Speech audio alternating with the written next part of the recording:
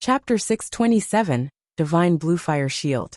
As the outside world reacted to Zero Wing's achievement, Shifeng busied himself with arranging the Bluefire Crow King's loot system. Hell Mode Ruins of the Crow God has been cleared for the first time. Loot increased by 100%. Divine Providence would already increase the loot from the Bluefire Crow King. Now that the loot had doubled, items covered the ground. With a single glance, one could count more than 30 items. Though the majority consisted of various rare materials. Is this the loot of a large-scale Hell Mode team dungeon? Blackie's eyes shone with wonder as his jaw hit the ground. Although Shifeng had yet to appraise the dropped items, based on their majestic appearances and magical rune engravings, it was obvious that the weapons and equipment that had dropped were anything but ordinary. Secret silver items couldn't even compare to these. Moreover, the Bluefire Crow King was a level 30 Great Lord, so everything it dropped would be level 30. To the team members who still wore level 25 equipment, this was a massive haul. Zero Wing had quite a few level 30 items now. After all, as the members of the guild's main force were mostly level 29 or level 30, they could raid level 30, 6-man party dungeons, 10-man team dungeons, and even 20-man team dungeons only. The quality and attributes of the equipment they obtained was not particularly good. Most were bronze or mysterious iron rank, and very little of their loot was secret silver rank or above. Every increase in 5 levels for equipment was the equivalent of a single increase in quality rank.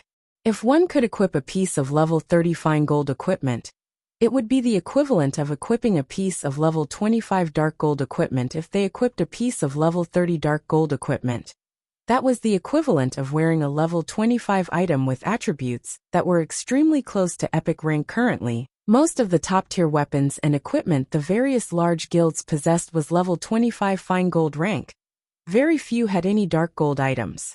In addition, there were also level 30 secret silver rank, and extremely few fine gold items. If Zero Wing had level 30 dark gold equipment, it would be considered the best equipment beneath epic equipment and Tier 1 set equipment. Although combat techniques were important, a player's basic attributes were equally so. Meanwhile, not only had their team just defeated a level 30 Great Lord, but its drop rate had also increased by 100%. It was natural for the boss to drop a few level 30 dark gold equipment after picking up all of the loot. Shifeng began appraising the weapons and equipment. Meanwhile, Aqua Rose began distributing the guild contribution points for successfully raiding the dungeon. All raid members would get priority to purchase the weapons and equipment from their dungeon raids with guild contribution points. If nobody wanted the items, only then would they occupy the guild warehouse with a reasonably high price tag, allowing other guild members to purchase them after successfully raiding a Great Lord ranked boss. Everyone received a bounty of guild contribution points. However, no one paid attention to the points they had just earned. Instead, their attention was focused on Shifeng. Every one of them prepared to go for broke today within Zero Wing's main force. Aside from players such as Fire Dance, Aqua Rose, Violet Cloud, Cola, Yi Wumian, Blackie, Minor Wind, and a few others, none of their items could compare to the dropped equipment from a large-scale Hell Mode team dungeon.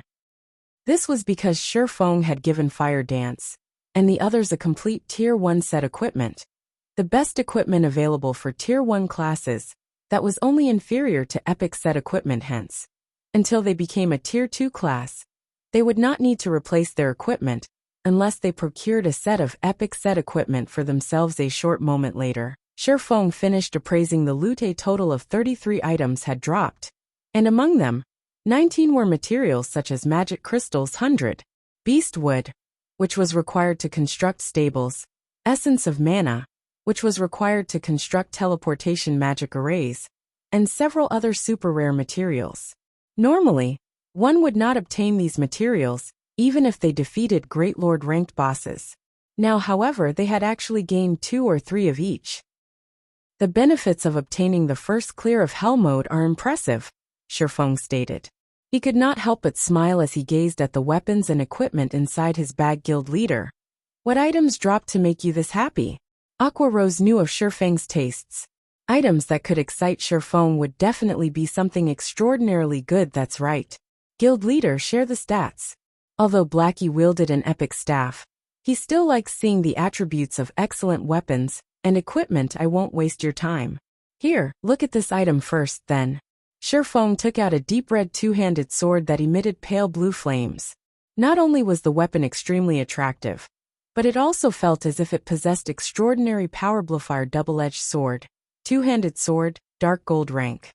Level 30, level 35. Attack power plus 702, currently level 30. Strength plus 54, agility plus 41, endurance plus 44. Attack speed plus 2. Ignore levels plus 10. Attacks have 30% chance to trigger blue fire attack, causing an additional 120% flame damage to the target, and reducing the target's defense by 30% for 7 seconds. 20% chance to cause 200% damage. 10% chance to trigger blue fire dance, causing 300% flame damage in a cone. Although the blue fire double-edged sword did not have any active skills, it had plenty of passive skills. Its attack power alone was more impressive than the level 30 abyssal blade. It was a weapon made for violence. Everyone sucked in a breath of cold air upon seeing the blue fire double-edged sword's attributes. Crap. Even epic weapons aren't any better than this. Blackie was stunned. He possessed an epic weapon himself, so he could tell just how excellent of a weapon the blue fire double-edged sword was. It was of the same caliber as the True Fire Blade's fire dance wielded. If one of the team's berserkers equipped this two-handed sword, their DPS would soar by several levels. Their damage would be close to fire dance's. Moreover, the blue fire double-edged sword could be upgraded to level 35. It could rank at the top even amongst level 40 weapons. In other words, if one equipped the two-handed sword, they would not have to worry about replacing their weapon, even when they reached level 40 immediately. The berserkers within the team started drooling, staring at the blue fire double-edged sword with burning gazes. Such powerful attributes. This sword alone could push a berserker's damage to the top of the team. Fire Dance said, and I don't be so shocked by this item. The blue fire double-edged sword only ranks 3rd out of the weapons and equipment we obtained. Shifeng shook his head as he chuckled. He then revealed a red and black buckler, saying, "This is the 2nd best item." Hearing Shifeng's claim, everyone was surprised. Such an excellent weapon was not the best piece of equipment that dropped. The red and black buckler was only 1/3 the size of an ordinary shield. However, the image of the Blue Fire Crow King had been engraved onto the shield, surrounded by many runes. With a single glance, one could tell that this buckler was extraordinary. Divine Blue Fire Shield. Shield dark gold rank. Level 30, level 35. Defense plus 1950, currently level 30. Equipment requirement, strength 220. Defense plus 550. Block rate, 42%. Strength plus 31. Endurance plus 47. Evasion plus 15. Attack speed plus 2. Additional passive skill dash. Blue Fire Shield. Absorbs 30% of the damage taken and converts it into blue fire. When accumulated damage reaches 5,000 points, causes 150% damage to an area of 3 by 10 yards in front of user. Additional active skill dash. Rising Fire. When activated, sacrifice 20% HP to transform blue fire into the armor of flames, increasing defense by 150% and strength by 40% for 30 seconds cooldown. 30 minutes. Chapter 628 Guild Mount. The moment the Divine Blue Fire Shield appeared, hunger burned in the eyes of every MT on the team. Even Cola drooled. The shield was crucial to any MT. It was the equivalent of half of an MT's life. Not a single MT would pass up an excellent shield. The best shield Zero Wing currently had was a level 25 dark gold shield. However, compared to the Divine Blue Fire Shield, it was no more than scrap metal. Not only did the Divine Blue Fire Shield possess extremely high defense, but it also had a powerful attack skill and berserk skill. If an MT equipped it, they would no longer be just a meat shield. The damage they could deal would be no less than what a normal DPS classes could do. This Divine Blue Fire Shield's attributes are better than even the current first ranking shield, the Blue Dawn. Aqua Rose was greatly shocked when she examined the red-black buckler. Most likely, this is the best shield currently available throughout God's domain. As the manager of a guild, Aqua Rose normally collected information on the various large guilds throughout God's domain.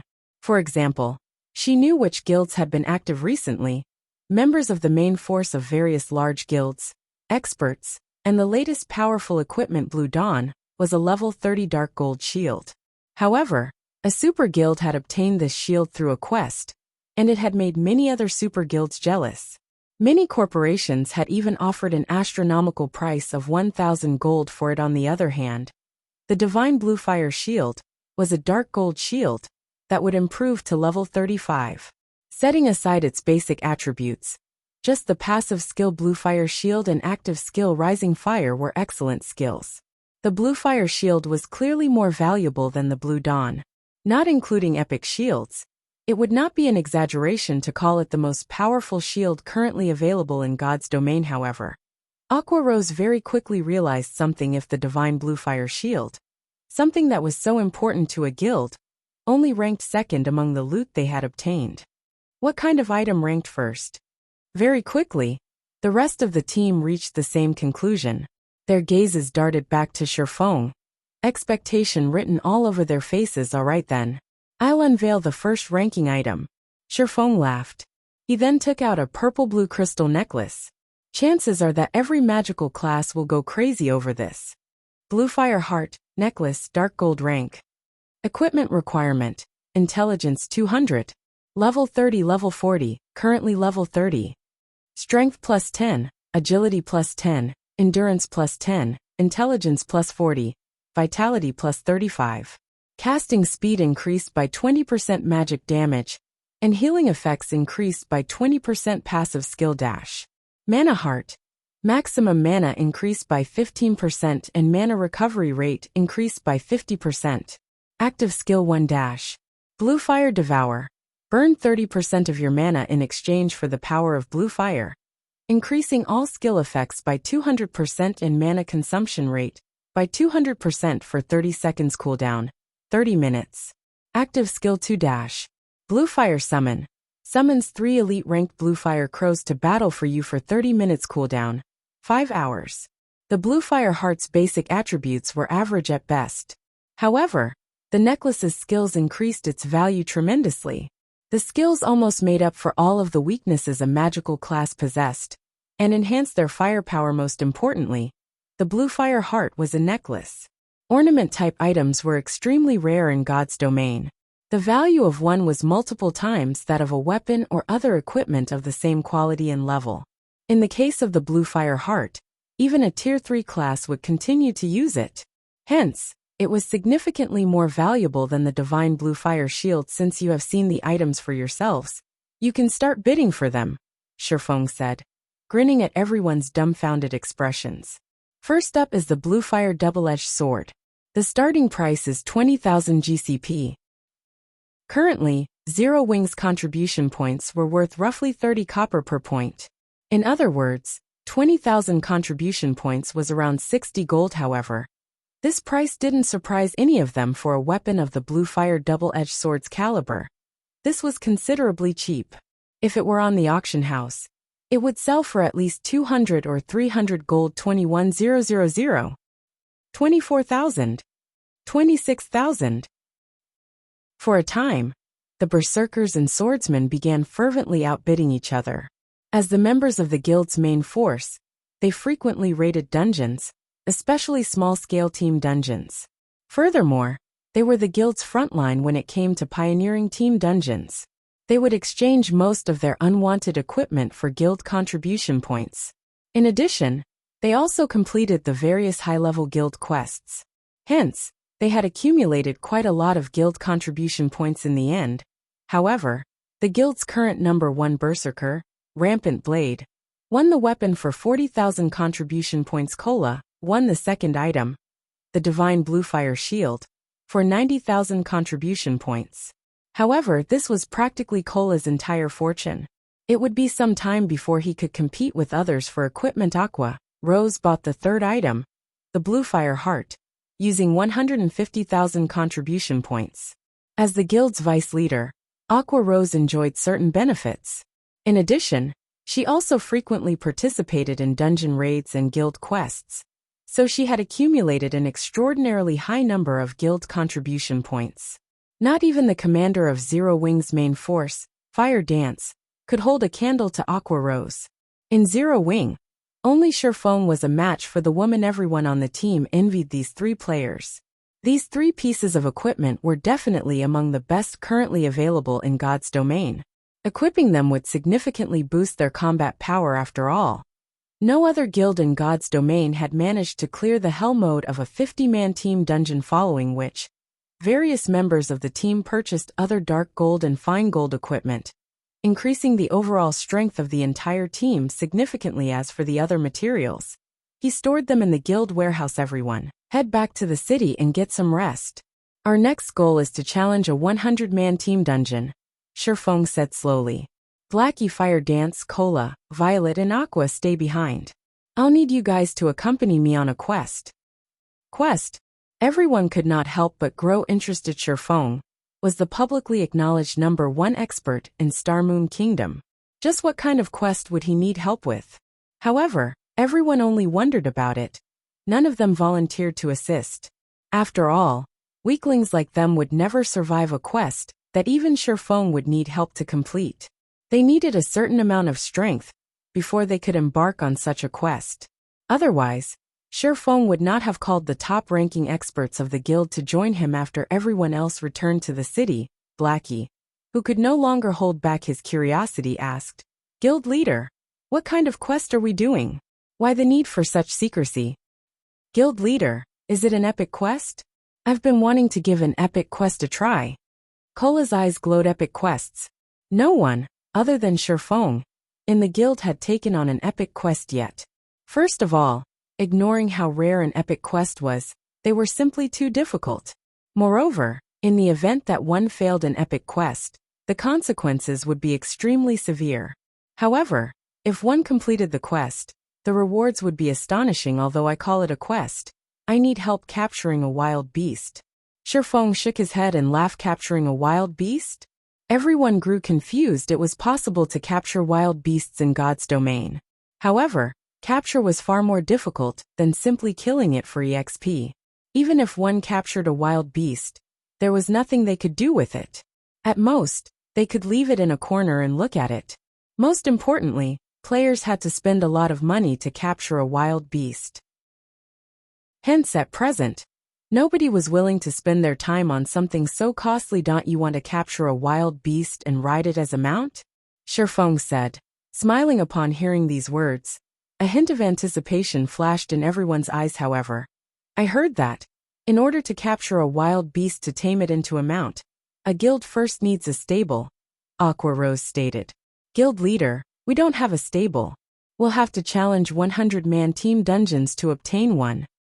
Sherfong simply laughed without offering a reply. Guild leader, don't tell me that you already have the design. Aqua Rose asked in disbelief, her beautiful eyes widening as she stared at Sherfong. Chapter 629, 5-Star Mount. Aside from Aqua Rose, no one understood the value of the stable design. However, this was expected of those present, aside from Aqua Rose, who was the guild's manager, and Blackie, who managed the workshop's affairs. Everyone had immersed themselves in improving their combat techniques. Why would they have noticed the guild's potential constructions? Seeing Sherfong silently nodded his head, Aqua Rose involuntarily began trembling. In the past, why had various large guilds desperately tried to raid large-scale team dungeons, going so far as to invest massive sums of money into gearing up their respective guilds' MTs, and utilizing all items capable of assisting their raid of a large-scale team dungeon? There was only one main reason: guild mounts. God's domain's maps were extremely large. Once players began arriving at level 30 and higher maps, they would have to spend a large chunk of their time traveling. The maps would also only grow larger the further one progressed into the game. Meanwhile, a powerful mount would help players save a lot of time. However, the more important function of guild mounts was that they could attract more players to join a guild. The common mounts sold in cities not only required players to have sufficient reputation, but they also required a significant sum of money to purchase. A common mount cost a full 40 gold. Even after players reached level 40, It would still be extremely difficult to procure that much money, unless, of course, one was willing to purchase coins with credits. In the end, however, they could still only purchase a common mount. However, guild mounts were different.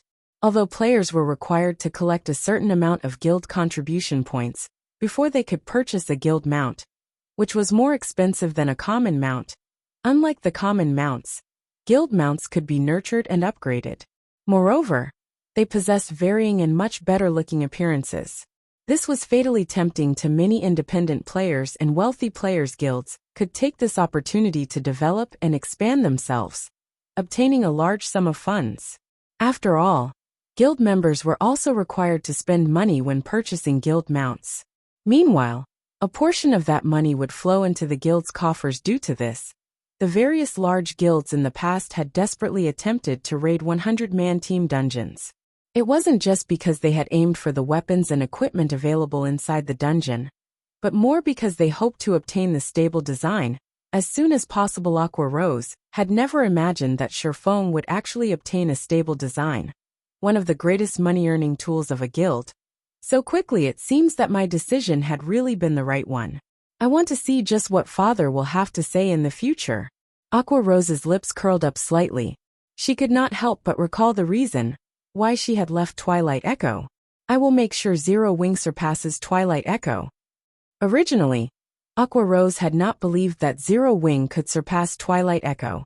After all, Twilight Echo was a long-standing first-rate guild. Whether it was in terms of background, funding, contacts, or human resources, Twilight Echo was far superior to Zero Wing. Although Zero Wing was currently far ahead of the other guilds, the guild's weaknesses were glaring. The guild simply had no background.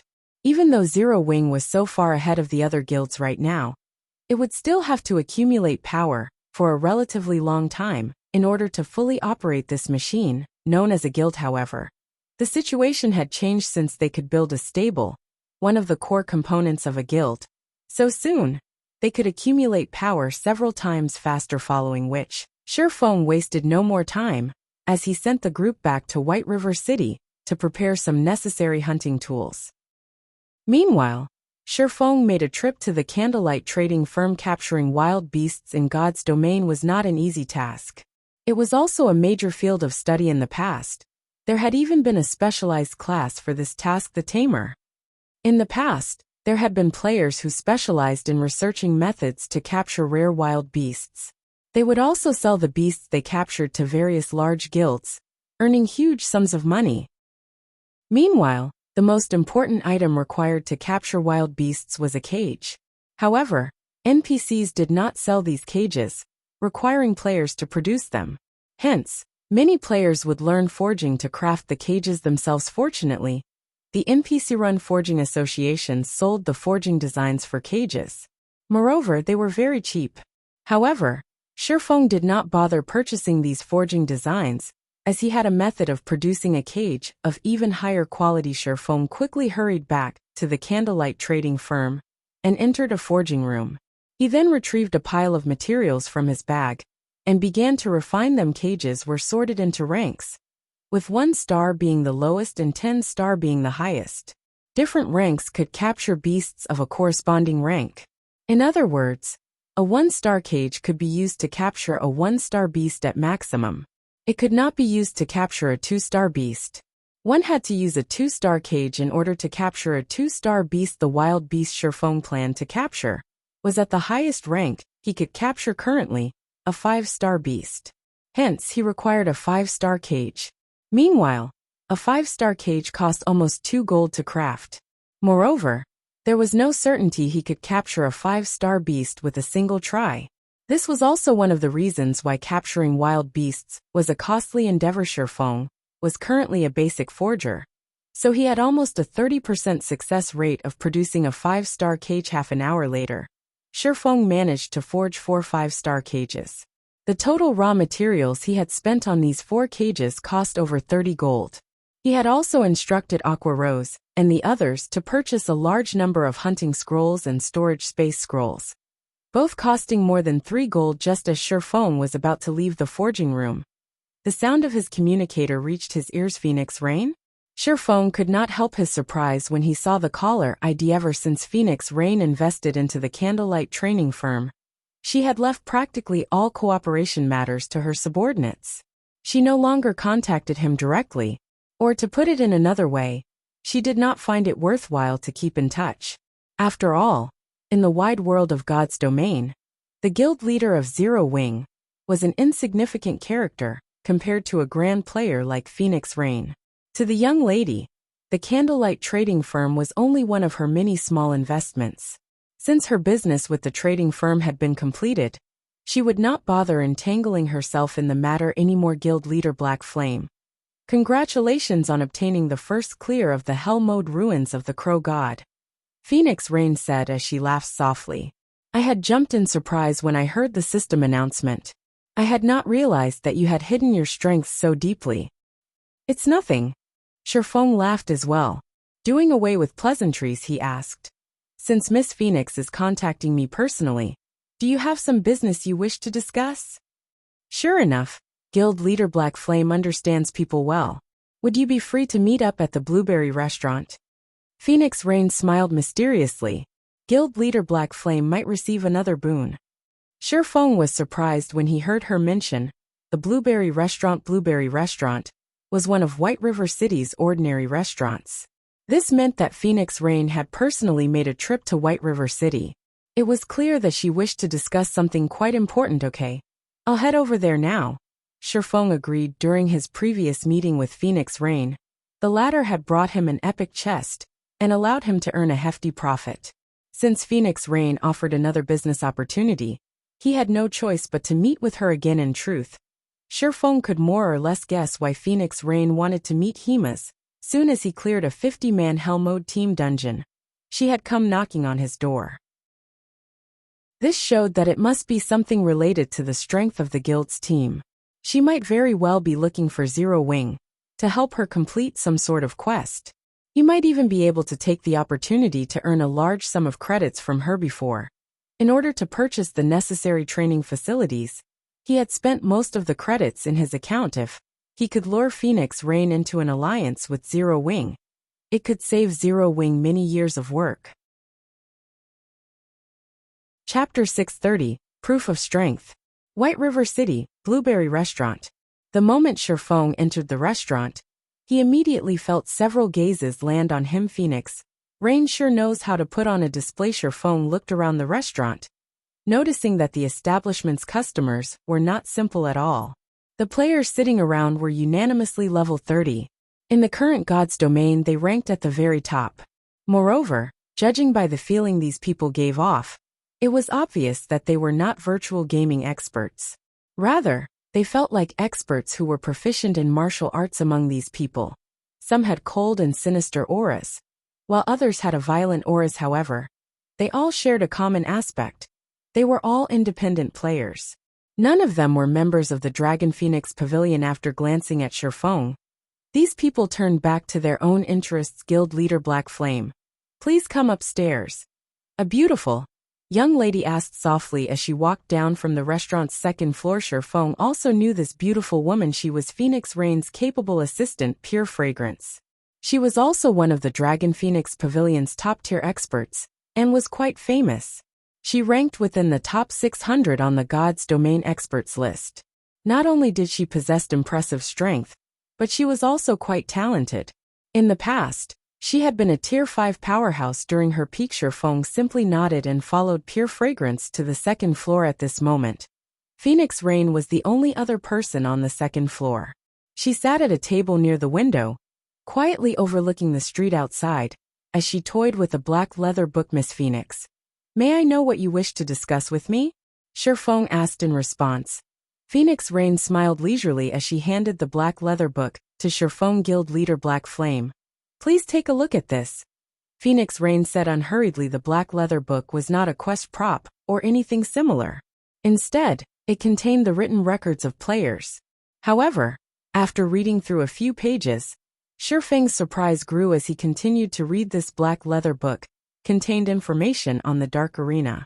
To be precise, the book held information regarding the official members of the many battle teams participating in the Dark Arena. Moreover, The information was extremely detailed, so much so that even the participants' life stories had been recorded. There was even a brief introduction to their current equipment. Beyond that, there was an assessment of ever battle team members' combat power. These assessments were also very detailed. These players' strengths and weaknesses had been recorded in detail. Guild leader Black Flame, how do you feel about this information? Phoenix Rain asked gently, a pleasant smile on her face. Miss Phoenix, why are you giving me this information? Sherfone was slightly confused about Phoenix Rain's intentions. We heard that your guild has been in contact with the Glorious Lions battle team. So I believe that guild leader Black Flame should understand the Dark Arena's value by now. Phoenix Rain smiled sweetly as she collected the leather book from Sherfone. Unfortunately, ordinary players do not qualify to participate in this game. However, I am, so I hope to establish a battle team myself to have some fun in the Dark Arena. Initially, I intended to seek cooperation with Pantheon's guild leader, but I suddenly changed my mind. Now, I wish to cooperate with guild leader Black Flame instead. May I know if you are interested in cooperating with this young lady? Miss Phoenix must be joking. How could Zero Wing possibly hope to compare with a super guild? Wouldn't working with Pantheon be a better choice? Although Sherfone was so calm on the surface, inwardly, he was stunned. He had not expected Phoenix Rain to be capable of obtaining the participation rights to the Dark Arena. However, Sherfone did not believe that Phoenix Rain would hand over such an opportunity so easily. After all, the Dragon Phoenix Pavilion had countless experts, not to mention a super guild like Pantheon. It would be child's play for Phoenix Rain to gather 10 apex experts. Why would she need Zero Wing? I sought you out precisely because Zero Wing is not very famous. That way, the opposing team will not bother to investigate you in detail. With guild leader Black Flame's power, it should not be hard to earn some achievements in the Dark Arena, Phoenix Rain said, smiling. After all, it should not be that easy to obtain the first clear of the Hell Mode ruins of the Crow God. Phoenix Rain had personally entered a 50-man Hell Mode team dungeon before, so she understood just how difficult raiding one was. Even a super guild's main force had zero chance of raiding a 50-man Hell Mode team dungeon successfully, much less the Dragon Phoenix Pavilion. Raiding a dungeon was different from PvP. Successfully raiding a 50-man Hell Mode team dungeon was proof of one's strength. Moreover, she had conducted an investigation of Zero Wing's experts. Not to mention Hell Mode. Even clearing Hard Mode would be a challenging endeavor. Yet Zero Wing had done just that. What did this mean? Black Flame was not as simple as he appeared. Hence, she had abruptly changed her plans and immediately made her way to White River City. I presume that guild leader Black Flame has already seen the experts downstairs. None of them were professional gamers before God's Domain launched. They are experts that I have nurtured secretly, and none of the other battle teams have any information on these people. With the element of surprise, we might be able to compete for the top 100 rankings. As for the remuneration, guild leader Black Flame will earn 10% of all of our winnings. If you lead the team into the top 100 spots, I'll give you 20% of the winnings. What do you think? Phoenix Rain's offer was extremely generous. It was much better than Everlasting Wars. Most importantly, there were no restrictions on his freedom. He would only partner with Phoenix Rain. Phoenix Rain would provide the participation qualifications, while he would fight the Dark Arena's battles were the fastest method to earn credits. Moreover, after he gained fame in the Dark Arena, he could form plenty of influential connections. In the future, he would have a much easier time purchasing S-rank nutrient fluids, various training materials, and virtual gaming cabins. Most importantly, the Dark Arena was the perfect place to improve one's strength. Even the Divine Colosseum could not compare. After all, the Divine Colosseum was a place for ordinary players to battle each other or the system. Compared to battles against experts, players gain fewer benefits in the Divine Colosseum. What if I get us into the top 30? Although Sherfone was already satisfied with the 10% and 20% remuneration Phoenix Rain offered, he instinctively tried to strive for more. Top 30? Phoenix Rain could not help but chuckle. If guild leader Black Flame really manages to get the battle team into the Dark Arena's top 30, then I'll increase the remuneration to 40%. In Phoenix Rain's opinion, Entering the top 100 would be extremely difficult, not to mention the top 30. After all, this was a competition between the battle teams that various major international corporations had formed. None of those teams could be underestimated. Okay, let's see a contract then. Shifeng grinned. Although he, too, doubted that they could achieve such a feat, he had not accepted the epic guild quest, Ancient Battlefield. If he could allow the guild's few top experts to train there for a time, they might have a chance of getting into the top 30. A moment later, Phoenix Rain and Shifeng established a contract. Let's go, then. I'll introduce you to your team members. Phoenix Rain stored the contract and walked downstairs. The moment Phoenix Rain arrived downstairs, the tens of people seated on the first floor of Blueberry Restaurant stood and greeted her respectfully.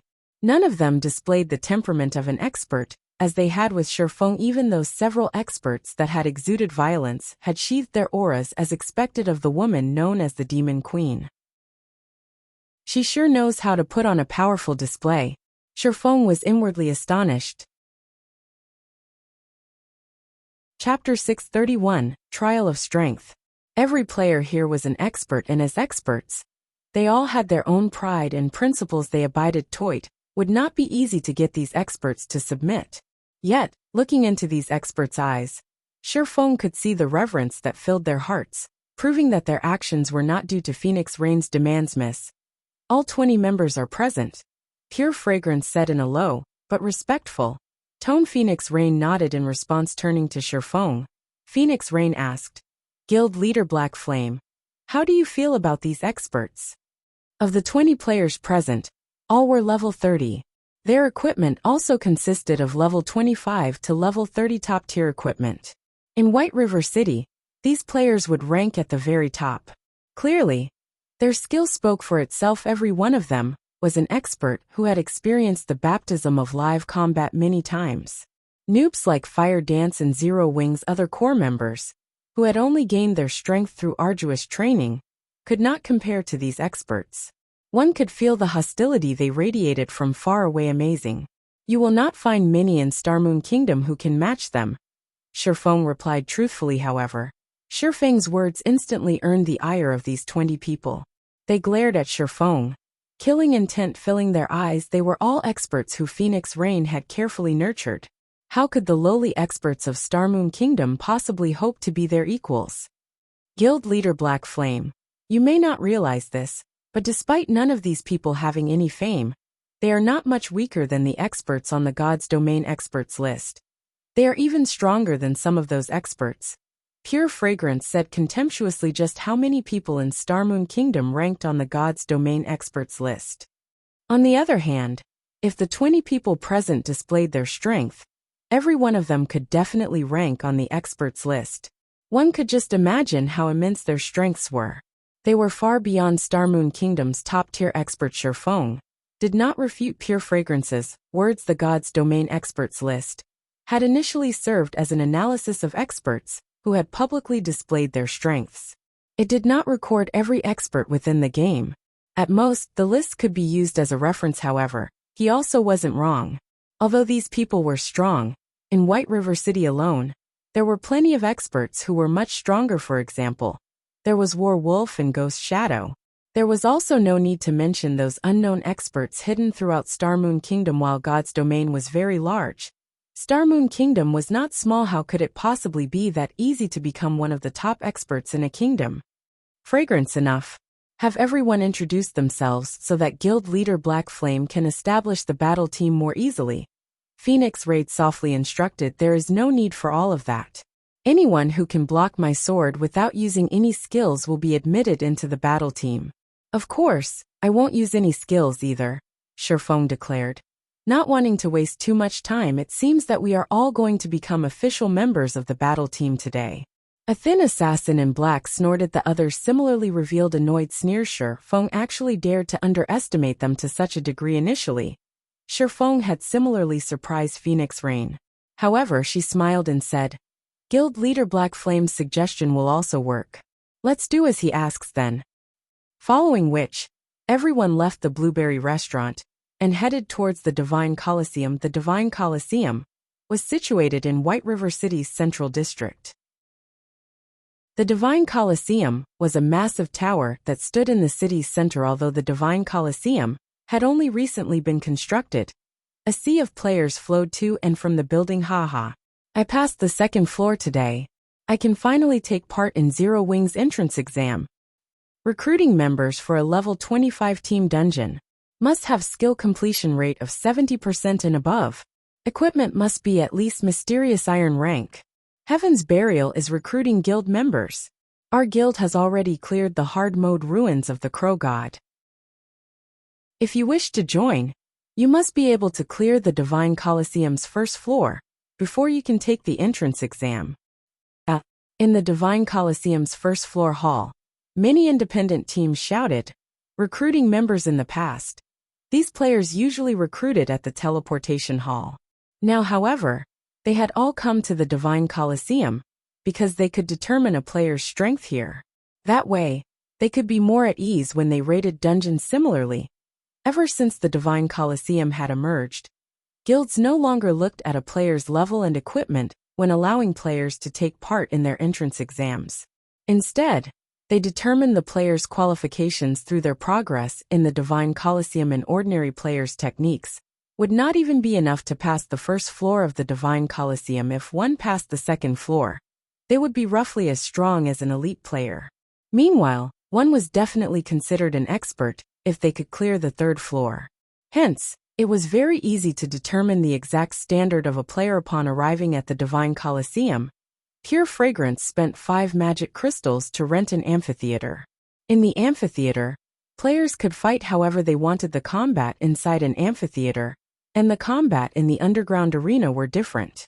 In an amphitheater, players could set the rules of combat to their liking. For example, they could allow only melee combat, prohibiting the use of skills or tools. This would make fights much more realistic. On the other hand, such privileges were not available in the underground arena. After setting the rules, Shifeng and the 20 reserve members entered the amphitheater. Miss Black Flame is simply too arrogant. I'm going to enjoy watching him embarrass himself. Pure Fragrance gloated as she smirked at Shifeng. Fragrance, you're underestimating Black Flame. The fact that he could become the #1 expert of Star Moon Kingdom and remain undefeated is already enough proof of his strength. Don't forget, even Martial Dragon was helpless against him. You will see just how skilled he is, Phoenix Raid said, smiling when Pure Fragrance thought about the monster known as Martial Dragon. She could not help but tremble. An expert who had mastered a domain was an inhuman existence in the entire Dragon Phoenix Pavilion. Very few were capable of blocking Martial Dragon's attacks. After the last war between the Dragon Phoenix Pavilion and Zero Wing, the various large guilds at the time had investigated Black Flame in detail. After all, a person capable of lasting against Martial Dragon in battle was extremely rare. Not to mention someone capable of killing the Berserker. Although Black Flame was not responsible for killing Martial Dragon in the end, the fact that he fought Martial Dragon as an equal was an astounding feat. However, the investigation's results shocked everyone. Black Flame's basic attributes were simply tyrannical. He had relied on pure destructive power to survive against Martial Dragon. To put it simply, Black Flame's equipment was excellent now. However, things were different. Since that battle, the various large guilds had improved their equipment constantly, strengthening their top-tier experts' basic attributes. Martial Dragon's basic attributes had grown significantly. If he faced Black Flame now, most likely, Black Flame would last only a few exchanges before dying. Meanwhile, the 20 reserve members present wore top-tier equipment. Their equipment also held Tier 2 gemstones. Every one of them wore 3 intermediate mana armor kits. In terms of attributes, they had eliminated their weaknesses. On the contrary, one could even say that attributes were their strong points. Hence, it was no longer possible for Black Flame to rely on pure destructive force to win his battles. Just as Pure Fragrance fantasized about the 20 reserve members toying with Shifeng, a shocking scene suddenly played out before her eyes before anyone realized it. Shifeng's first opponent fell to the ground, lying there motionlessly. What happened? Pure Fragrance muttered in disbelief. She was only distracted for a moment, yet the battle was already over. Chapter 632 Grey Eagle. Above the wide and spacious stone platform, Shifeng slowly sheathed the abyssal blade, not even bothering to look at the level 30 berserker, who had fallen to the ground next. Shifeng said calmly the rules of the amphitheater were set, so that when a vital point was struck, death and defeat were certain. Even a shield warrior with high HP and defense was no exception to this rule, not to mention a berserker. Seeing Shifeng's calm expression, everyone who had felt insulted immediately shut their mouths, a hint of fear appearing in their eyes. Although the berserker class was not a speed-based class, it was not easily defeated.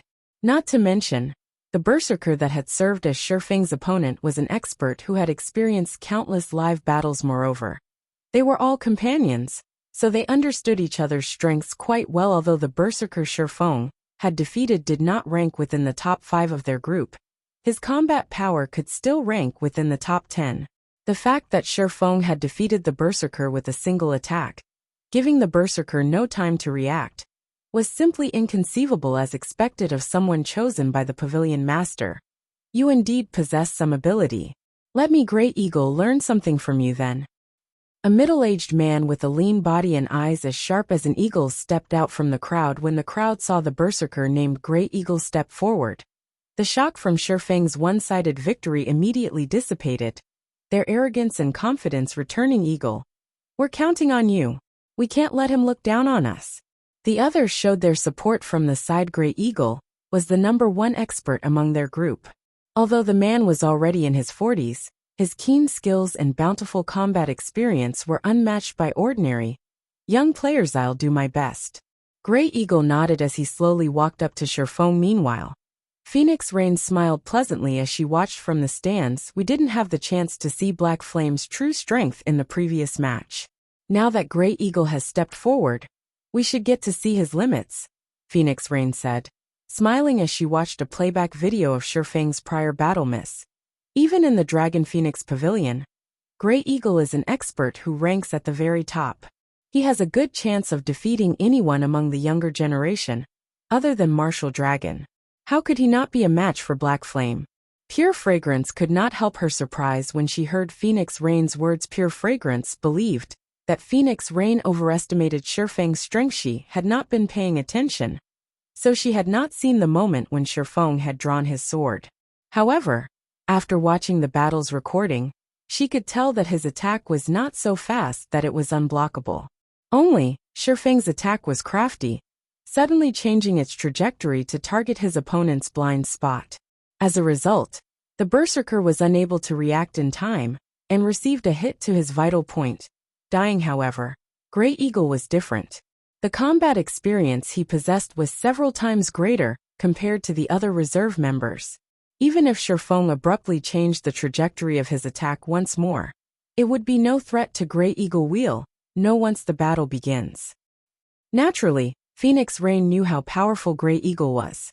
She had initially wanted Great Eagle to lead the battle team. If Black Flame had not succeeded in conquering the Hell Mode ruins of the Crow God, she would not be here today. The moment Phoenix Rain finished speaking, the countdown timer above the stone platform also ended. Let me see just how strong you are. Great Eagle retrieved his two-handed saber. Suddenly, his eyes grew cold. Even the surrounding temperature dropped. It seemed as if nothing could escape his frosty gaze. Before Shifeng could move, Great Eagle sent his saber slashing at Shifeng's shoulder. Great Eagle's attack was not fast. On the contrary, it was very slow. Even an ordinary player could react to and block the attack.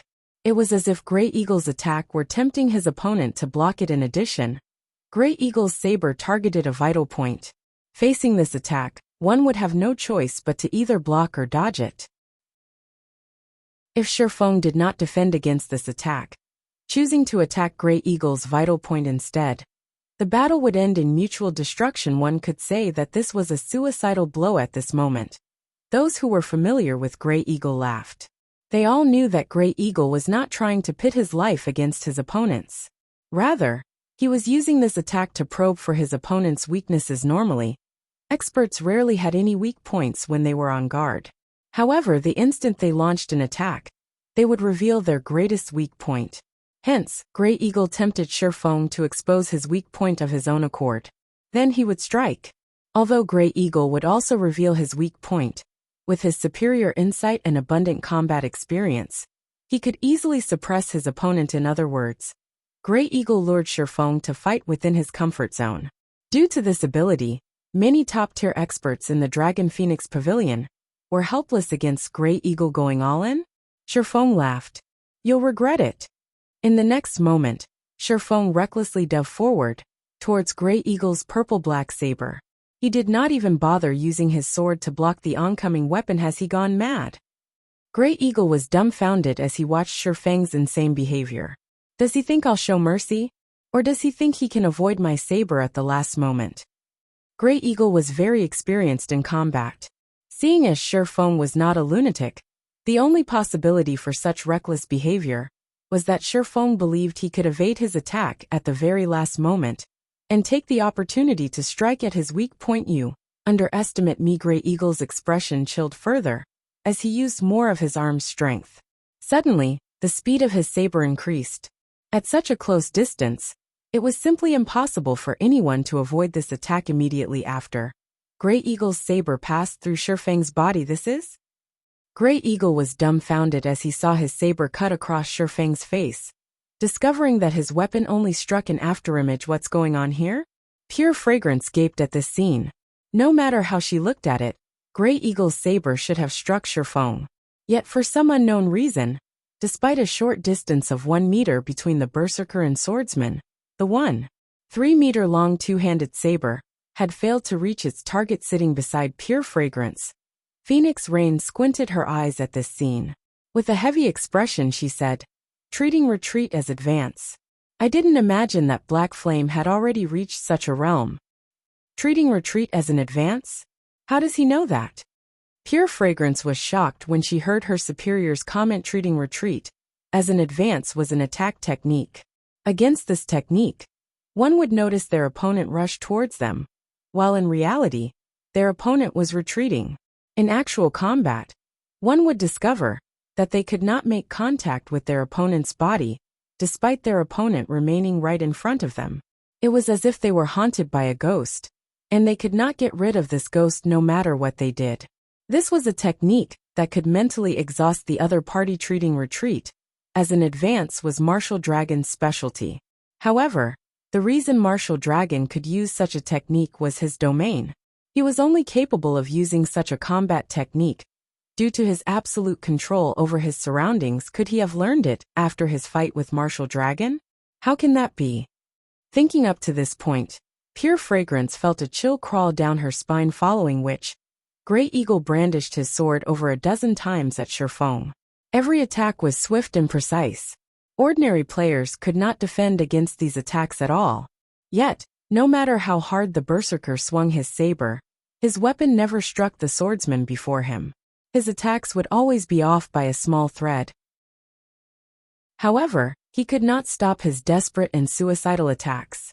With such a short distance between them, if Shifeng attacked, he would not have enough time to react. No wonder the Dragon Phoenix Pavilion's men were so confident when Grey Eagle stepped up. He's an expert who has entered the refinement realm. If I had not gained some enlightenment from the Darkness Shrine, fighting him would have really been troublesome. At this moment, Shifeng already had a general grasp of Grey Eagle's standard. Time to end things. Chapter 633, Capturing a Demonic Beast. Shifeng suddenly disappeared. Is this the rumored Void Steps? Grey Eagle was surprised. He had more or less watched the videos of Shifeng using his specialty move Void Steps. Only, he had not imagined that a live human being could actually disappear right before his eyes. Not even his acute 5 senses could find any trace of Shifeng's presence. However, Void Step's weakness was also blatantly obvious, and that was the instant when Shifeng attacked. Facing a fatal strike, the brain would not ignore such vital information. However, it was also very difficult to block such an attack, as the distance between them was simply too short. The most common method to counter Void Steps was to adapt to it gradually, allowing one's brain to stop ignoring the transmission of information. That way, Shifeng's Void Steps would be rendered useless. However, it was extremely difficult to achieve this.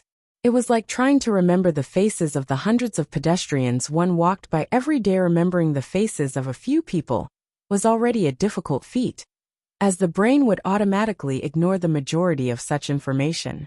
Hence, it was extremely difficult to unravel Shifeng's void steps. However, "You still underestimate me," Grey Eagle grinned, as he shifted the trajectory of his saber, swinging the weapon towards a vacant location. Dang! Sparks scattered as the sound of clashing metal echoed throughout the amphitheater. Suddenly, Shifeng appeared above the stone platform. Sure enough, he can grasp my general location. Shifeng was not at all surprised by Grey Eagle's performance. After all, the Berserker had already entered the refinement realm. Grey Eagle's observational skills should be exceptional. Even with a lack of information, Grey Eagle should be able to grasp his general location. It was like his fight with Martial Dragon. With his domain, Martial Dragon was capable of processing all information within his domain without missing even the tiniest of detail.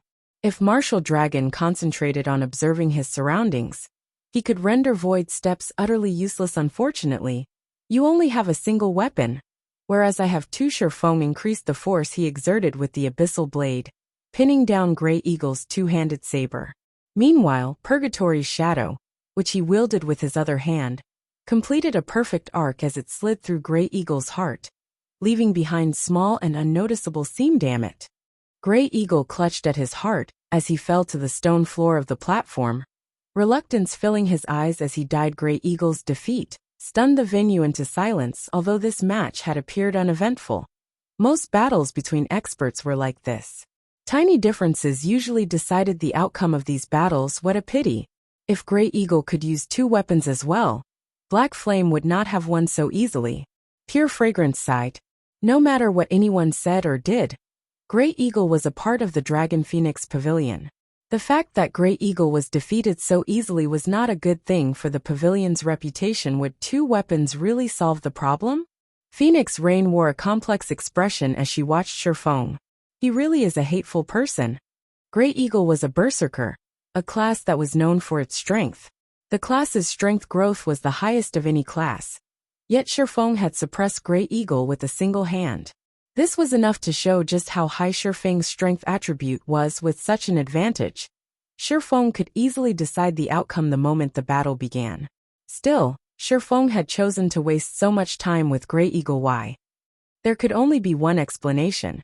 He wanted to determine Grey Eagle's strength. Originally, Phoenix Rain had thought to use Grey Eagle to uncover the depths of Shifeng's strength. However, not only had they failed to do so, but they had also allowed Shifeng to study them in turn, following which, Shifeng proceeded with testing the remaining 18 reserve members, and sure enough, not a single one passed. Shifeng finished off everyone with a single hit. "Miss Phoenix, I'm sorry to say this, but none of these people passed.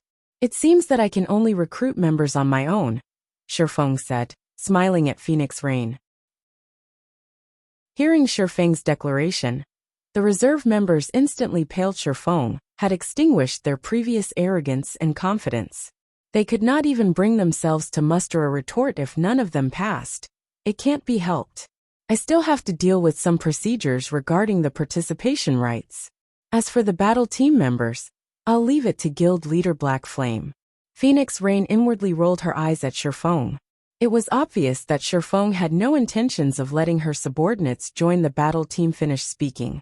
Phoenix Rain left the Divine Coliseum with her group. Meanwhile, Shifeng hailed a horse carriage and hurried towards White River City's teleportation hall. Phoenix Rain can't be underestimated. She was actually able to recruit 3 refinement realm experts. It seems that I'll have to hasten Fire Dance and the others' training. Shifeng had a clear understanding of his companion's strength, if not for his intention to widen the guild's core members' horizons in the Dark Arena. Phoenix Rain's top 3 reserve members definitely qualified to become official members. After all, refinement realm experts were rare in God's domain. A battle team with 3 of such experts could definitely rank in the middle among all battle teams participating in the Dark Arena. This was also why Phoenix Rain believed that the battle team had the chance to rank within the top 100. Of course, that was not to say that Fire Dance and the others were weaker than Grey Eagle's Group A players' combat power. could not be determined by combat techniques alone. Attributes and skills also made up a rather large ratio upon arriving at the teleportation hall. Shifeng quickly discovered Fire Dance and the others, who had been waiting for him for quite some time. Guild leader, we brought what you asked for. However, haven't we bought a few too many? Aqua Rose asked, feeling a slight sting to her heart. Hunting scrolls and storage space scrolls were already very expensive. A single hunting scroll cost 3 gold 50 silver, whereas a storage space scroll cost a full 5 gold. If they only needed to purchase a few, Aqua Rose would not have minded. After all, the guild's member count had increased significantly in recent days. The money a 2-star guild could earn through guild quests was quite significant as well. In addition, they also had the profits from the candlelight trading firm. Hence, spending 100 or 200 gold wouldn't be an issue. However, Shifeng had requested 100 hunting scrolls and 50 storage space scrolls. Furthermore, hunting required other items as well. In total, they had spent more than 800 gold to prepare for this hunting trip. Not even a bronze mount costs that much. You'll understand when the time comes. This amount is nothing considerable. Shifeng laughed. In the past, to obtain a slightly better guild mount, various large guilds had spent astronomical sums of money. In comparison, they had only spent around 800 gold. Aqua Rose grew frustrated by Shifeng's response. Fortunately, Zero Wings still had the candlelight trading firm to support it. Otherwise, this hunting trip would have punched a huge hole in the guild's finances. Let's head to the Great Forest of Soria. Saying so, Shifeng approached the teleportation magic array. Upon discovering their destination, everyone involuntarily trembled. The Great Forest of Soria. Anyone who researched high-level maps knew that the Great Forest of Soria was a level 50 map. To current players, it was a death trap. Furthermore, the Great Forest of Soria was different from ordinary leveling maps. It was a forbidden land for the human race. Chapter 634 Starfall City. Very quickly, Shifeng paid the party's teleportation fees. Each person cost 80 silver for a total of 4 gold, 80 silver for the whole party. An ordinary party could not afford to spend that much money, even if they bankrupted themselves. The Great Forest of Soria was a neutral area situated between the Black Dragon Empire and the Starmoon Kingdom. Current players were not nearly strong enough to survive. The area players also knew the Great Forest of Soria as the Forest of Death. It was a level 50 to level 70 leveling map, and it was 3 to 4 times larger than ordinary leveling maps of the same level. However, the map's high level wasn't the greatest threat. The reason behind the Forest of Death nickname was the utter lack of fortresses or safe gathering locations for humans. Instead, the map was a haven for demonic beasts and half-orcs. The Great Forest of Soria was a kingdom of half-orcs, and it posed a great threat to players as the half-orc race was highly prejudiced against outsiders. Players could encounter the half-orc patrol squads at any time inside the Great Forest. Not only were these patrol squads extremely powerful, but they would also call for their other companions to ambush players. Hence, survival within the Great Forest was, to say the least, challenging. Through the teleportation array, Shifeng's party quickly arrived at Starfall City, a city near Starmoon Kingdom's border. Starfall City was the second largest city in Starmoon Kingdom's northern region. Although the city was near the kingdom's border, it was the most prosperous of all the cities in the northern region. Starfall City was of similar rank to White River City. Only, the city had a few more Tier 4 NPCs guarding it than White River City. There were a total of 7 Tier 4 NPCs. The city's defensive power greatly surpassed White River City, and was only weaker than Starmoon City. This place is impressive. Blackie could not help his shock when he saw the busy street. There were a lot of NPC guards patrolling the streets, at least twice that of White River City. Other than the NPC guards, there were also plenty of merchants roaming about. One could also see many horse carriages carrying cargo coming and going. Moreover, these merchants were not limited to NPCs. There were also plenty of player merchants. These player merchants similarly rode horse carriages around the city. There were also plenty of player merchants who had parked their carriages in one place and hawked and bought various items. What are they doing? Kola noticed that these player merchants were frantically purchasing various materials and equipment from other players. There were even some who purchased common items from NPC merchants. Moreover, these player merchants purchased these common items in large quantities, costing up to dozens, or even more than 100 gold. Such an amount would be enough to fund a small guild. For a relatively long time, none of White River City's players would be so insane as to purchase so many common items from NPC merchants. Those people are reselling goods and making a profit through the price differences. Shifeng explained making a profit through the price differences? Blackie was confused. But the NPC's prices are the same throughout Starmoon Kingdom. Only some unique items can be resold for a profit. Even so, there aren't usually many of those items available for sale. And normally, when the NPCs restock, large guilds usually buy everything, keeping them for their own use. Who are they planning to sell these common items to? To players, of course, Shifeng said, laughing. Although NPCs' common items in Starmoon Kingdom have uniform prices, the prices may be different in other kingdoms and empires. Some items sold in Starmoon Kingdom might be more expensive in the Black Dragon Empire, while some items might be cheaper. Meanwhile, these people are trying to make a profit through the difference in prices. Then, aren't there teleportation arrays? Wouldn't it be easier just to deliver their products using teleportation arrays? Blackie asked curiously. Why must they use horse carriages? Very simple. The transportation fees would be too high if they used the teleportation arrays. Moreover, only the capital city has an array that enables teleportation between other kingdoms and empires, and each teleportation would cost more than 1 gold. Their profit margin is not high. Moreover, a player can't carry enough items. They might even incur losses if they use teleportation arrays to conduct their trades. Meanwhile, a horse carriage can carry more than a dozen times that of players. Some good horse carriages can even carry up to 20 or 30 times. Although one may waste some time and encounter some dangers if they travel to the Black Dragon Empire via a horse carriage, in general, they can earn a lot of money with a single trip. These player merchants earn even more money than our guild's elite players. Shifeng had some knowledge regarding the merchant subclass. In the past, his guild had frequently organized caravans to conduct cross-border trade, earning significant funds for the guild. Meanwhile, Starfall City offered a natural advantage for cross-border trade. This was also why many merchants throughout Starmoon Kingdom specifically traveled all the way to Starfall City to develop themselves. Everyone came to a realization upon hearing Shifeng's explanation.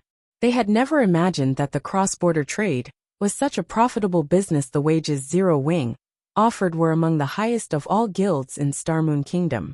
The money its elite members earned each day was several times more than the elite members of other guilds.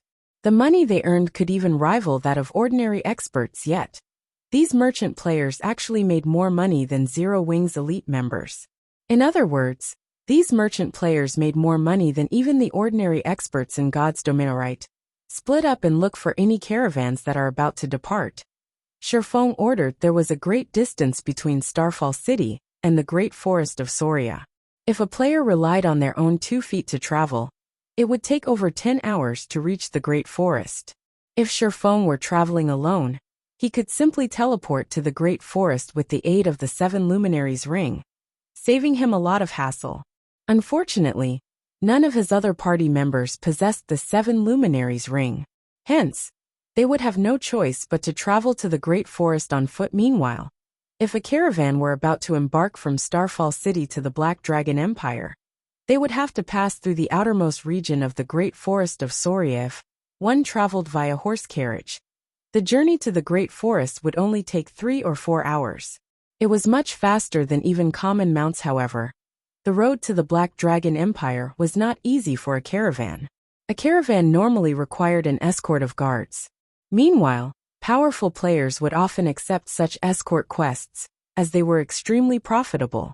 The money one could earn from these quests was several times higher than ordinary high-level quests. Only one would have to invest a lot of time to complete the quest. A dozen minutes or so later, Aqua Rose located a caravan that was about to depart for the Black Dragon Empire. This caravan was not particularly large. In total, there were only a dozen or so horse carriages. Moreover, It was a caravan that consisted entirely of players. It was far less safe than NPC caravans after leaving the city. Caravans could encounter all sorts of trouble, such as monster attacks and player robberies. In the past, Shifeng had even tragically been mugged by a Tier 4 Sword Emperor NPC. Meanwhile, in an NPC-organized caravan, there would usually be some NPC guards escorting the caravan. Ordinary players would not dare consider robbing such caravans. Monsters offered the greatest danger these caravans. Player-organized caravans, on the other hand, were often the targets of players who had joined the dark forces. Of course, with risk comes opportunity. If player merchants joined an NPC-organized caravan, their profits would decrease sharply. The maximum amount of money they could earn from a single trade was only 1/3 of the money they could make if they joined a player-organized caravan. Of course, even this was still a significant amount of money to an ordinary player. In other words, a player-organized caravan's profits were 3 times that of an NPC-organized caravan. Naturally, courageous or strong players would take this risk. Our Red Rain caravan is not some weak caravan. We don't welcome weaklings here. Not to mention, you guys are only planning to join us to the great forest of Soria. You will occupy our guard slots for nothing. A female ranger with a charming and flirtatious look sneered. This female ranger had black, shoulder-length hair, and wore a black and red tight-fitting leather jacket. Chapter 635 Rainless Sword.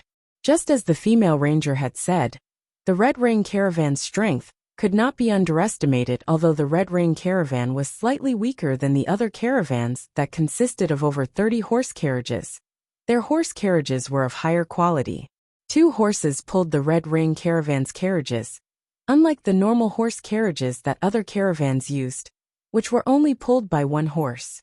Not only were the Red Rain caravan's carriages faster, but they could also hold considerably more cargo, with each carriage holding up to 24 times that of an ordinary player's bag space. Moreover, due to the horse carriages being of a higher rank, they could hire 2 more guards than ordinary carriages. Forming such a powerful caravan, at this stage of the game, displayed the great capability of this player group guild leader. Although there are several other caravans that are about to leave, will have to wait for another 3 to 4 hours for them to resupply before they set out. However, this caravan doesn't want guards that will quit halfway through the journey. Aqua Rose reported, although there were many caravans in Starfall City, that did not mean that a caravan was available to set off at any time. It's their loss for not picking powerful guards like us. Cola snorted. He had just replaced his old shield with the Divine Blue Fire shield, his strength increasing significantly, so he felt somewhat irritated by the fact that the Red Rain caravan had ignored him. Shifeng swept a glance over the Red Rain caravan that was recruiting guards some distance away. The Red Rain caravan consisted of a total of 16 bronze carriages, each holding a maximum of 5 people. That was 2 more than common carriages.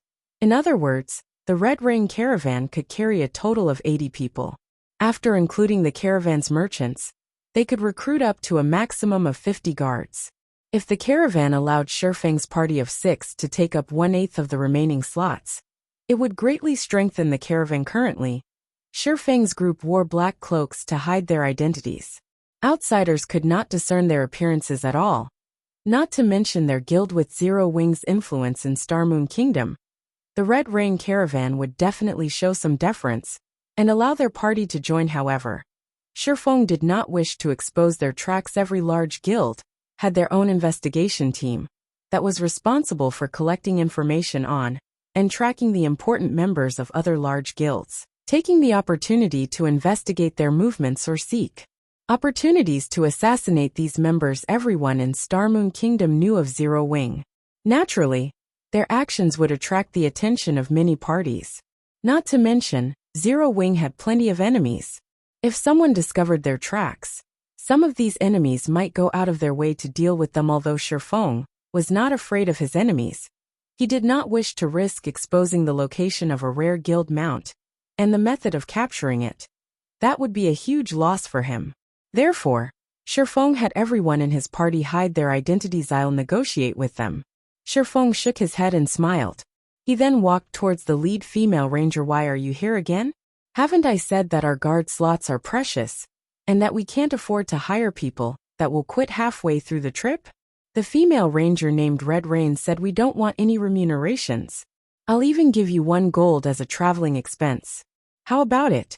Shifeng took out a shining gold coin from his bag. Although the Red Rain caravan transported a lot of goods, they could not earn much. To the caravan, 1 gold was a significant amount of money. Hearing Shifeng's offer, Red Rain hesitated. Although the great forest of Soria is only halfway, most of the dangers on the way to the empire come from the great forest itself. As long as you get through the great forest, you shouldn't encounter any problems on the remaining journey. We'll part ways only after we exit the great forest. How about that? Shifeng offered another suggestion. This Red Rain was clearly tempted indeed. Just as Shifeng had stated, the truly dangerous area from Starfall City to the Black Dragon Empire was the Great Forest of Soria. The Great Forest was the best place for players to set up an ambush. At the same time, the Great Forest was also where caravans would most likely encounter monster attacks.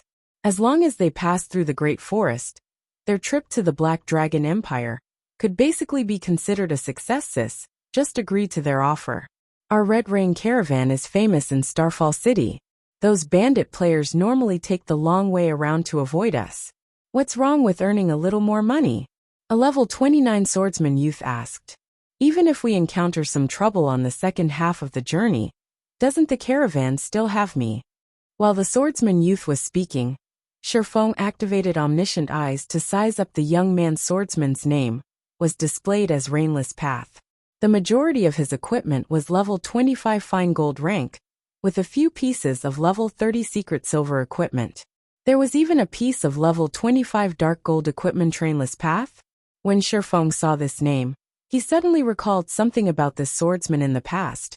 Rainless Path had been a famous swordsman in Starmoon Kingdom.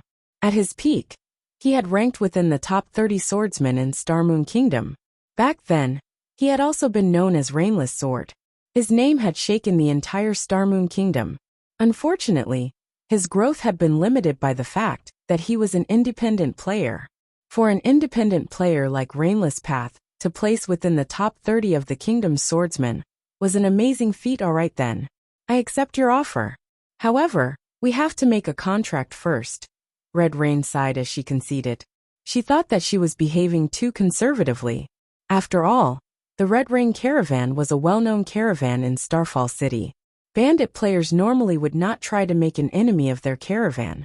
Even in the off chance that someone did try to rob them, they still had an expert like Rainless Path. Okay. Shifeng did not object to signing a contract. With a contract, both sides could feel at ease afterward. Shifeng and his party entered into a contract with the Red Rain caravan. The contract required Shifeng's party to pay a remuneration of 1 gold to the Red Rain caravan. In return, the Red Rain caravan would transport his party to the Great Forest of Soria. The two groups would part ways once they exited the Great Forest. After another dozen or so minutes, the Red Rain caravan recruited enough players to fill the remaining guard spots. Shortly after, the caravan departed from Starfall City. The bronze carriages were very fast. Moving along the highway, it took only 2 hours for the Red Rain caravan to reach the Great Forest of Soria. Level 50 monsters roamed the Great Forest's outermost region. However, due to the Starmoon Kingdom and the Black Dragon Empire armies often clearing the monsters around the highway, the Great Forest's monsters did not dare approach the highway casually. This allowed players to organize their own caravans to travel between these two countries. Moreover, with the current level of players, as long as they possessed some equipment that had the Ignore Levels attribute and the protection skills unique to caravans, even a player caravan could pose a certain degree of threat to level 50 monsters. As long as there were not too many monsters, a player caravan could even kill off the level 50 monsters only. During transport, the players in a caravan would not get any loot or EXP from the monsters they killed. Hence, players were unable to take advantage of the caravan's strength to grind for EXP and items. Moreover, the carriages could only travel on commercial roads. They could not travel to other locations. Otherwise, players would not need to purchase mounts. Shortly after the Red Rain caravan entered the great forest of Soria, a thinly built ranger hiding in a towering tree noticed the caravan. This ranger then activated eagle eyes and carefully observed his target boss. Another caravan has arrived. The ranger said through the team chat. Which caravan is it? A rough and barbaric voice came from the other side looking at the symbol. It seems to be the Red Rain caravan, the thinly built ranger said, licking his lips. Red Rain caravan. Excellent. I'll show that slut Red Rain that struggling is useless, even if she has rainless path. Send me their coordinates. Today, the 1,000-mile killers will take this opportunity to lay our hands on the Red Rain caravan for never paying tolls. The thinly built ranger immediately sent the Red Rain caravan's coordinates to his boss. Haha. We're going to make a fortune. I heard that the Red Rain caravan is as rich as an oil baron. The caravan has even given Rainless Path a dark gold weapon. Their riches will be ours, the 1,000-mile killers. The thinly built ranger drooled as he watched the bronze carriages of the Red Rain caravan. Chapter 636 Dark Guild. The Red Rain caravan did not have an easy journey through the great forest of Soria. They oftentimes encountered attacks from 1 or 2 level 50 wind leopards, forcing the caravan to halt their advance and face these demonic beasts. Wind leopard. Demonic beast, common rank. Level 50. HP 50, 000/50, 000. Although the wind leopard was only a common monster, and its HP was very low, its speed and damage could rival even that of a level 30 chieftain. Ordinary players would not survive more than 3 hits from this monster. If an ordinary player encountered a wind leopard, only death awaited them. They would not even have a chance to escape. However, when a caravan was in the process of delivering goods, it gained special skills. There was no need for players to risk their lives to defend their cargo. They could deal significant damage to these monsters just by relying on the bronze carriage's attack skills. The bronze carriages could also enhance players' attributes within a certain range.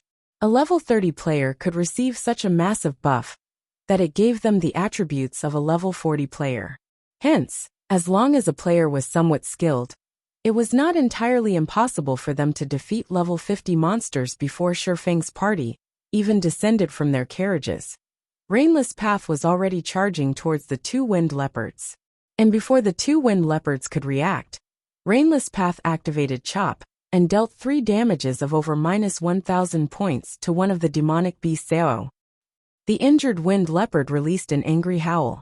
It then pounced at Rainless Path, brandishing its sharp claws at the swordsman. At the same time, the other wind leopard darted towards Rainless Path with its fangs bared. However, before the 2 wind leopards could touch Rainless Path, the 6 frontmost bronze carriages each fired a blue beam at the 2 monsters. The beams were extremely fast, and in the blink of an eye, they struck the wind leopards, knocking them back. Each beam dealt -3,000 damage, and severely injured the 2 monsters. Rainless Path circled to the wind leopards' backs, aiming Earth Splitter at their hind legs. The keen edge of a dark gold longsword was extraordinary.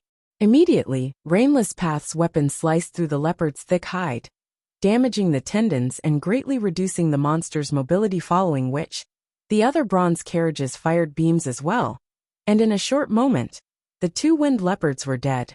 Meanwhile, Rainless Path had even not received a single point of damage. The coordination between player and carriages was perfect. Shifeng and the other guards had no chance to display their skill at all. Sheathing his longsword, Rainless Path leaped back onto his carriage and said, "Let's go." This scene shocked many of the caravan's guards.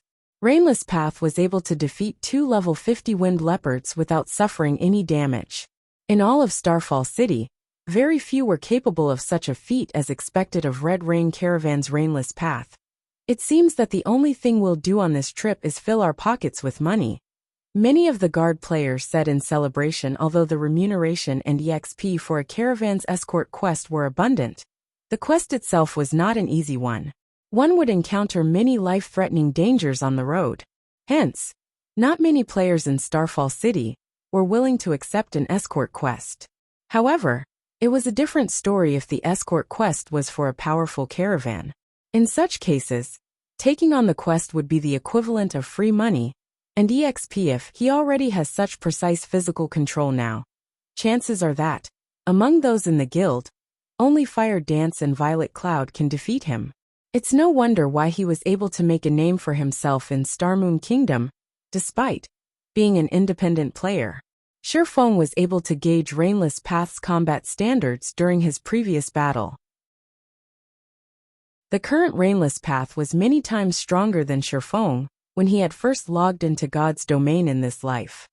At a stone bridge in the Great Forest of Soria's outer region, multiple level 27 and higher players hid in the surrounding forest at such a distance. Ordinary players traveling the road could easily discover these players. However, they had used isolation scrolls. Although they were not invisible, the scrolls blurred their bodies, making it very difficult to notice them by sight alone. While they hid in the forest, the person leading this team was a level 29 berserker, wearing black scale armor and wielding a silver greatsword. Watching the quickly approaching caravan, he sneered as he said, "They're finally here. Get into position." Upon receiving this man's command, every team member took out an earthy yellow magic scroll from their bags. The moment the Red Rain caravan's carriages entered their encirclement, the leading berserker shouted, "Go!" The members of Thousand Mile Killers immediately activated the yellow magic scrolls.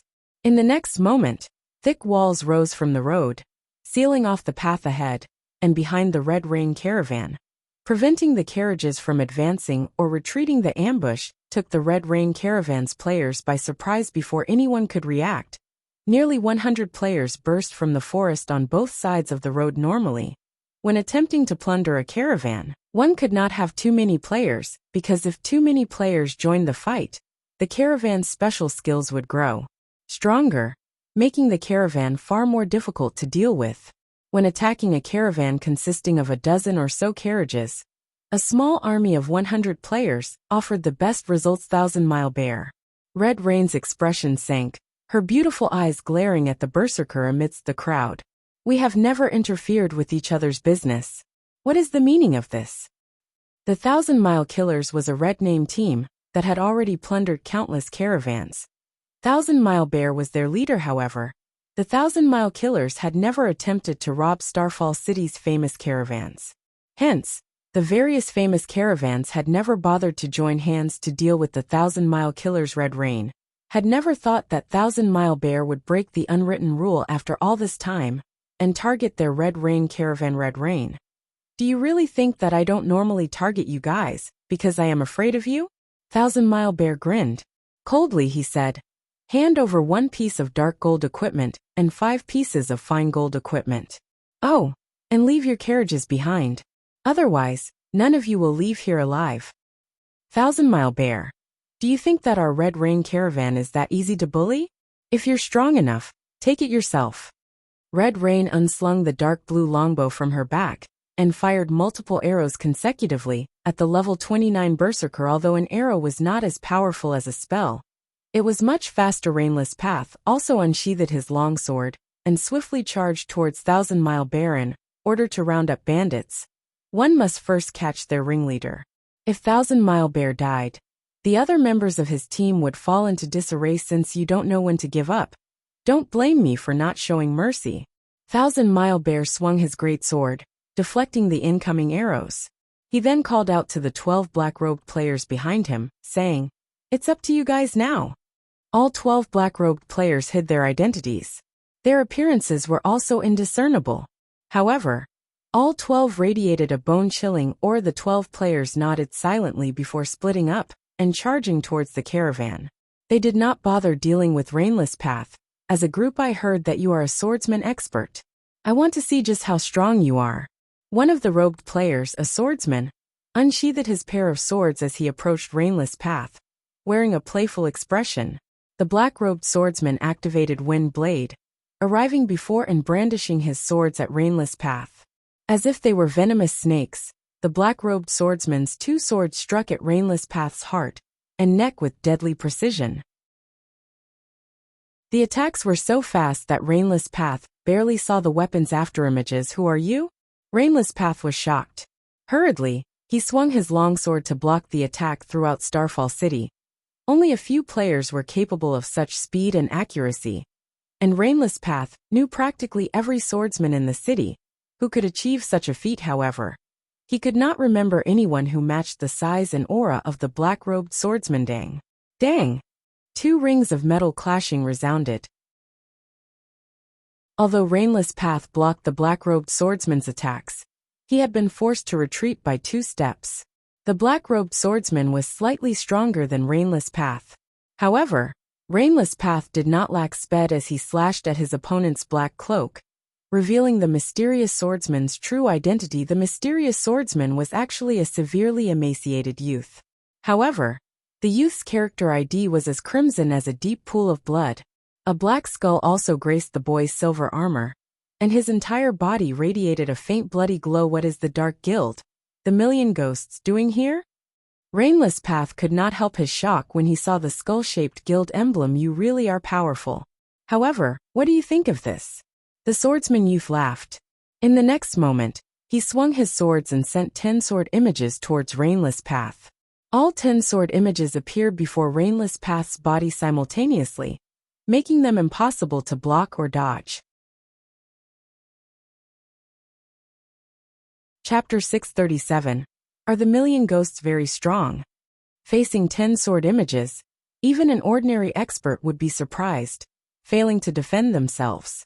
However, instead of moving to block the attacks, Rainless Path activated Defensive Blade and charged towards the sword images. Rainless Path then used the Tier 1 Swordsman skill, 5 consecutive slashes.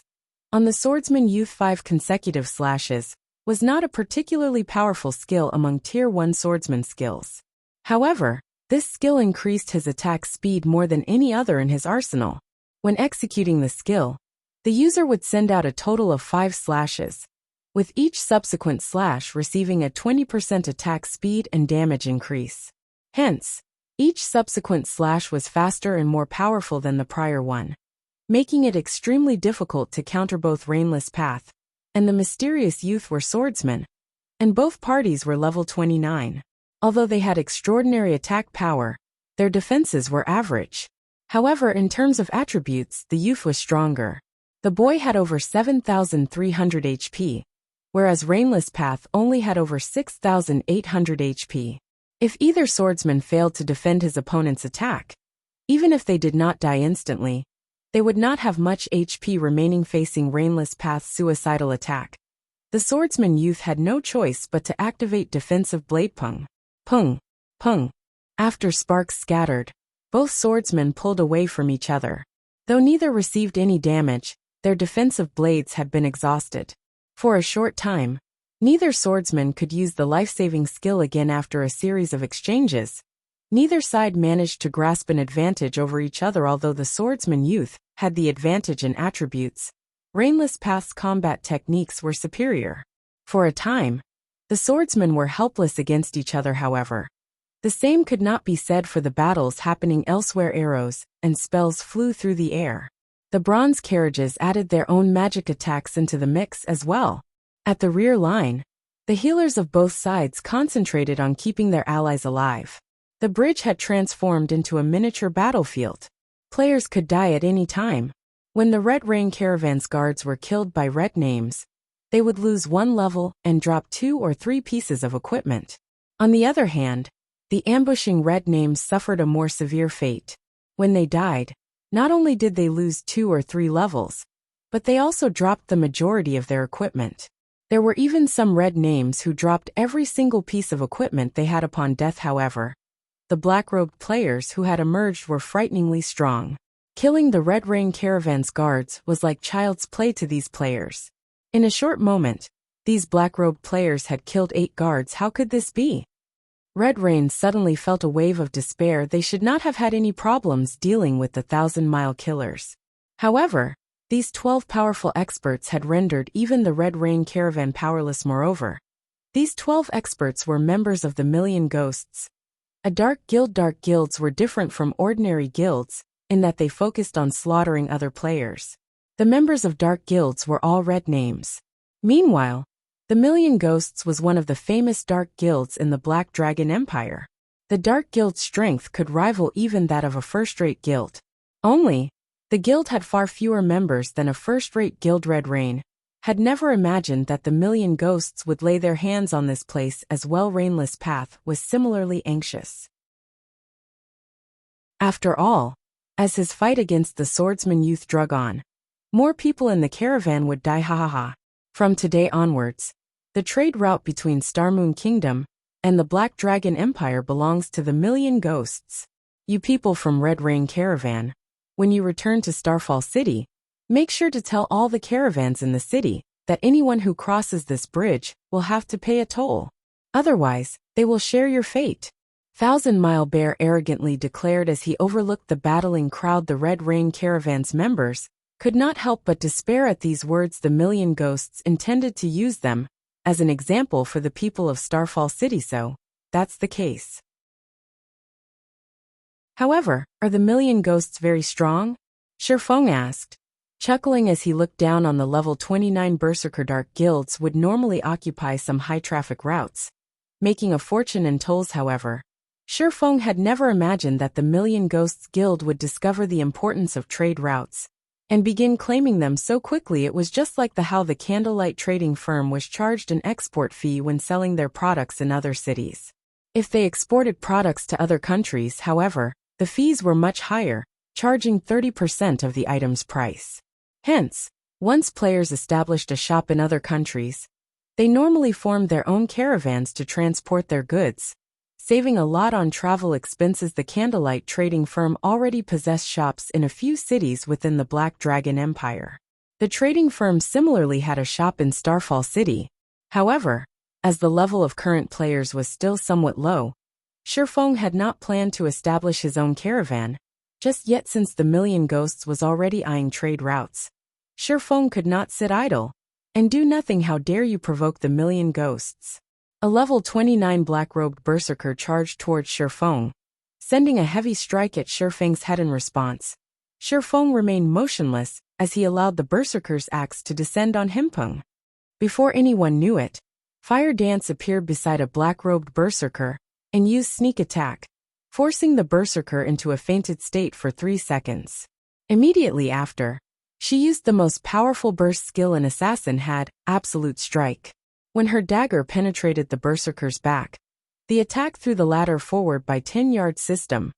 Absolute Strike completion rate 85%, resulting in 100% of skill's effect. Skill proficiency +3 to 12,056. The black-robed berserker, who had less than 8,000 HP, dropped like a stone as the berserker slammed heavily into the ground.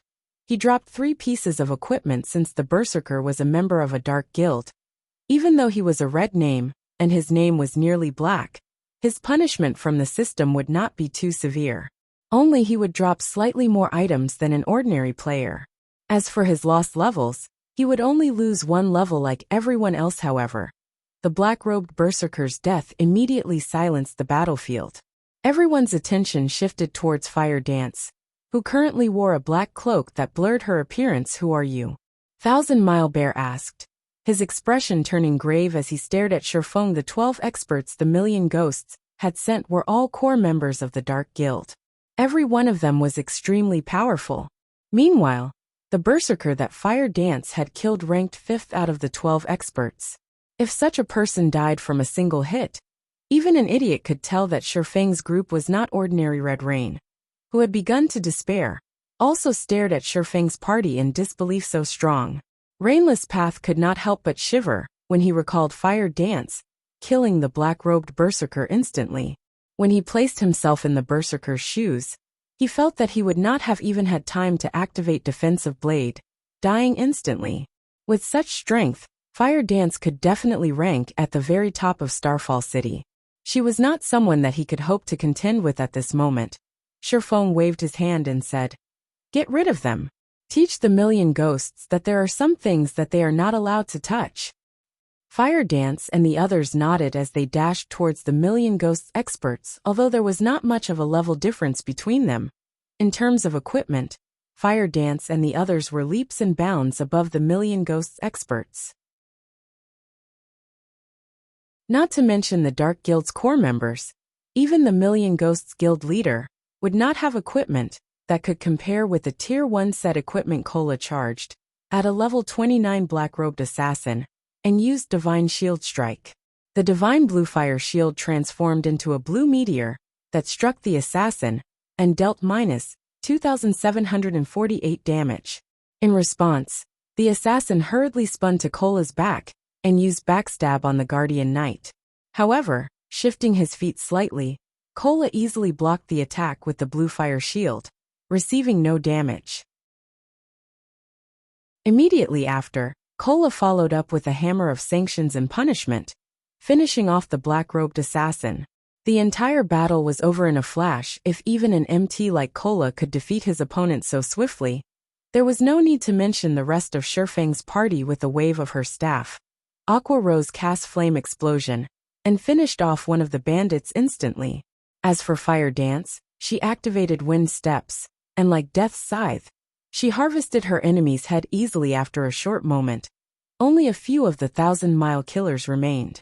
As for the Million Ghosts members, only 4 of the black-robed experts still stood. Nobody would have thought that a party of players could actually render these red name experts utterly powerless. You guys are digging your own graves. 1,000-Mile Bear's eyes bulged from his anger. The Million Ghosts will not let you off the hook. We're retreating. Saying so, 1,000-Mile Bear turned and fled. However, activating Silent Steps, Shifeng immediately appeared behind 1,000-Mile Bear and sent a chop at the berserker. Shifeng's sword-drawing speed was astonishing, and all everyone saw was a silver flash. In the next moment, 1,000-Mile Bear's body fell to the ground. The berserker could not believe that someone could actually execute such a fast attack. It was so fast that he had no chance to react. The only thing he could do was watch as his HP descend until it reached 0. Chapter 638. Forming a Caravan. 1,000-Mile Bear's instant death stupefied the Million Ghosts members, who had been fleeing for their lives. Shifeng was simply too fast. They had only heard 1,000-Mile Bear finish his words, and in the next moment, his body hit the ground. And before anyone had noticed, Shifeng stood beside 1,000-Mile Bear like the god of death monster. This thought immediately possessed the minds of the Million Ghosts members. They finally understood why Shifeng looked down on the Million Ghosts with such strength. Not even the big 3 in their guild would be his match. Both Red Rain and Rainless Path stared in shock at Shifeng quietly standing in the distance. They were very familiar with 1,000-Mile Bear's strength. Even if they worked together, they would need to expend a lot of effort to defeat him. 1,000-Mile Bear might even escape. However, as if he stepped on an ant, Shifeng only needed an instant to kill the berserker. They could no longer fathom just how strong Shifeng was, and here I thought that his companions were strong enough. I never imagined that the man himself would be even stronger. Thank goodness I accepted his request. Red Rain was somewhat afraid as she thought back to how she had taken a gold coin from Shifeng. Fortunately, she had not offended Shifeng with her words or actions. Otherwise, the consequences would be unimaginable. So that's what a real expert looks like. An indescribable excitement rose in Rainless Path's heart when he recalled Shifeng's attack, which had been as quick as lightning in Starfall City. He was already considered one of the city's peak experts. There were not many worthy opponents for him in the city. However, upon seeing Shifeng's stunning performance, he finally understood what a real expert was. A real expert was someone who could exert their body and techniques to their limits, someone who could utilize their strength with maximum efficiency, and someone who was more than just slightly stronger than an ordinary player. After 1,000-Mile Bear died, Fire Dance and the others swiftly dispatched the remaining the Million Ghosts members and collected some excellent equipment. Although these level 25 dark gold and fine gold items were of no use to Fire Dance and the others, there were a bunch of people in the guild who would fight over for them. Hence, the party silently pocketed the equipment, not bothering to leave any for the Red Rain Caravan. Many thanks for Big Brother Expert's help. Without you taking action, our Red Rain Caravan would have been obliterated. Red Rain repeatedly expressed her gratitude to Shifeng. Although Shifeng hid his name, from the vague appearance Red Rain saw beyond the cloak, she could tell that Shifeng was not a child. Hence, she referred to Shifeng as Big Brother Expert. There is no need to thank me. I am only doing my job as a guard. Shifeng waved his hand. He then shifted his eyes to the million ghosts' corpses, commenting softly. A dark guild is already targeting this trade route. In the future, any caravans that pass through here will have to pay a toll. I wonder what plans Miss Red has for the future? Compared to ordinary guilds, dark guilds were far more overbearing. They would not give up a potential source of income just because of one failure. They would mobilize their forces, attacking again and again like a pack of hungry wolves. They would not give up before achieving their goals.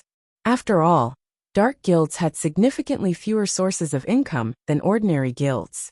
In order to develop themselves, it was a necessity to resort to such desperate actions. Moreover, as players' levels increased, trade routes would become increasingly prosperous. One could collect astronomical tolls. Moreover, it was a costless business. If a dark guild managed to take control of multiple important trade routes, its income would most likely exceed even the candlelight trading firms, which was why it was impossible for the million ghosts to give up on the trade routes for a caravan of independent players like the Red Rain Caravan. There was no safety to speak of. Even an expert like Rainless Path could not change the outcome. After all, an independent expert's strength was limited. In the past, after Violet Cloud left Ouroboros, she had similarly established her own workshop to serve as her foundation. Otherwise, she would not have become a Tier 6 cleric god. Being questioned by Shifeng in such a way, Red Rain quickly realized the severity of the situation. Even if an independent caravan were powerful, it could not stand against a large guild. If this path is too risky, then our Red Rain Caravan can only move to other cities to develop ourselves. Red Rain could not help but sigh. She had never imagined that, shortly after the Red Rain Caravan improved and was about to follow a profitable path, an incident like this would happen. Move to other cities. Huh? Very quickly, Rainless Path noticed a crucial point. Shaking his head, he said, Sis, I think the other cities will have the same issue. It's only a matter of how high the tolls they are. Red Rain's mood soured further upon hearing Rainless Path's logic. If that were the case, independent players could no longer survive. Miss Red, if you still wish to continue transporting goods, I know of a good option. I'm just not sure if you will be interested, Shifeng said. Smiling big brother expert, please tell us. Red Rain was definitely interested in what Shifeng had to say. The candlelight trading firm has recently begun to hire caravans to ship its goods to other kingdoms and empires. With the backing of the trading firm, you won't have to worry about large guilds robbing you when transporting goods in the future. Shifeng finally revealed his true goal. Red Rain and her group were experienced in the transportation of goods. As the candlelight trading firm continued to develop, sooner or later, it would require its own caravan. By recruiting the Red Rain Caravan, not only would he establish a foundation for the trading firm in advance, but he could also deepen his connection with Red Rain and Rainless Path. The candlelight trading firm? Is that the famous trading firm that Zero Wing established? Red Rain's breathing grew a little rushed. If the candlelight trading firm were really hiring caravans to transport goods, this would be a heaven-sent opportunity for them. With the support of the trading firm, they would gain an additional layer of protection. The only issue was that they would have to prioritize the candlelight trading firm's goods. However, in the future, the Red Rain Caravan would no longer have to worry about robberies. Zero Wing was currently like the midday sun throughout Star Moon Kingdom. It was a guild that even the super first-rate guild, the Dragon Phoenix Pavilion, was helpless against. There was no need to mention the other guilds in Star Moon Kingdom. Thank you for the advice. I'll begin preparing once we return to Star Moon Kingdom. Red Rain repeatedly thanked Shifeng, following which, Red Rain and the others began to clear the battlefield. After completing this shipment, they intended to try their luck with the candlelight trading firm. Standing beside Shifeng, Aqua Rose asked curiously, Guild leader, since when did Candlelight begin recruiting caravans? Why didn't you tell me about this before? It was not an easy task for a caravan to transport goods. The previous battle made this obvious. There were many problems involved in such an operation, and they were extremely troublesome to deal with. I just decided it. Shifeng laughed. Aqua Rose was speechless. She could not help but shift her gaze towards Red Rain. before returning her gaze to Shifeng, a meaningful smile appearing on her face. She looked at Shifeng as if saying, "I see." Half an hour later, the Red Rain caravan arrived at the exit of the Great Forest of Soria. Reaching this point, Shifeng and the others had fulfilled their agreement. After parting with Red Rain and the others, the party advanced into the inner regions of the Great Forest. Roughly 4 hours later, Shifeng's party arrived at a small lake. In the forest guild leader, "Aren't we trying to capture a guild mount? Why aren't there any monsters here?" Blackie glanced at his surroundings, failing to find a single monster around the lake. No matter how he looked at it, this was not an area for capturing mounts. Shortly after Blackie finished speaking, the sound of wings reached his ears. Turning to the source of the sound, Blackie noticed a golden-winged lion that was over 20 meters long descending from the sky, landing beside the clear lake. A great lord. Blackie gaped as he saw this monster. Every member of the party was shocked.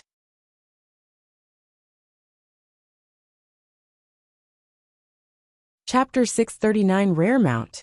Guild Leader, don't tell me we're going to capture that? Blackie inquired.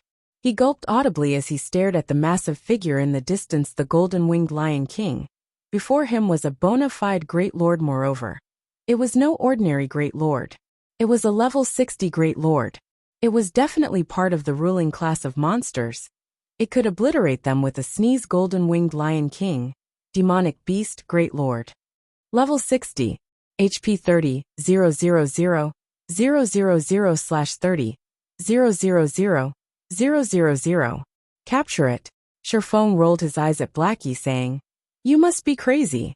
Although the golden-winged Lion King could be captured, it was a level 60 Great Lord.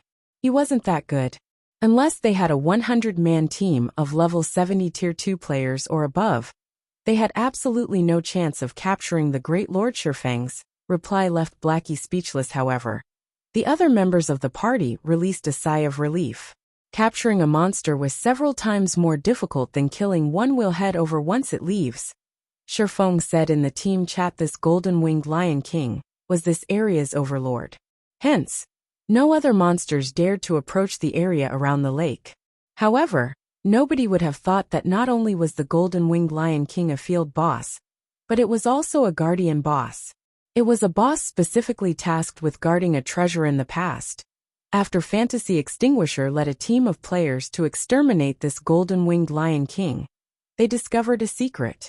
When that secret got out, it shocked the various large guilds throughout God's domain. Back then, even ordinary players had their own mounts. The various large guilds had also realized the importance of rare mounts and constantly searched for their own unique monster. The commotion these guilds caused as a result had disrupted God's domain's peace and tranquility. However, nobody would have imagined that the Fantasy Shrine had actually managed to obtain a 5-star mount. The star ranking of a mount represented its growth potential. A guild mount's rank could be upgraded when properly nurtured. Furthermore, with a higher star rank, a mount had a higher promotion success rate. The majority of the guild mounts throughout God's domain were 1-star mounts. A 1-star mount started out as a common mount. It was a general mount, and most guilds would not capture a 1-star mount for a guild mount, as there was only a 10% chance for it to become a bronze mount. A 2-star mount started out slightly stronger than a 1-star mount, and there was a 20% chance that it could become a bronze mount. As long as guild members were willing to pay the price, they could nurture their 2-star mount into a bronze mount. It was much cheaper than just purchasing a bronze mount. As for 3-star mounts, they were rarely seen. Not only could the additional movement speed they provided initially reach 110%, but there was also a 30% chance that they could nurture them to become bronze mounts. However, few guilds were capable of obtaining 3-star mounts. A 4-star mount was a rare mount. Not only could its initial movement speed reach 115%, but there was also a 50% chance for it to become a bronze mount. Impressively, there was a 15% chance for it to become a mysterious iron mount. This was a potential that 1-star to 3-star mounts did not possess. Hence, 4-star mounts and above were considered rare mounts. Various large guilds throughout God's domain drooled over the idea of their own 4-star mount, although there was only a difference of 1 rank between a bronze mount and a mysterious iron mount. The latter possessed storage capabilities. Moreover, unlike bronze mounts, mysterious iron mounts' combat capabilities allowed them to make a difference in a battle. 5-star mounts were even more powerful. The additional movement speed they provided initially could reach 120%. Its speed was practically equivalent to an ordinary bronze mount. Only, it did not possess any combat capabilities. However, 5-star mounts had a 70% chance to become bronze mounts. Not only could they be upgraded within a short amount of time, but they also had a 30% chance to become mysterious iron mounts, and a 3% chance to become secret silver mounts. The most powerful guild mount Sherfong had seen in the past was a 6-star mount. Its rarity could even rival that of a legendary item. There was a 90% that it could become a bronze mount, 50% chance for mysterious iron rank, and 10% chance for secret silver rank. Just the thought of a guild outfitting its members with secret silver mounts was frightening. After all, unlike mysterious iron mounts or below, secret silver mounts possessed skills that could assist players in battle, increasing their combat power significantly. This was also why so many guilds had been so desperate to collect rare mounts in the past. After Fantasy Extinguisher's team killed the golden-winged Lion King, they discovered a 5-star mount and became one of the few large guilds throughout God's domain to possess one. After over an hour, the golden-winged Lion King finally quenched its thirst and finished its rest. It then flew from the clear lake. Alright everyone, drink your potions and follow me. Sherfong did not bother to explain much. Immediately, he retrieved a deep blue potion from his bag and emptied the bottle's contents. The underwater breathing potion allowed players to breathe underwater for 2 hours. After drinking the potion, Sherfong led his team and dove into the lake. Although the golden-winged Lion King was a guardian monster, it did not guard this place constantly. It normally left the area for an hour or so, giving players a loophole to exploit.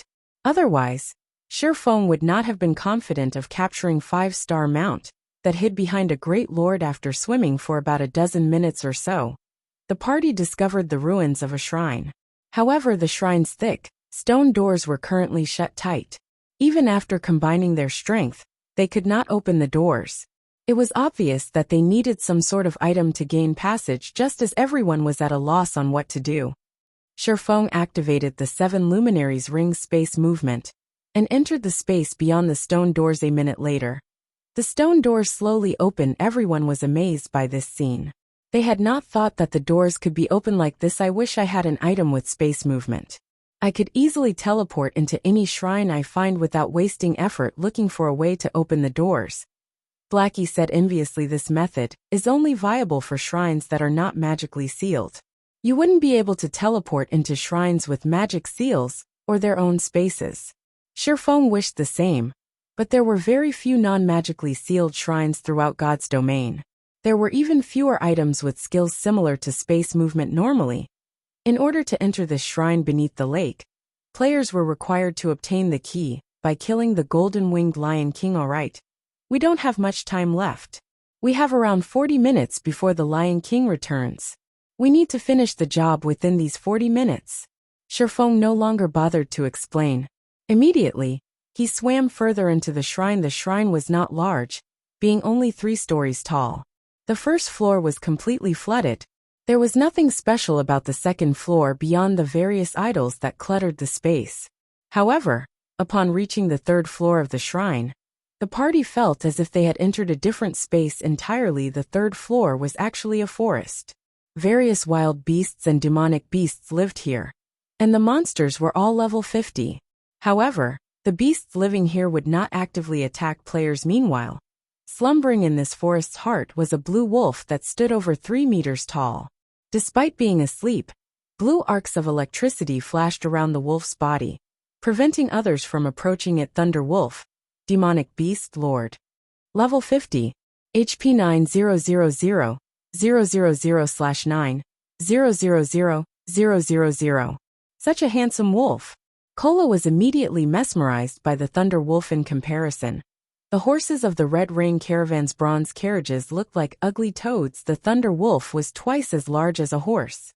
If he could ride the beast through the city, he would become the envy of all. We only have 30 minutes left. Get into position as I taught you. If we fail, we'll have to spend a long time running back to this place. Shifeng hurriedly commanded quickly. Everyone stealthily approached the Thunder Wolf under Shifeng's command. Chapter 640, Astonishing Attack Power.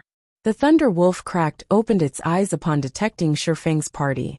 It then emitted a low growl, warning the approaching humans. Although the demonic beasts on the third floor would not actively attack players, they would give warnings when players got too close. If the players refused to heed their warning, they would attack Cola. Make sure you're ready to aggro the wolf. Blackie, focus on using Guardian of Light. Violet, focus on healing. Everyone else, use the hunting scroll when the time arrives.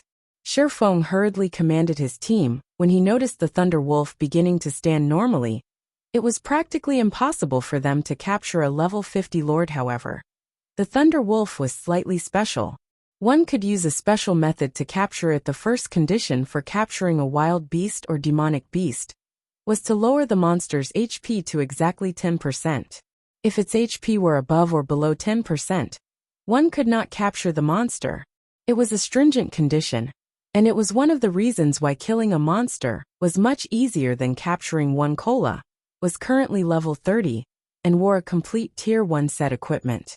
He also had the Divine Blue Fire Shield. Even so, he could not hope to tank a level 50 lord. Finished with his commands, Shifeng revealed the Bible of Darkness and began activating demon summoning. Emerge demon. When Shifeng finished chanting the incantation's final verse, the demon gate slowly opened. From behind the gates, a human-shaped demon, an evil blade spirit, stepped out. Sharp spikes and black scales covered the demon's body. This demon was a pure attack type and would not possess any support spells like the Heart Devourer. Evil blade spirit. Evil spirit. Level 36. HP 3, 000, 000/3. 000/000. Not bad. At least it's a Tier 2 demon. Shifeng smiled at the evil blade spirit in satisfaction. Although it was not as strong as the Thunder Wolf, it would still be of significant help. It was fully capable of pinning down the Thunder Wolf for a long period. Everyone, assist the evil blade spirit and attack the Thunder Wolf. Make sure you dodge the wolf's lightning attacks. Shifeng then commanded the evil blade spirit to charge at the Thunder Wolf. The evil blade spirit fought like a berserker. Activating Shadow Charge, it appeared before the Thunder Wolf like a ghost. The blade spirit's sword-like arms then sliced fiercely at the Thunder Wolf's body. 17. 519-16. 749. 2 damages that were over -10,000 points appeared above the Lord's head, shocking the team. Such a high attack power. Shifeng was also surprised. We lucked out. This to me, a level 36 Lord had no chance against a level 50 Lord. The latter's defense was many times higher. The Thunder Wolf's defense was even greater than an ordinary level 35 Great Lord. For Shifeng, he would have to enter his twofold berserk state to inflict more than -10,000 damage to the Thunder Wolf.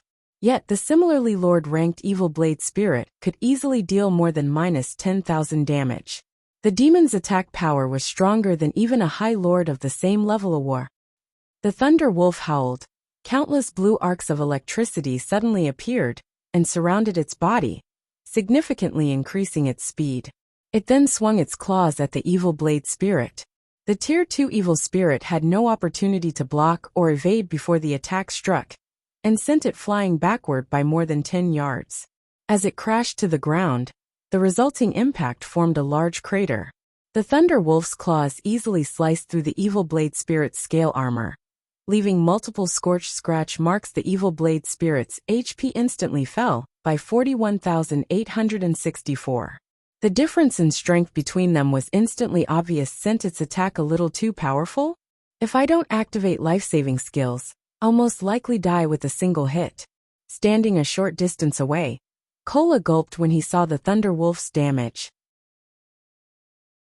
He no longer dared underestimate the demonic beast. The Thunder Wolf's attack power was many times stronger than even the Great Lord-ranked Bluefire Crow King. Just how were they supposed to lower this monster's HP to 10%? Violet, heal the evil blade spirit. Everyone else attack from a distance. Shifeng was not particularly surprised by this result. Level 50 was another great divide of levels. At level 50, players could become Tier 2 classes. Hence, monsters would become a lot more powerful after reaching level 50 as well. Moreover, the Thunder Wolf was a super attack type demonic beast.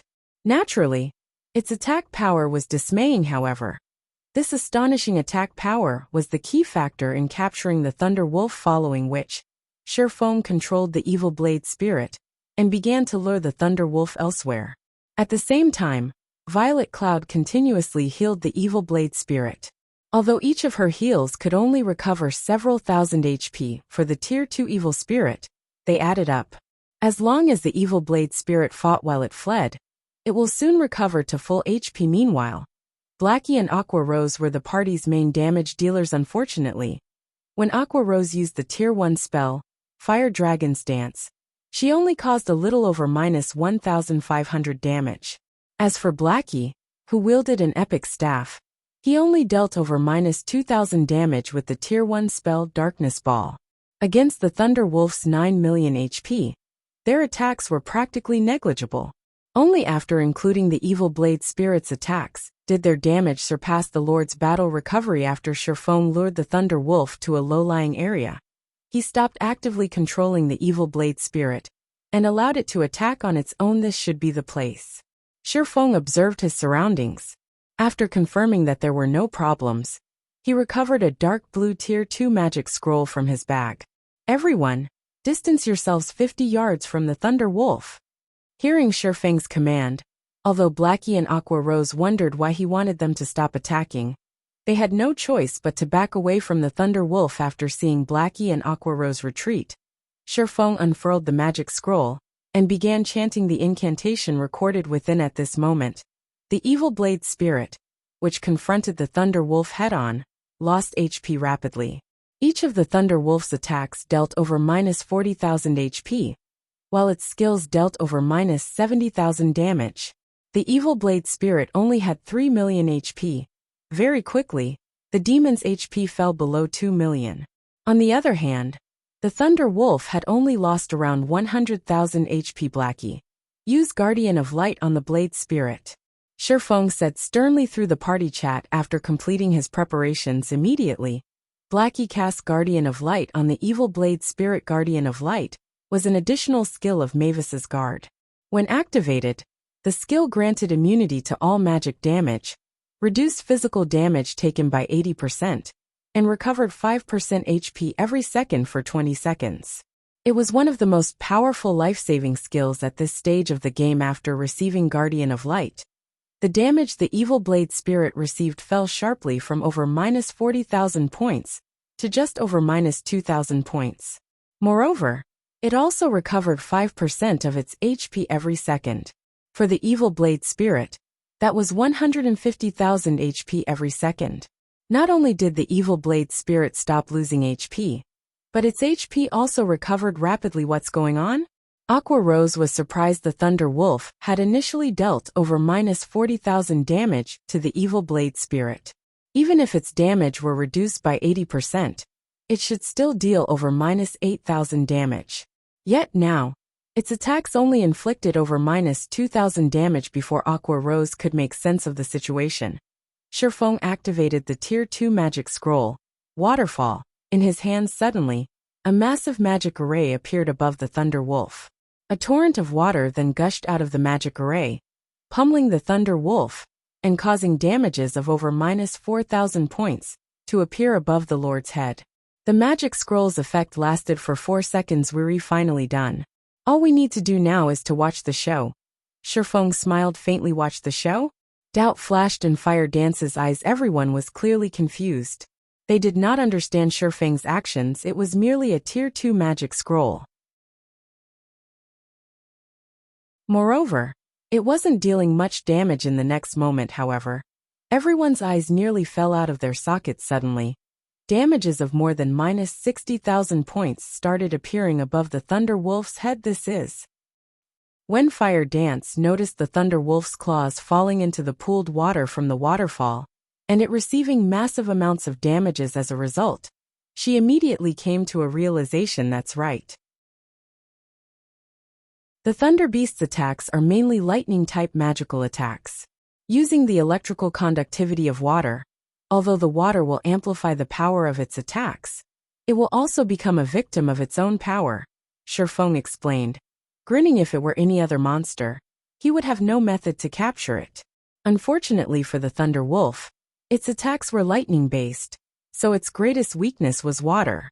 Hence, when the Fantasy Shrine had faced enemies with water-type AoE spells, they would not utilize their Thunder Wolf mounts to assist them in battle, as doing so would cause more harm than good for a time. The Thunder Wolf's 9 million HP rapidly decreased. Everyone, get ready.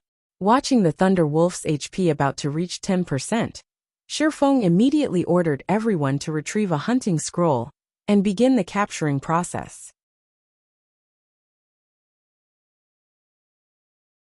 Chapter 641 Battle Demon. Black Dragon Empire. Sandstone Town.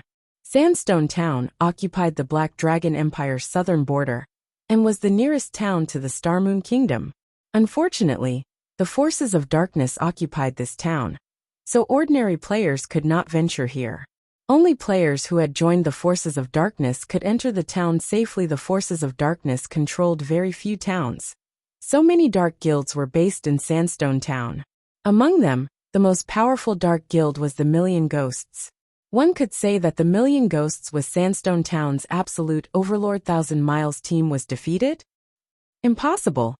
We sent 12 core members to assist them. With the strength of the independent caravans that travel between Starfall City and Copper Mountain City, how could they possibly lose?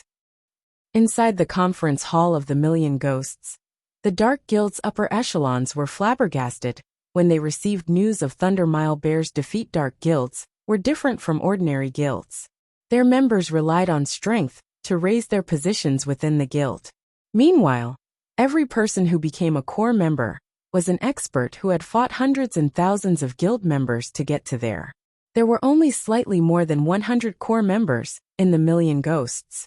If these core members were members of any of the ordinary large guilds, everyone would easily become one of the top few experts within the guild. Yet, of the 12 core members they dispatched, not a single one managed to return alive.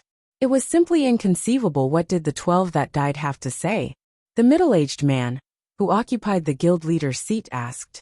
This middle-aged man had dark eyes, a stalwart body, bronze skin, and a chiseled face. When this man spoke, the conference hall immediately fell silent. Nobody dared to act presumptuously before this man. This man was the Million Ghosts guild leader, Lifestealer. He was also an intimidating character who the various large guilds in Black Dragon Emperor had nicknamed Battle Demon. In an ordinary guild, the position of guild leader was only a symbol of status, not a symbol of strength. This held true for most guilds in God's domain. However, for dark guilds, the position of guild leader was the symbol of both status and strength. The fact that Lifestealer had become the Million Ghosts guild leader proved that his strength ranked number 1 in the entire guild. Due to Lifestealer's presence in the Million Ghosts, the various large guilds in the several nearby cities avoided provoking the Million Ghosts at all. Even the guild ruling over Bronze Mountain City, the Holy Church of War, deferred to the Million Ghosts. The Holy Church of War was a second-rate guild with control over 5 cities. It was a top-tier second-rate guild that had over 300,000 members. The guild also had 2 experts who ranked on the God's Domain experts list. Yet, such a guild still allowed the Million Ghosts to manage the trade route to Starmoon Kingdom freely.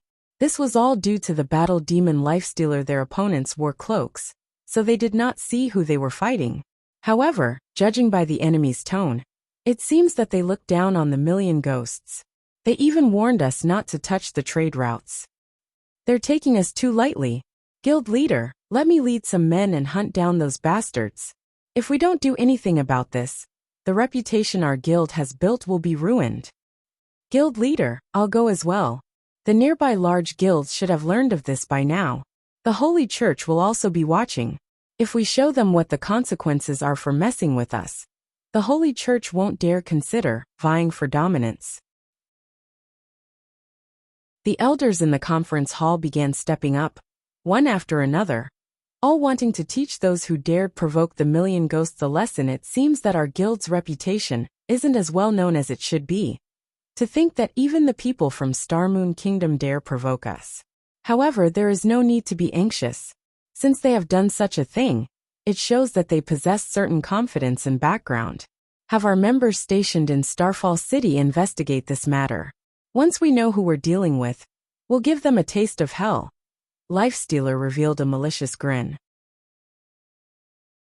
Seeing the smile on Lifestealer's face, everyone involuntarily shuddered back when the third-rate guild, Divine Flurry, had provoked their guild. Their guild leader had revealed this exact smile.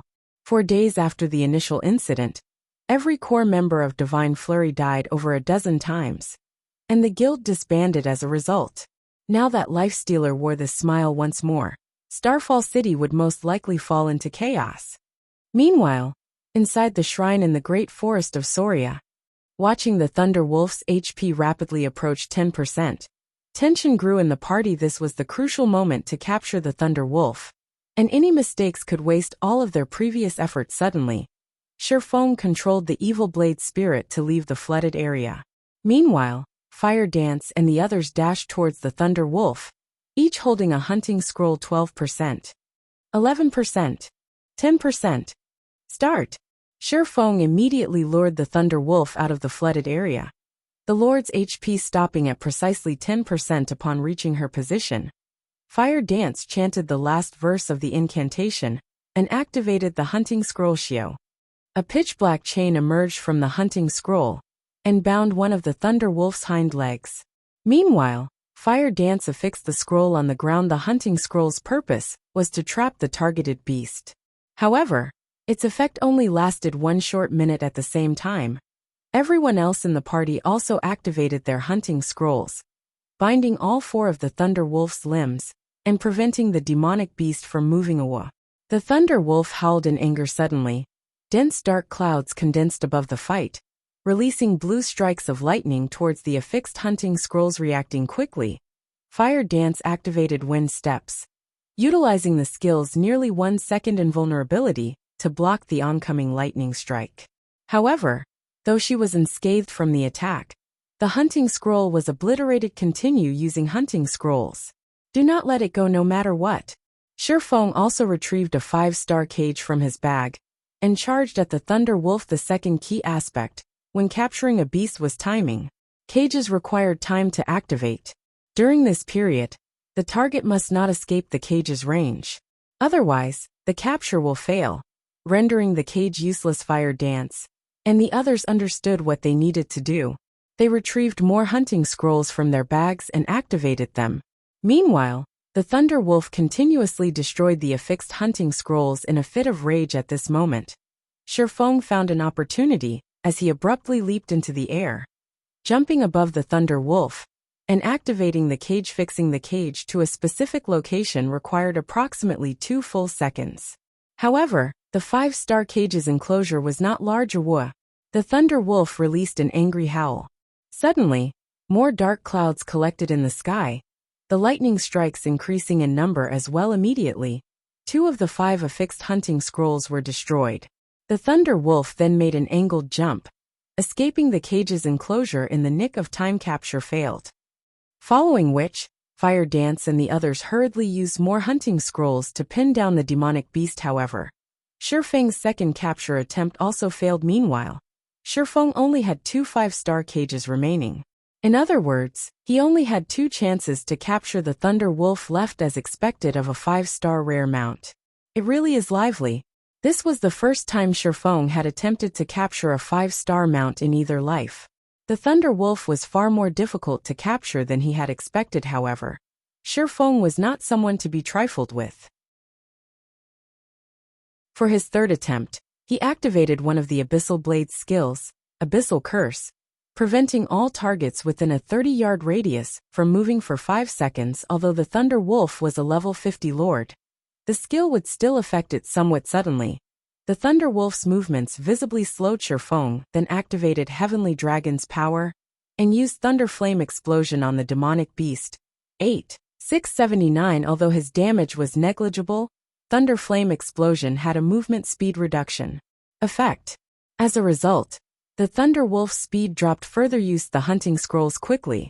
Shifeng shouted anxiously.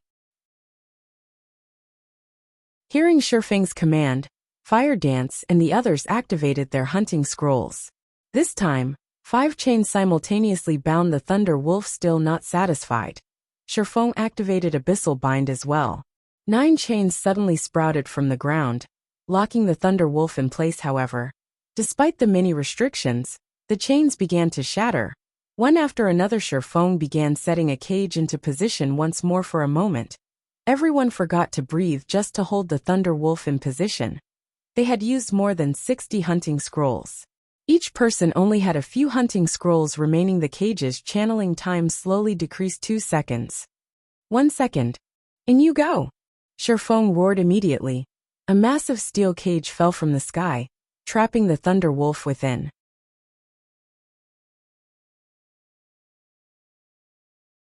Chapter 642.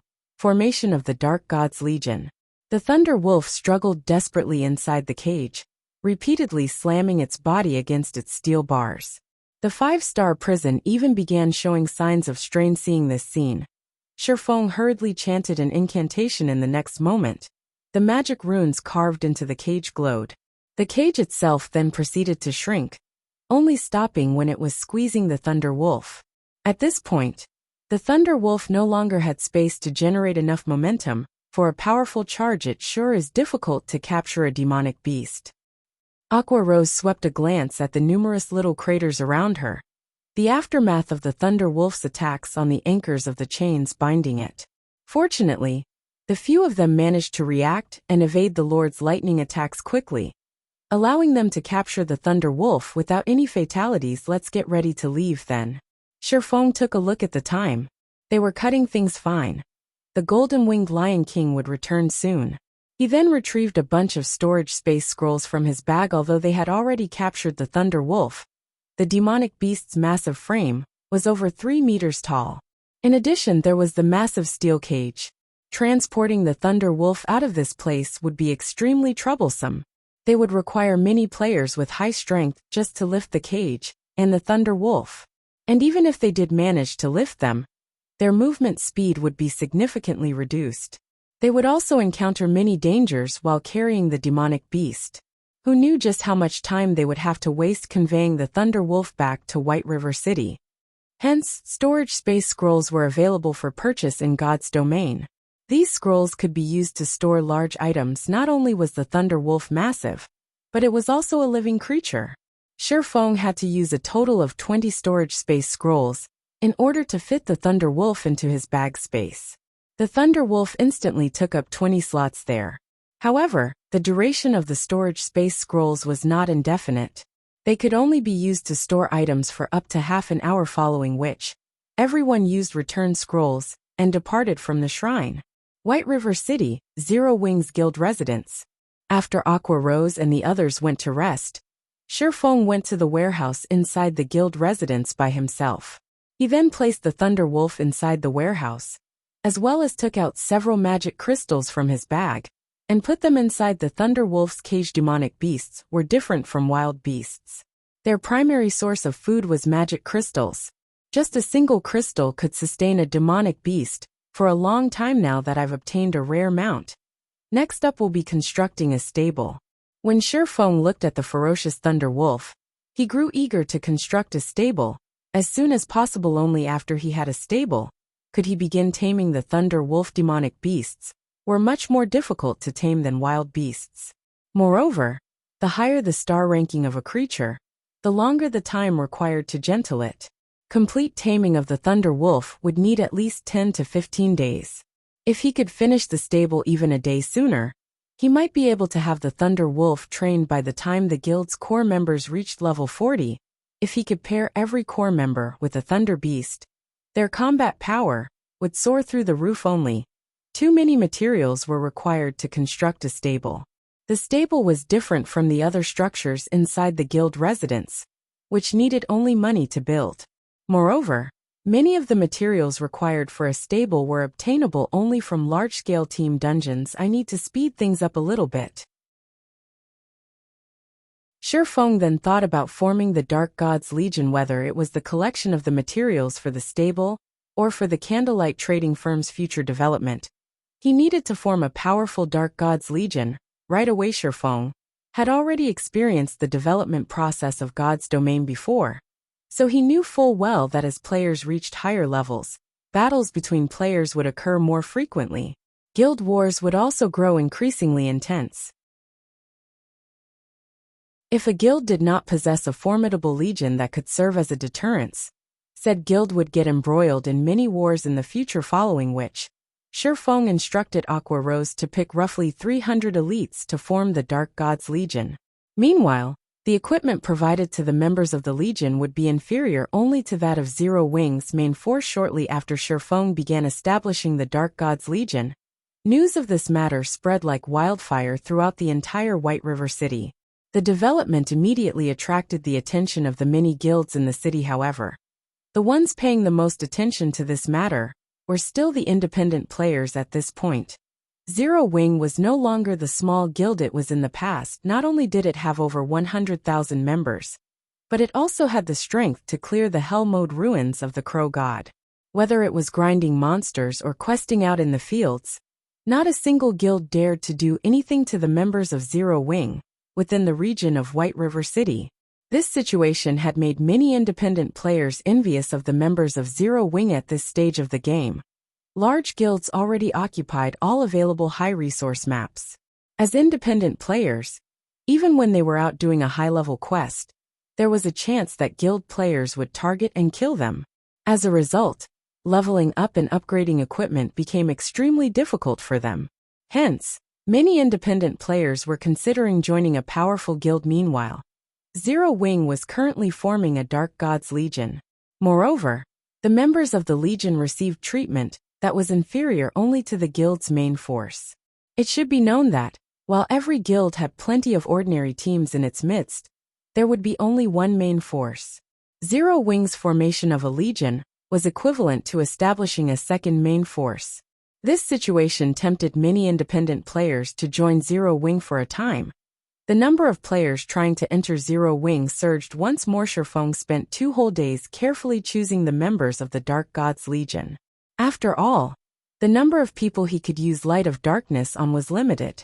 Even though he could take back the power of darkness he bestowed, he still preferred not to flaunt it. Meanwhile, during this period, Shifeng produced quite a number of intermediate mana armor kits, which were all meant for the members of the Dark God's Legion. During these 2 days, many things happened throughout God's domain. As well, one of these developments was that many guilds had succeeded in raiding 50-man team dungeons and had moved their competition onto 100-man team dungeons. However, 100-man dungeons were significantly different from 50-man dungeons. One could say that 50-man dungeons were warm-ups for 100-man dungeons. The number of monsters and the monster's strength inside a 100-man dungeon were both significantly higher than in a 50-man dungeon. Of course, the loot from a 100-man dungeon would also make many players drool initially. Level 30 fine gold equipment was extremely difficult to obtain. However, it much easier to get in a 100-man hard mode dungeon. Even the chieftain-ranked monsters inside the dungeon would drop it.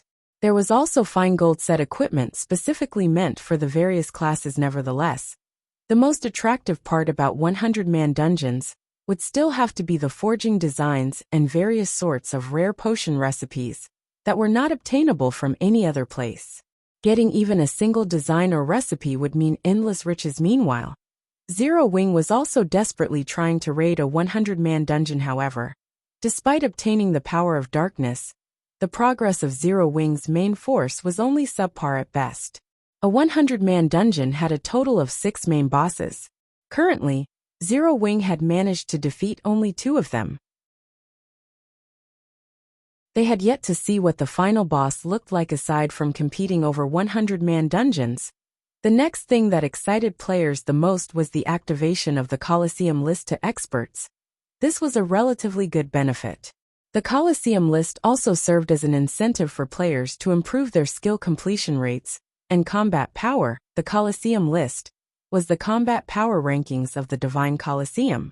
As long as one managed to rank within the list, they would obtain the corresponding Colosseum points.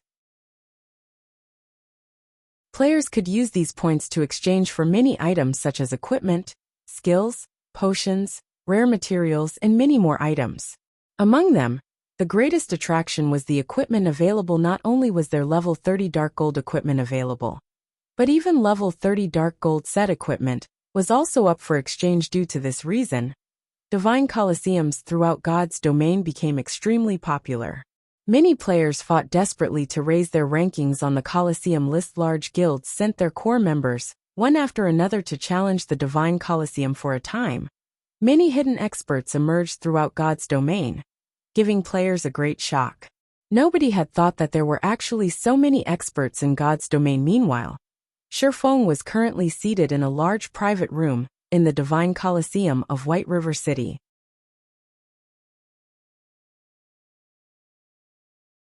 Chapter 643, Astonishing Financial Resources. Inside the towering Divine Colosseum, dozens of large screens hung inside the main hall of the Divine Colosseum were currently displaying the battle videos of experts who had managed to reach the 4th floor of the Colosseum. The challenges inside the Divine Colosseum were purely meant to test how much combat power a player could exert. The quality of a player's equipment was irrelevant in these challenges. Even a player wearing only bronze equipment could get past the 4th floor. However, ordinary players would have a difficult time just getting through the 1st floor of the Divine Colosseum, not to mention the 4th. In White River City, experts capable of breaking through the 4th floor were as rare as a phoenix's feather. As for players who did not have any magic crystals to challenge the Divine Colosseum, they could also watch the battle videos of experts at the main hall. Of course, these videos were only released with the consent of the players involved. Players could also use this opportunity to make a name for themselves. Look, Heaven's Burial is here again. Everyone in the hall quickly noticed the arrival of a group of players. These players were uniformly level 30, and they were members of Heaven's Burial's current main force. If not for the fact that they were aiming to obtain the first clear of a 100-man dungeon, these players would have long since leveled up. Even so, their levels were currently far ahead of ordinary players.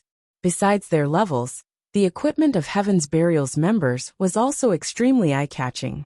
Most of them boasted level 30 fine gold and dark gold equipment, with the most inferior being level 25 dark gold equipment. In contrast, the typical equipment of current ordinary players was only level 25 mysterious iron equipment. Only elite players possessed several pieces of level 25 secret silver equipment. Not only does Heaven's Burial have so many experts, but these experts also come here to train multiple times each day. It makes you wonder just how strong they are. What do you even know? Having more experts in a guild is better, of course. Moreover, by training here, they can increase their rankings on the Colosseum list and earn points to exchange for dark gold equipment. Aside from improving their combat techniques, that's killing two birds with one stone. Why wouldn't they do it?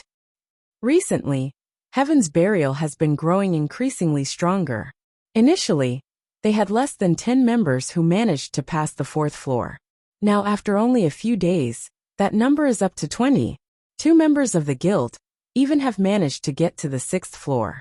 In the entire White River City, Heaven's Burial is only slightly inferior to Overwhelming Smile and Zero Wing. Isn't that only because the guild is rich? Challenging the Trial Tower costs 1 magic crystal each time. Normally, when we raid dungeons, we will only get 1 magic crystal after a lot of difficulties. Even then, we still have to split it among several people. After raiding dungeons all day, our turn to get a crystal might still not come. Meanwhile, the members of Heaven's Burial's main force get a daily allowance of 5 magic crystals, so they get to challenge the Trial Tower 5 times a day. With 100 members in the main force, Heaven's Burial has to spend 500 magic crystals per day. Due to the Divine Colosseum, The current price of magic crystals has long since gone up by several fold. Right now, each crystal is worth 20 silver. Yet there is a shortage. There is still room for prices to rise. That's right. I knew I should have stocked up on some magic crystals. I would have been able to make a small fortune by now. It would be great if I could become a member of Heaven's Burial's main force. Many players looked on with envy as the members of Heaven's Burial walked towards the trial tower. Not even the wealthy, overwhelming Smile could afford such extravagance. Currently, 500 magic crystals were equivalent to 100 gold. Of course, a majority of these magic crystals came from the dungeons raided by the guild. Otherwise, even Heaven's Burial would find it extremely taxing to fork out 100 gold every day. Meanwhile, Sherfong, who had rented a large private room in the Divine Colosseum, was currently standing before 300 people. These people were all players he had selected for the Dark Gods Legion. Currently, everyone in the Dark Gods Legion was feeling excited. These members had not expected to be able to meet their legendary guild leader, Black Flame, in person. Moreover, Black Flame was even going to nurture them himself.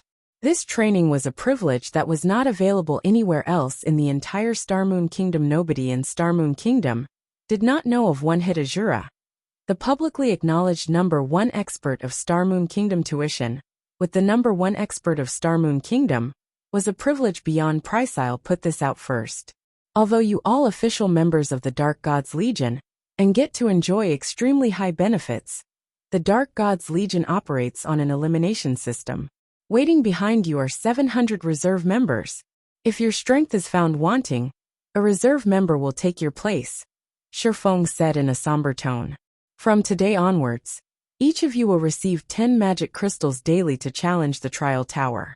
I will rank you based on your battle record in the trial tower. At the end of each week, I will compare the last 30 official members with the top 30 reserve members. The winners will be official members, while the losers will go on the reserve team. Everyone could not help but gasp. The competition was incredibly intense. Up to 30 people might switch out each week. However, everyone was also shocked at Zero Wing's generosity. The Dark Gods Legion had 300 members in all. If every member could spend 10 magic crystals a day, that meant that Zero Wing would expend a total of 3,000 crystals, or 600 gold daily. This outlay was simply inconceivable. Even a first-rate guild did not boast such frightening financial resources. What no one knew was that, even if Zero Wing had that much money, it was impossible to purchase so many magic crystals. Currently, the various large guilds were treating magic crystals like strategic resources. They would not sell any of their magic crystals at all. One could only purchase a small amount from independent players. However, even before the release of the Divine Colosseum, Sherfong had already tasked Melancholic Smile with purchasing magic crystals in bulk. They had spent practically all the coins they earned stocking up on magic crystals. Currently, the Candlelight trading firm had several warehouses full of magic crystals. Alright. I forgot to mention one more thing. The top 30 people will receive an invitation to undergo training together with the guild's top-tier experts. Sherfong laughed. I believe that all of you have probably heard how Zero Wing has a special training ground. Whether you will be able to go there and train will depend on your efforts. Guild leader, you're not tricking us, right? Can we really go to that place? Many Dark Gods members asked in anticipation. They had indeed heard that Zero Wing possessed a specialized training facility in the real world. There, one could ramp up their combat techniques. One could also learn the rumored advanced combat techniques and become a true top-tier expert. Originally, training at that place was a privilege available to only a limited number of core members. Nobody had expected that even official members of the Dark Gods Legion could receive such a treatment. As long as you can enter the top 30, you can naturally go. Sherfong shook his head and laughed. The Big Dipper Training Center completed the renovation of the Greenwater Villa only recently. The villa was outfitted with all kinds of training apparatuses and could now accommodate more people. Otherwise, he really would not be able to extend its use to the members of the Dark Gods Legion. When Sherfong was done speaking, the atmosphere inside the private room instantly changed. Everyone there was flushed with fighting spirit, and they could not help but want to dash to the trial tower right this instant to raise their rankings after Shifeng distributed the magic crystals and concluded the meeting.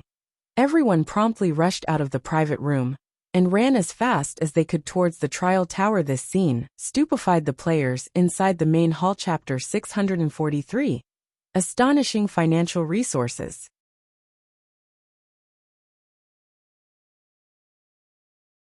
Chapter 644. Secret Competition. How rich is Zero Wing? They're actually sending so many people to the trial tower all at once. They should be members of the newly formed Dark Gods Legion. I heard that the benefits they receive are only beneath what Zero Wing's main force enjoys. Being a guild's core member must be great. They get to enter the trial tower every day. On the other hand, independent players like us can only enter once in a long while. I know, right? Magic Crystal's drop rate is simply too low in party dungeons. It's only higher in team dungeons. As expected of the #1 guild of White River City, even Overwhelming Smile can only send 200 members each day, while Heaven's Burial only sends 100 members. On the other hand, Zero Wing is sending 300 people in one go. Moreover, they are only members of the Dark Gods Legion. Everyone was incredibly jealous. Only the members of large guilds had access to such a large supply of magic crystals each day. Independent players had to struggle just to obtain a single crystal. As for small guilds, although they could also afford to supply their members with magic crystals, they could not afford to offer a large amount every day. One could gauge a guild's financial strength in White River City by the number of members that entered the trial tower. What's so amazing about Zero Wing?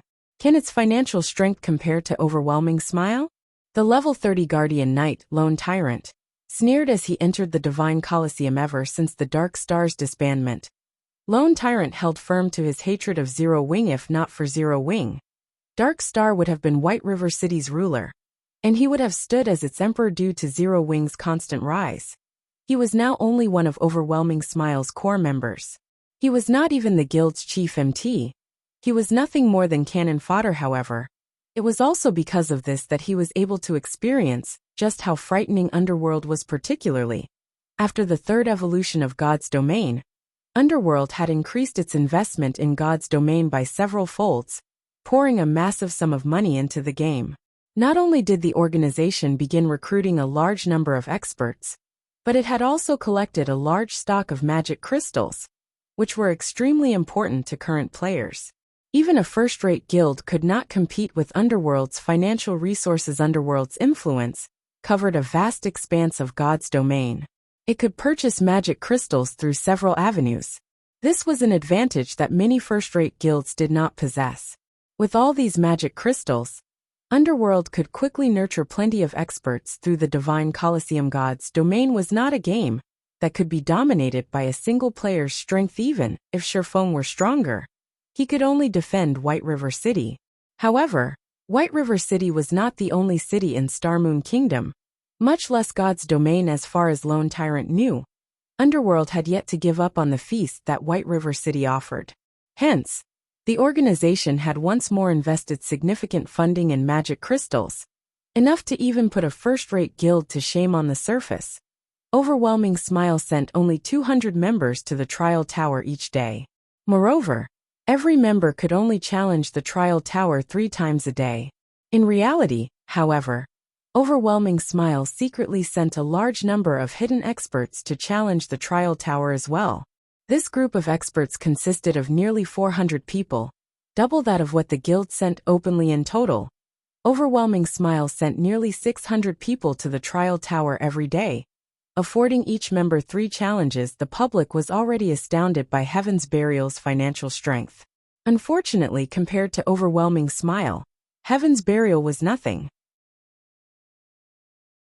After including the additional resources that War Wolf and his group of top-tier experts had received, Overwhelming Smile was spending nearly 2,000 magic crystals every day.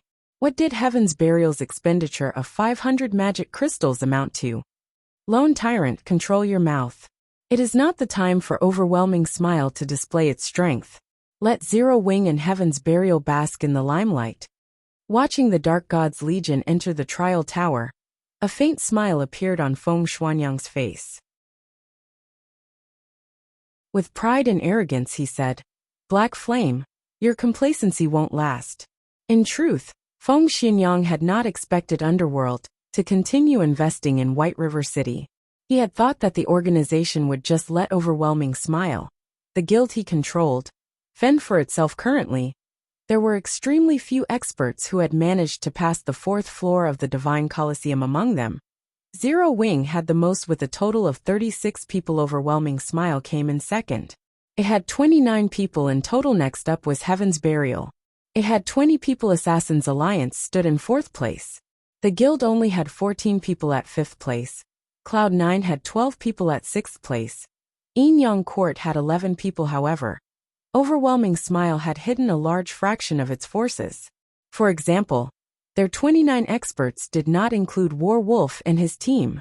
In reality, the guild had more than 50 people who had passed the 4th floor. Overwhelming Smile had long since surpassed Zero Wing by leaps and bounds. Moreover, as time passed, that number would only increase. Soon, it would be Overwhelming Smile's turn to rule over White River City. While the various large guilds in White River City competed over the first clear of a 100-man dungeon and compared their progression in the Divine Coliseum, Shifeng had used the Bible of Darkness to travel to the Evil Ghost domain after his 2-day absence. Shifeng found that District 1 had developed rapidly. The shelter had annexed 6 other shelters and invested all of the soul crystals they obtained into promoting the Lion's Bar, upgrading it to a 2-star bar now. The 100 berry wines production had increased to 50 bottles per day according to Shifeng's arrangements. 20 bottles would be held for District 1's shelter, while he would take the remaining 30 with him. Shifeng had been away for 2 days now, so he had a stockpile of 60 bottles. Shifeng had also brought with him a huge stock of light stones for Blue Frost, and the others. The nights in the dark den were longer than the days. Hence, light stones were far more useful to these players. Having a guild is awesome. I never imagined that we would get our hands on an item like this. Even at night, our top 10 parties will be able to grind safely. Blue Frost expressed his shock as he stared at the light stone in his hand. Not a single shelter in the dark den had anything like the light stones other than grinding and questing. The light stones could also be used during monster attacks to weaken the monsters, making it much easier to defend the shelter. Right. My main goal in coming here this time is to give this to you, Shifeng said as he retrieved the Chapter of Shelter from his bag. The Chapter of Shelter was an item that could promote a shelter by a single rank, up to a maximum of large shelter. When everyone saw the Chapter of Shelter, they were stupefied. Up until now, large shelters were something that only guild forces possessed. Although they had thought of upgrading District 1's shelter to a large shelter countless times before, it was simply too difficult for independent players. They would require at least a month to gather the required manpower and resources. That time might be extended further depending on their progression on the quests involved now. However, with the Chapter of Shelter, they could upgrade District 1's shelter into a large shelter without going through all that trouble. They would then qualify to compete for dominance in the Dark Den. Zero Wing was astonishing. Shifeng's generosity had engraved this notion on Blue Frost and everyone else's hearts. The many guild forces in the Dark Den had spent a ridiculous amount of effort to upgrade a medium shelter to a large shelter. They had gathered all of the resources from the shelters under their control and had spent significant time to do so. On the other hand, Shifeng had completed a similar feat by casually revealing a Chapter of Shelter. If the other guild forces discovered this, they would definitely be dumbfounded. Lotus, begin the preparations. We're going to upgrade the shelter, Blue Frost proclaimed, grinning at the Chapter of Shelter in Shifeng's hand.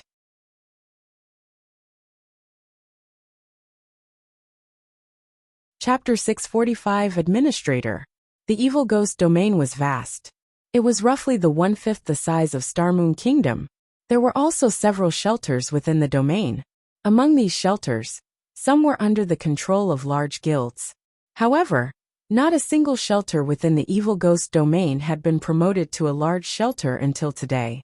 One could just imagine how difficult it was to promote a medium shelter to a large shelter when a medium shelter became a large shelter. Its player capacity increased from 30,000 to 100,000.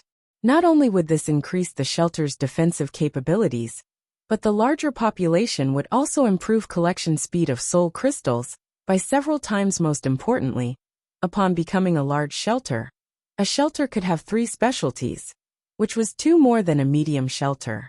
Moreover, these specialties' production volumes would increase significantly. Originally, the 1-star Lion's Bar only produced 20 bottles of 100-berry wine per day.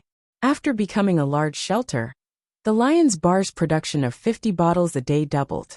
In other words, the 2-star Lion's Bar could produce 100 bottles of 100-berry wine each day. The 100-berry wine was a rare tool that could increase a player's compatibility rate with their weapons for a short time, allowing players to grasp the feeling and subtlety of improved compatibility rates. It was the best item for cultivating experts. The 100-berry wine was far more effective than the trial tower of the Divine Colosseum. Otherwise, with no Divine Colosseums inside the Dark Den, these players would stagnate and fall far behind players elsewhere. Half an hour later, the heavenly crystal pillar inside District 1's shelter released a dazzling red light that shot into the sky. A faint red barrier then began to form around the shelter. For a time, aside from Shi Feng and the others who were currently inside the heavenly crystal pillar, every player was teleported out of the shelter. In the next moment, the shelter began to expand. At the same time, new buildings began appearing, one after another. A short while later, the medium shelter size had increased by 10-fold. When the shelter stopped expanding, a system announcement reached out to every player inside the Evil Ghost Domain. Evil Ghost Domain system announcement. Congratulations to the shelter of District 1 for becoming the first in the Evil Ghost Domain to become a large shelter. Rewarding 1,000 soul crystals to the shelter. All players of District 1 will receive a 2-day protected buff that increases all attributes by 10%. Production volume of the shelter's specialties will be increased by 100% for 7 days. The system announcement excited District 1 stunned players. Our District 1 is too amazing. We actually became a large shelter. We won't have to worry about getting mounts once we reach level 40. Everyone celebrated the new achievement. Currently, the shelter's players were nearing level 40. It wouldn't be long before they reached that milestone. However, upgrading a medium shelter to a large shelter was not achievable in a short amount of time. If they wanted to obtain mounts, they would have no choice but to travel to other large shelters and pay an exorbitant fee to purchase one. Moreover, they had to obtain permission from the ruling parties of said shelters beforehand. Otherwise, they would not be able to purchase a mount even if they could afford one now. However, they no longer had to worry about such problems. They could just buy a mount at cost price from their own shelter. Meanwhile, the various other shelters in the Evil Ghost Domain were stupefied. Normally, to promote a medium shelter to a large shelter, one had to pool the majority of the resources available within a domain and invest a lot of time. Although District 1 was one of the strongest shelters in the Evil Ghost Domain and had annexed several competitors, it should still require a long time before becoming a large shelter. Yet, after only a few days since District 1 began annexing other shelters, it had successfully upgraded to a large shelter. It was simply inconceivable. Contact the leader of District 1's first party, Blue Frost, immediately. Tell him that our District 9 is willing to submit. How did they manage this so quickly? Wouldn't it be more beneficial to join District 1, rather than joining a guild force now? We need to head to District 1 and discuss an alliance. Shortly after the system announcement, the top 10 parties of mini shelters discussed currying favor with District 1 when a medium shelter became a large shelter. It could hold 70,000 more players than before. It could easily fit the population of 2 or 3 medium shelters. If they could obtain a slot for themselves, they would not have to worry about obtaining mounts in the future. They could also enjoy the various benefits only available in a large shelter. Meanwhile, inside District 1's heavenly crystal pillar, Blue Frost and the others were similarly surprised. Although they had expected the shelter's promotion, They had never expected their hold over the shelter to become more powerful all along. The shelter belonged to all of its residents. Meanwhile, the shelter's top 10 parties, only acted as managers. They were not the owners. The managers were determined through contribution shares. If another party possessed more contribution shares than they did, they would be replaced immediately. Normally, this rule held fast even after a shelter was upgraded only. After a shelter's promotion, the top 10 ranking parties would receive a massive amount of contribution shares, making it more difficult for other parties to compete for the top 10 positions. However, while it might be difficult for a guild force to take over a powerful shelter by force, it was not entirely impossible. However, after Shifeng used the chapter of shelter, the management system had changed. Shifeng had become the shelter's administrator, and administrator was far more powerful than the managers. Shifeng could now arbitrarily delist players from District 1, exiling them from the district and the benefits the shelter offered. No other player possessed this authority, of course. This was useless against the shelter's top 10 parties. Moreover, there was a limit to the number of players an administrator could delist each day. Even so, an administrator's authority was plenty frightening. Now they had the ability to remove potential threats easily, preventing other shelters from scheming against their shelter. More importantly, an administrator had the authority to veto a decision. For example, if the top 10 parties wished to construct something, even if all 10 parties agreed, the administrator could voice their refusal, and the matter would end there. Moreover, the position of administrator was unrelated to contribution shares. In other words, even if someone else accumulated more contribution shares than the administrator, they could not replace the administrator. The only way to overthrow an administrator and take over a shelter was to assault the entire shelter and destroy it. However, it was not easy to assault a large shelter. In other words, currently, the shelter of District 1 was under Zero Wing's complete control. Outsiders could not steal it, so the chapter of shelter has such a function as well.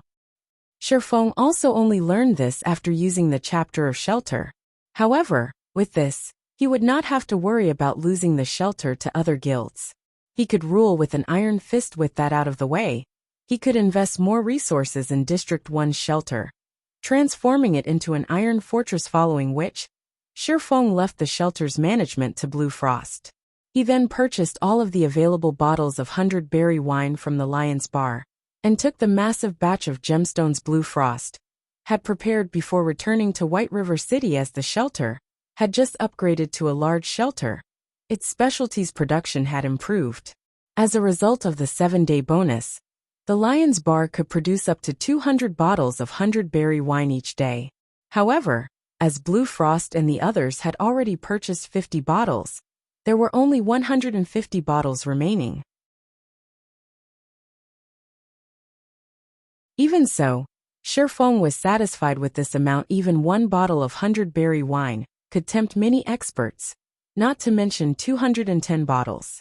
With this many, he could raise the combat power of Zero Wing's core members to a whole new level.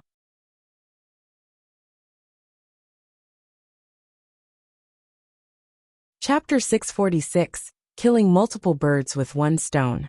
Shortly after Shifeng used a return scroll and returned to White River City, the shelter of District 1 hummed with activity now that the shelter's population potential had increased so drastically.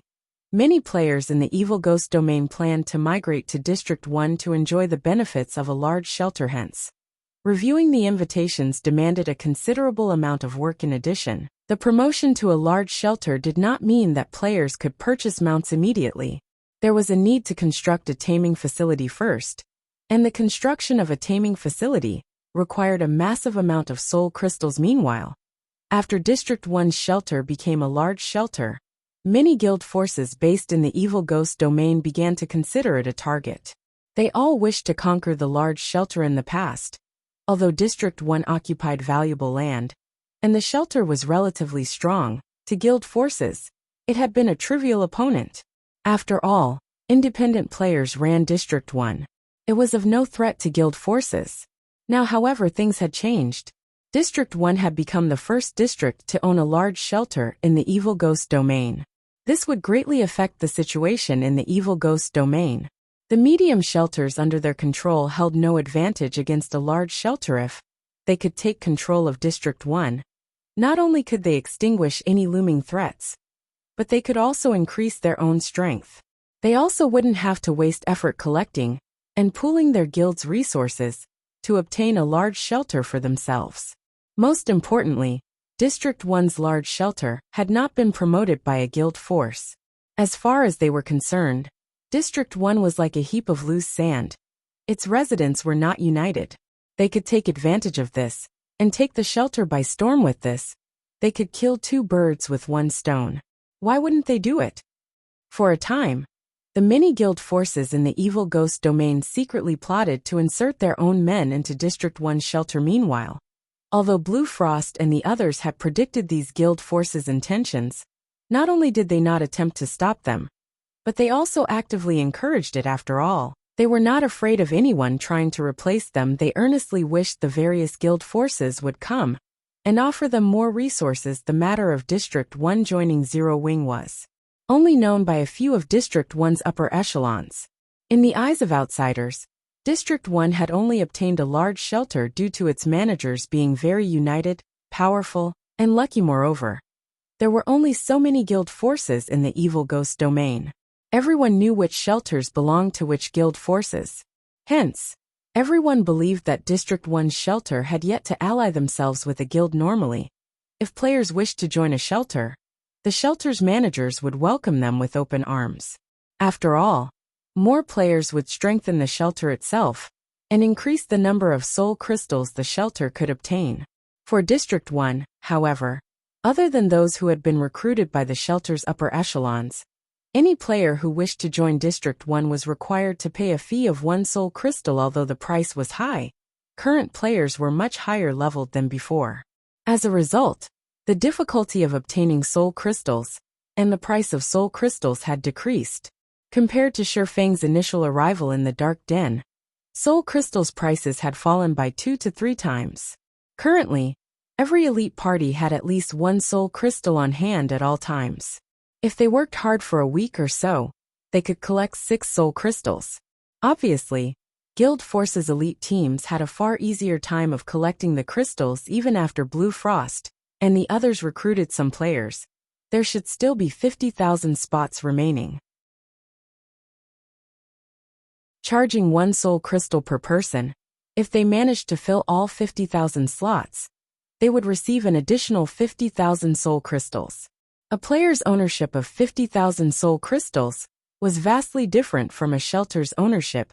Take the Lion's Bar's promotion for example.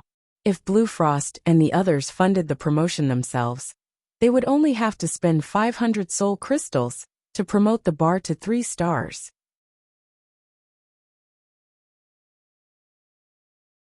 However, if they used the shelter's cumulative resources, they would have to spend 10,000 crystals with 50,000 soul crystals. Not only could they easily construct a taming facility, but they could also construct 2 more buildings that supplied specialties and upgrade both buildings to 2 stars. In addition, they would have enough leftovers to upgrade the Lion's Bar to 3 stars, increasing the production volume of the 100-berry wine once more. Meanwhile, Shifeng had returned with a large stock of gemstones and 100-berry wine. To White River City, gemstones were extremely rare. Ordinary players would be reluctant to embed the gemstones they had obtained into their equipment. If the item were destroyed, the gemstones would similarly be destroyed. Players would generally only embed gemstones in top-tier equipment, as it was a safer option.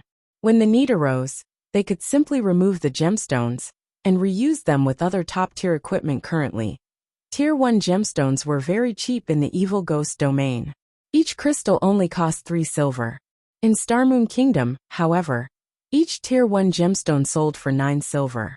As for Tier 2 gemstones, each sold for 30 silver in the Evil Ghost domain, while prices in Starmoon Kingdom fluctuated around 1 gold. Starmoon Kingdom's prices were at least 3 times higher. Shifeng had obtained 30,000 Tier 1 gemstones from Blue Frost. These gemstones had either been secretly purchased from the various shelters in the Evil Ghost domain, or traded for light stones. A single stack contained 20 gemstones. Shi Feng had returned with a total of 1,500 stacks of Tier 1 gemstones, valued at a total of 900 gold, which practically filled his entire bag. As for Tier 2 gemstones, he had not bothered taking any as he had the Philosopher's Stone. Through alchemy synthesis, he could produce Tier 2 gemstones from Tier 1 gemstones after returning to White River City. Shi Feng first headed towards the Candlelight Trading Firm at this point. The Candlelight Trading Firm was the most lively location in White River City. It could be considered the business center of all of Starmoon Kingdom. The trading firm was the organization with the highest number of forgers and other lifestyle classes in the entire kingdom. There were all sorts of player-made advanced products for sale on its shelves. If it were available in Starmoon Kingdom, the Candlelight Trading Firm would almost certainly have it. Only certain exclusive items, such as the overwhelming trading firm's Fire Dragon Potion, were not available, as not even Zero Wing could obtain the designs and recipes for these items. Even so, the wide variety of products they offered was enough to overwhelm players other than Starmoon Kingdom. Thanks to Phoenix Rain's help, the Candlelight Trading Firm had also set up branch shops in the major cities of neighboring kingdoms and empires. The trading firm's daily profits reached several thousand gold. However, this placed a heavy burden on the firm's manager. Melancholic Smile. The Candlelight Trading Firm's ability to earn money far surpassed even first-rate guilds. Only super first-rate guilds and super guilds could rival the trading firm now. However, as time progressed, super first-rate guilds and super guilds would definitely surpass the Candlelight Trading Firm due to their massive range of influence in God's domain. The resources and contacts they possess far surpassed the Candlelight Trading Firm. Although the Candlelight Trading Firm could continue to expand, Zero Wing simply did not possess the required strength and manpower to keep up with it. Fortunately, Shi Feng had long since prepared for this situation. He had not been the guild leader of a second-rate guild in the past for nothing. Since the first day he logged into God's domain in this life, he had been thinking of ways to improve his guild's background and had come up with a series of plans. At this point, his plans had finally produced some results. Shi Feng retrieved the Philosopher's Stone from his personal warehouse and arrived at his exclusive advanced forging room in the Candlelight Trading Firm. He then began to synthesize the Tier 2 gemstones. If he sought out the aid of NPC alchemists to synthesize high-tier gemstones, not only would he have to foot an exorbitant labor fee, but the success rate was also not particularly high. For Tier 2 gemstones, NPCs only had a 30% success rate. Synthesizing a Tier 2 gemstone required 4 Tier 1 gemstones. With acceptable luck, he might obtain 1 Tier 2 gemstone for every 12 Tier 1 gemstones. However, the Tier 2 gemstones was only 10 times more valuable than Tier 1 gemstones. Hence, it was not profitable to synthesize high-tiered gemstones. On the other hand, the Philosopher's Stone in Shi Feng's possession had a 100% success rate for synthesizing Tier 2 gemstones. If he synthesized Tier 2 gemstones using the Philosopher's Stone, he could easily multiply his profit. Naturally, Shi Feng could not let this opportunity escape him. Only Shi Feng's goal was not to earn money. Tier 2 gemstones have already become a mainstream item among large guilds. If I want Zero Wing's main force to clear a 100-man dungeon even a day sooner, I will have to set Tier 3 gemstones as the standard. Shi Feng took out his Tier 1 gemstones and began the alchemy synthesis.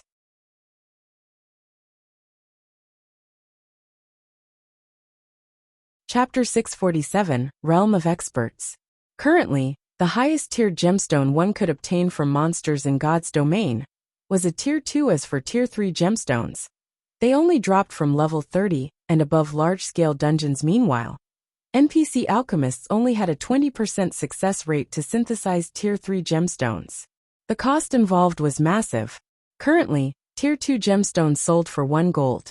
Ignoring the labor fees, and with average luck, one would require at least 20 Tier 2 gemstones to synthesize a Tier 3 gemstone. The cost alone was 20 gold. It was simply not realistic for a guild to supply its main force with Tier 3 gemstones. However, The attributes Tier 3 gemstones provided were significantly higher than Tier 2 gemstones. Tier 1 gemstones only increased a single attribute by 3 points. Tier 2 gemstones increased a single attribute by 6 points. As for Tier 3 gemstones, they increased a single attribute by 12 points. If one embedded every piece of equipment they had with Tier 3 gemstones, it would be the equivalent of wearing an additional piece of top-tier equipment. This would significantly increase a player's combat power to the large guild's main forces. Upgrading attributes was limited because their equipment had already reached a certain level. If an ordinary player swapped out their full set of bronze equipment for a full set of mysterious iron equipment, their strength would rise by a single level. However, a large guild's main force usually wore the highest quality equipment they could get their hands on. If it were not dark gold rank, then at the very minimum, they would wear fine gold rank. Hence, it was extremely difficult to upgrade their equipment. If they could receive a bonus to their attributes that had as large of an impact as another piece of dark gold equipment, it would make a huge difference without rest. Shifeng spent half the day synthesizing Tier 2 gemstones. In the end, he transformed the 30,000 Tier 1 gemstones into 7,500 Tier 2 gemstones. The success rate for synthesizing Tier 3 gemstones is actually as high as 80%.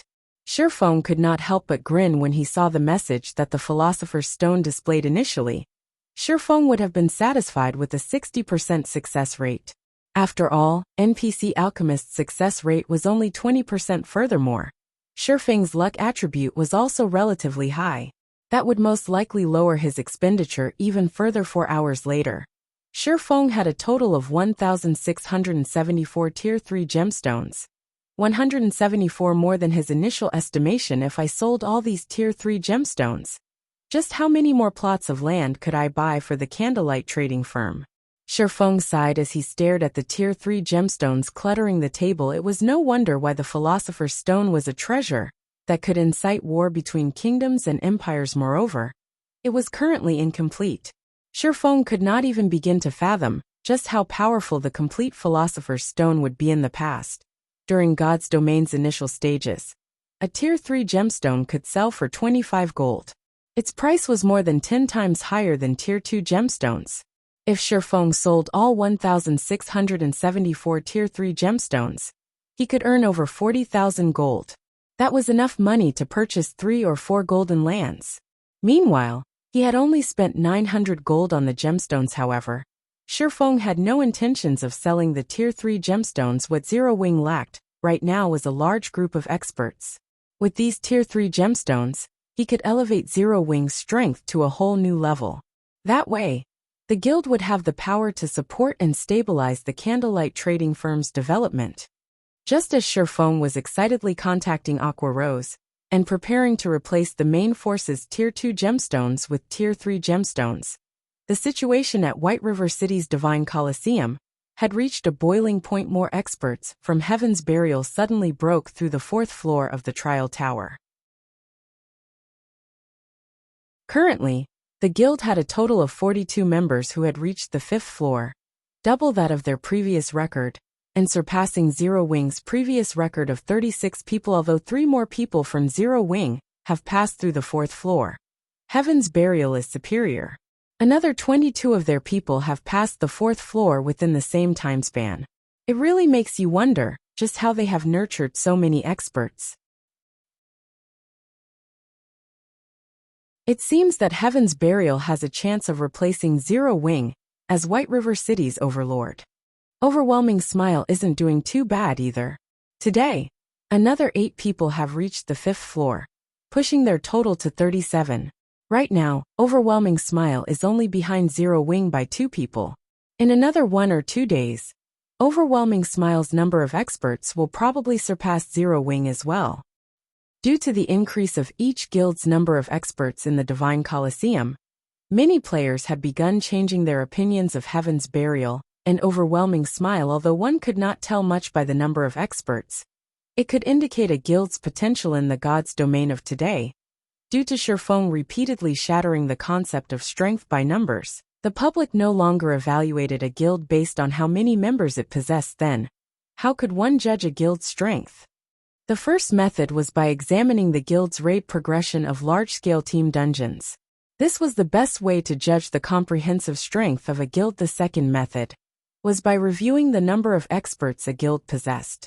At present, passing the fourth floor was the commonly accepted standard for an expert very quickly. This matter attracted the attention of the various large guilds in White River City originally. Zero Wing had been White River City's sole ruler. Now, however, it would seem that 3 rulers would sit on the city's throne. Heaven's Burial, in particular, was very mysterious.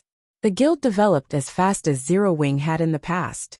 Even the famous Ghost Shadow Workshop had joined Heaven's Burial. One could just imagine how powerful the guild's backing was previously. Zero Wing had relied on Sherfeng to shoulder its success.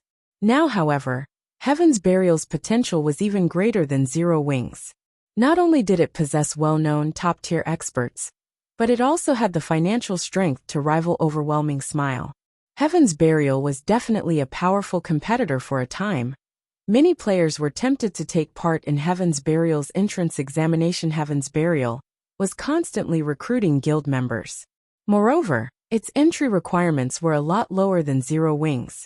If they joined Heaven's Burial now, by the time the guild grew into its power and became White River City's overlord, their statuses would rise with the tide. It was just like the Zero Wing of today. Currently, even a normal member of Zero Wing was enviable. Zero Wing's guild residence. The members of the main force had gathered in the conference hall after receiving Sherfeng's summons. At this moment, they discussed events among themselves. Did guild leader summon us because of the Divine Colosseum? Probably.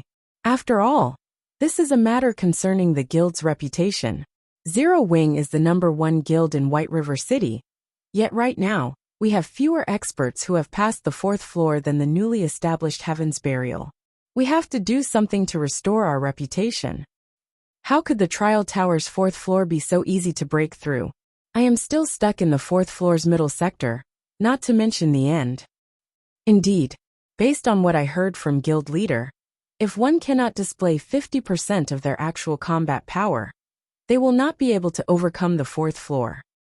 Everyone felt disheartened when they spoke about the Divine Colosseum's Trial Tower. They all were members of Zero Wing's main force, and were the envy of ordinary players.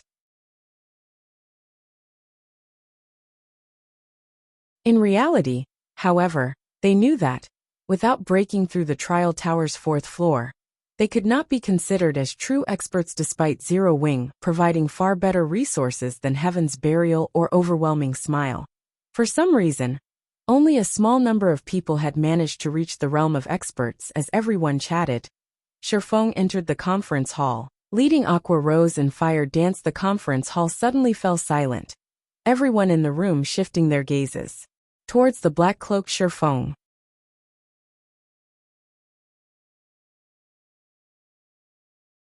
Chapter 648, Rapid Improvement. As Sherfeng appeared, the atmosphere inside the conference all became extraordinarily heavy. The benefits that this Zero Wing team enjoyed were far more generous than what Overwhelming Smile and Heaven's Burial offered. Not only had everyone received their own rooms, allowing them to store up the double EXP buff easily, but they also had access to an extravagant number of magic crystals. Each of them received 10 magic crystals each day. This was double what Heaven's Burial's main force received. Yet, in the end, Heaven's Burial had more members reach the 5th floor. If the public learned about the benefits that Zero Wing's main force enjoyed, they would ridicule the team as a bunch of trash. Knowing this, everyone had prepared themselves to receive Sherfeng's scolding. Sherfeng took his seat on the guild leader's throne. Without saying a word, he took out a cyan wine bottle and placed it on the table. Everyone shifted their gaze to the bottle curiously. The wine bottle's information displayed the name, 100 Berry Wine. It was only a bottle of wine. Guild leader, you're not forcing them to get drunk as a punishment, are you? Aqua Rose could not figure out what Sherfeng intended to do. At this moment, rather than admonishing everyone for their arrogance, which had led to their complacency, Sherfeng instead revealed a bottle of fine wine. Just what was he trying to do? I am not that extravagant. Sherfeng shook his head and laughed. I've prepared this bottle of 100 Berry Wine as a reward. As for the matter regarding Zero Wing's performance falling behind Overwhelming Smile and Heaven's Burial, it had not surprised Sherfong whatsoever. These two guilds were not as simple as they appeared. Both guilds had been recruiting talents from everywhere, not just White River City. In addition, both guilds possess powerful backgrounds with long histories. Now that these two guilds had familiarized themselves with God's domain, their advantage began to reveal itself. It would still be a while before a newly established guild like Zero Wing would catch up to these two. This was also why first-rate and second-rate guilds looked down on upstart guilds like Zero Wing every time a new game came out. Many upstart guilds would appear. They rose very quickly and fell very quickly. These newly recognized guilds were like the nouveau riche. How could they possibly compare to the wealthy aristocrats who had been tested over time? Only those capable of withstanding the test of time were able to set foot into this realm. Reward? Everyone curiously stared at the bottle of 100-berry wine on the table. Every player here was a core member of Zero Wing. They would usually have plenty of excess money to spend, and normally, they would treat themselves at high-class bars and restaurants. After all, the food and wine that these establishments served were far superior to those in the outside world. It had become a trend for many wealthy princes and princesses to dine at these establishments. However, despite frequently enjoying those delicacies, none of them had ever heard of a wine named the 100-berry wine. Moreover, what could they do with only one bottle of wine? This 100-berry wine can assist you with improving your combat techniques. I doubt any of you will take my word for it, so I intend to allow each of you to test it. Everyone will receive one bottle. When you have reached your limit inside the trial tower, drink the whole bottle. At that time, you'll see what I mean. Sherfong laughed. He then took out another 99 bottles from his bag. After this, if any of you want the 100-berry wine again, that will depend on your improvement speed and strength. Once every 3 days, I will reward at least one bottle to the top 10 ranking members in the trial tower. The first place will receive 3 bottles, second and third will receive 2 bottles, and the rest will receive 1. The top 10, to improve the most during the 3 days, will also be rewarded. At that time, how many bottles you receive will depend on your own ability. Although Sherfong wished to supply everyone with a bottle of 100-berry wine, enabling them to search for that feeling, the wine's production volume was simply too low. He could only offer it to very few of the guild's elites. Guild leader, can this item really improve a person's combat techniques? Aqua Rose also knew quite a bit about God's domain. However, she had never heard of an item capable of improving a player's combat techniques. If the 100-berry wine was truly capable of such a feat, the rest of the team similarly doubted Sherfang's claim. Improving combat techniques was not something that could be done overnight. The process involved a lot of learning and practice. The Divine Colosseum's trial tower also offered suggestions on how to improve one's combat techniques. Although the guidance was minimal, everyone considered it very helpful. You'll find out once you test it. Sherfong smiled, not bothering to explain. Inside the Divine Colosseum, in order to promote their guilds, Heaven's Burial and Overwhelming Smile publicized their battle videos through the screens in the Colosseum's main hall for free. Many players took the time to study these videos. Zero Wing's members are here. Are they trying to wrestle back their glory? Probably. However, the likelihood of them succeeding is slim. Some time ago, a few more experts from Heaven's Burial and Overwhelming Smile broke through the 4th floor. Currently, Heaven's Burial has 49 people who have reached the 5th floor. The guild even has 8 people who have reached the 6th floor. Their position as White River City's #1 guild is solid now. Meanwhile, Overwhelming Smile is closely following behind, with 45 people who have reached the 5th floor, and 6 who have reached the 6th. Both guilds are way above Zero Wing, who only has 39 people on the 5th floor, and 4 on the 6th. Many players were not optimistic about Zero Wing's chances. Whether it was the members of the guild's main force, or the Dark God's Legion, both had already challenged the trial tower today. I never thought that there would be a moment when Black Flame would panic. However, his actions only bring him more despair. Seated in a room on the 2nd floor, Feng Xianyang quickly noticed Sherfong enter the Divine Colosseum with the other members of Zero Wing's main force. With excitement filling his eyes, he said, "Go, notify Werewolf's team. It's time to show the public who the true ruler of White River City is." Originally, Feng Xianyang had intended to keep Overwhelming Smile's strength hidden for a little while longer.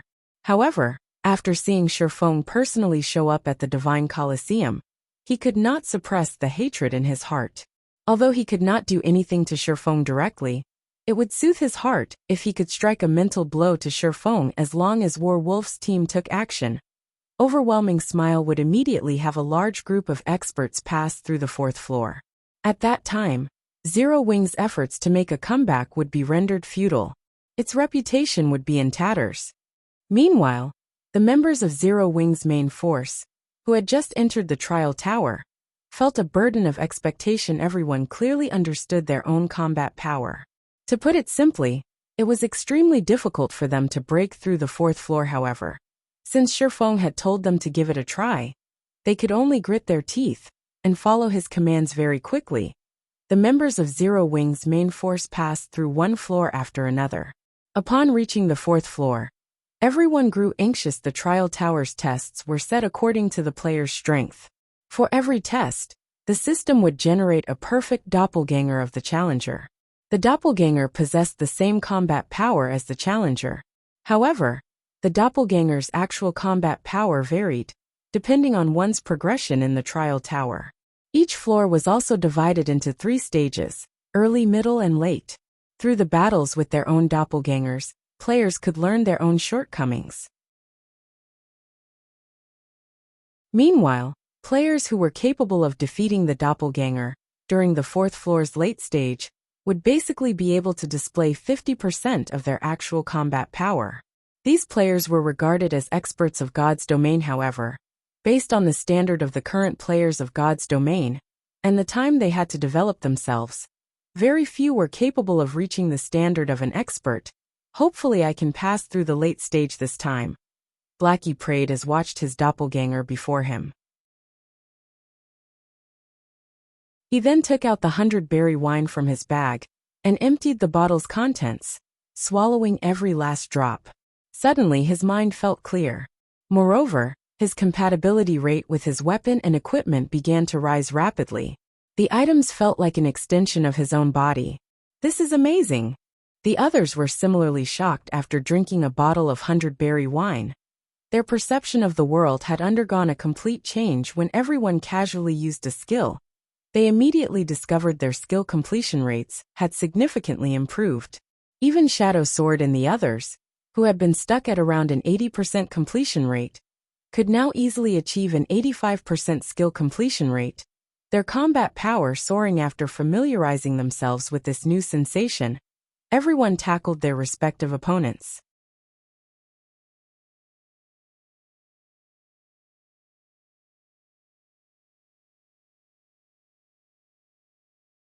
Chapter 649. The Number 1 Guild's Background.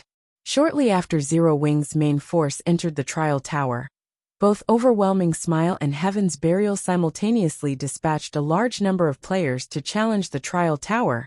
As well, due to the competition between these 3 guilds, the originally quiet Divine Colosseum suddenly grew lively. Many players who had returned to the city to rest had quickly made their way to the Divine Colosseum, hoping to witness this competition's outcome and watch the exciting battle videos compared to the battle videos of normal PvP battles. These battle videos were far more valuable as references. It was especially true for the battle videos after the fourth floor. This was because the system would specifically display the fighting styles of the various classes, making the battle videos much more instructive. Normally, guilds would not release such instructive battle videos to the public, keeping them for their own members. Some experts would even earn money with their battle videos. Other players would have to pay these experts a fee to watch. Many players who wished to improve themselves usually went for this option. As for those who did not wish to spend money, they would come to the Divine Colosseum to observe the battle videos for free. However, that which one can obtain for free lacked value. One would not learn the truly powerful techniques from a free battle video.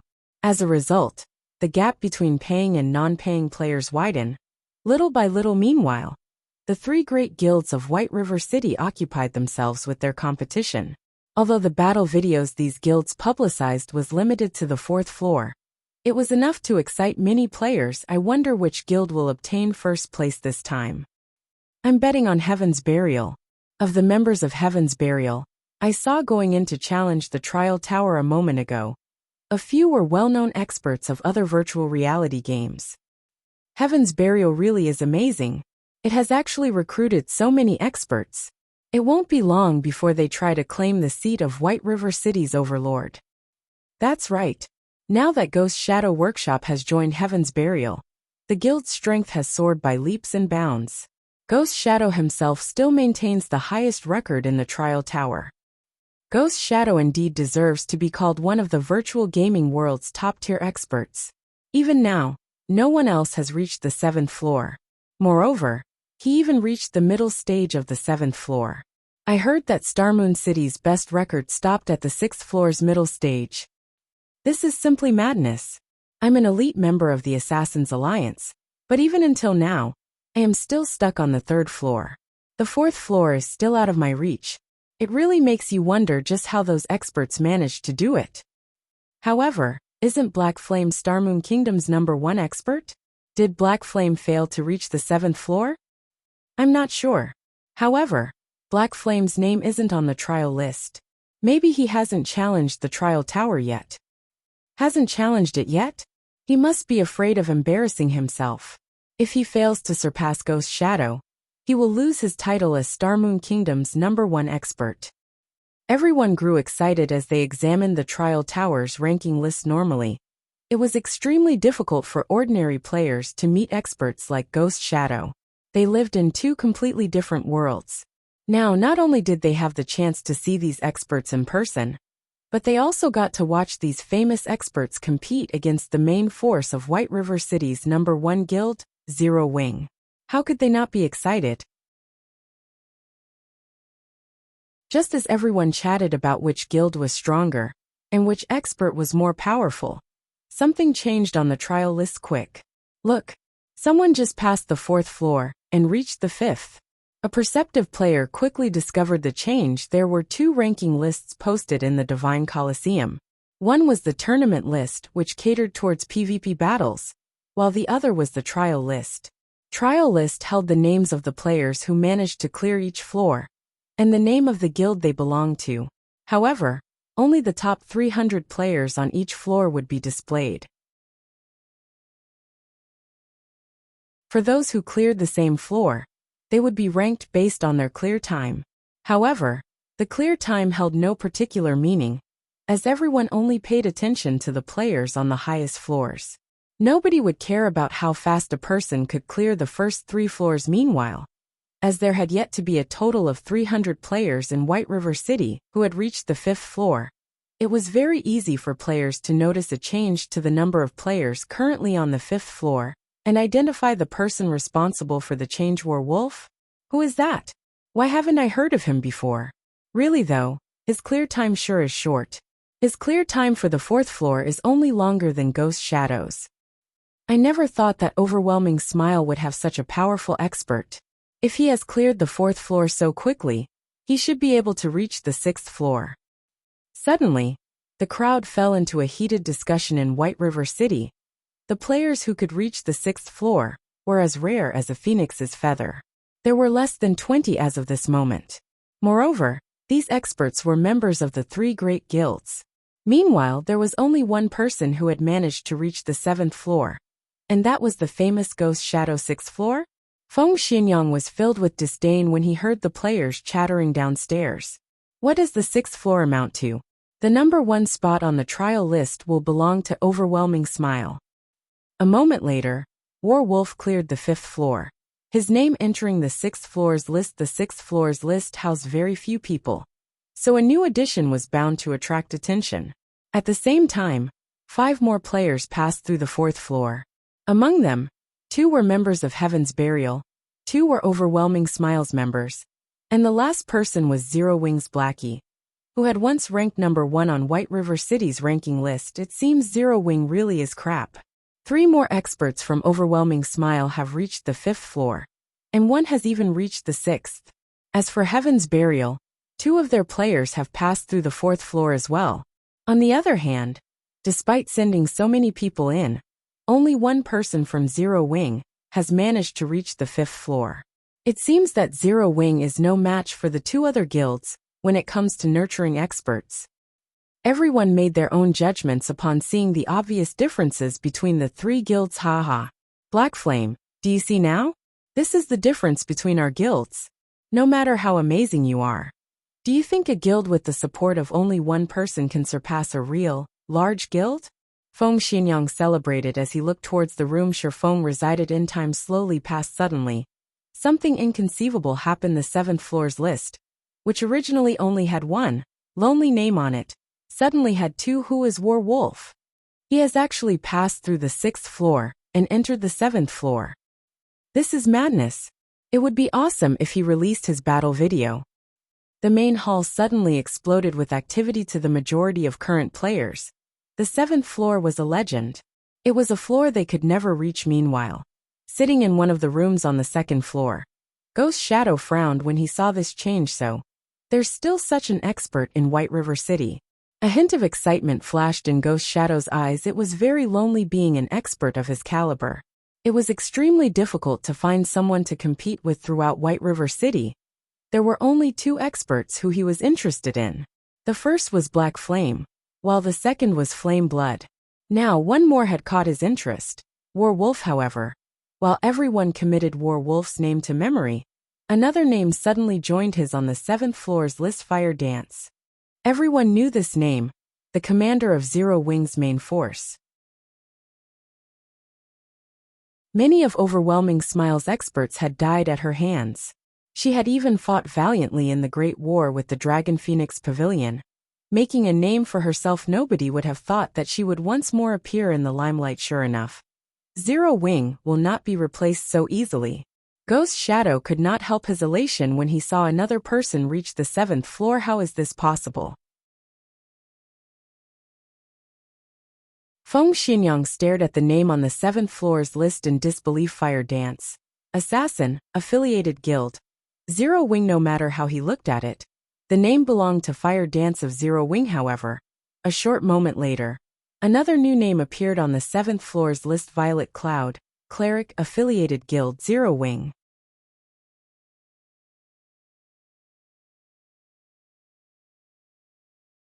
Chapter 650, Breaking the Record. Chapter 650, Breaking the Record. The appearance of a 4th name on the trial list's 7th floor instantly plunged the Divine Colosseum's main hall into silence. Everyone's eyes nearly popped out of their sockets when they saw Violet Cloud's name. How? Feng Xinyang, who occupied a VIP room, also stared slack-jawed. Having lost his previous calm, he could barely accept Fire Dance reaching the 7th floor. After all, she was the commander of Zero Wing's main force. However, he could not bring himself to accept Violet Cloud's victory. Aside from the difficulty of reaching the 7th floor, just the fact that there were 2 people in Zero Wing capable of this success was shocking. Yet, the second person from Zero Wing to reach the 7th floor was not even a combat class. Instead, she was a cleric, one of the healer classes. It was commonly known that, out of the 12 main classes in God's domain, the healer classes possessed the weakest combat power. It was also a lot more difficult for healer classes to advance in the trial tower, as most of their skills focused on healing rather than dealing damage. Hence, healers never ranked particularly high in the trial tower. Yet, Violet Cloud, a cleric, had actually managed to reach the 7th floor. However, what everyone did not know was that, in reality, Violet Cloud possessed a hidden class. She was not purely a cleric. Regarding combat capabilities, Violet Cloud was slightly stronger than ordinary combat classes. Moreover, Violet Cloud had a bit more control over her own body than Fire Dance. Since Fire Dance had reached the 7th floor, Violet Cloud would naturally be able to do so as well. One could say that this was expected when comparing top combat power. It was obvious, with a glance, which guild was superior. Zero Wing grasped a complete victory. Zero Wing really is the #1 guild. They actually have 2 top-tier experts capable of reaching the 7th floor. If Black Flame also competes, Zero Wing will most likely have 3 people on the 7th floor. Even Overwhelming Smile and Heaven's Burial combined are no match for Zero Wing. But it's still too early to determine anything. Zero Wing has always had many top-tier experts. It is reasonable that they are superior to Heaven's Burial and Overwhelming Smile in this aspect. However, a guild cannot survive by relying on a handful of people. It has to rely on its main force, the guild's backbone. Take a look at Zero Wing's backbone. It is clearly inferior to the other 2 guilds. Zero Wing's potential is still no match for the other 2. We are no longer living in the past. Before, Zero Wing was White River City's absolute overlord. Now, however, just look. The person occupying the top 1 position on the trial list is Heaven's Burial's Ghost Shadow. Zero Wing might not necessarily hold the overlord's seat in the future. Many players in the main hall began discussing the matter, and the majority did not have a favorable view of Zero Wing's future. A guild had to depend on a powerful team for support. Even if an individual was stronger, how much of a difference could they make by themselves? Not to mention, Zero Wing had yet to obtain the number 1 position on the trial list, right? This should be Zero Wing's last remaining card. What's there for me worry about? White River City will definitely be mine. Feng Xianyang calmed himself down. He had too much riding on White River City. At this point, he had already invested everything he had into White River City. As long as he succeeded, he would become the first heir to his family after being repeatedly defeated by Zero Wing. It had become an instinct of sorts to worry, however.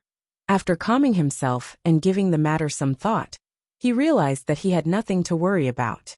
There were only so many experts in Zero Wing. On the other hand, in order to take control of White River City, Underworld had invested blood and sweat, and had sent the experts it recruited from all over the virtual gaming world to White River City. With White River City under its control, how could Zero Wing possibly hope to compare with Underworld when it came to recruiting talent? This was only the beginning. Now that Overwhelming Smile had surpassed Zero Wing in terms of their respective guilds' backbones, in the future, this gap would only grow. It was only a matter of time before Overwhelming Smile took control of White River City. Time gradually ticked by. Although it had been quite a shock to the spectators that 2 people from Zero Wing had reached the 7th floor, everyone's attention quickly shifted back to the 5th floor's list. To ordinary players, reaching the 7th floor was an impossible dream. The 5th floor, on the other hand, was not completely out of their reach.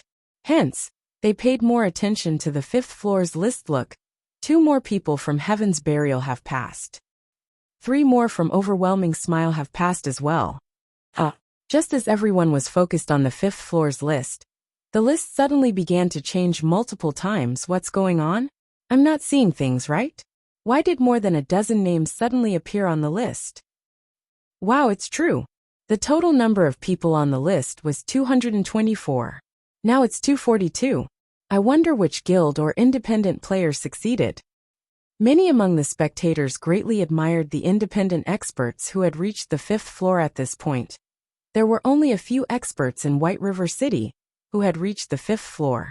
If one were an independent expert, large guilds would shower them with invitations and various offers.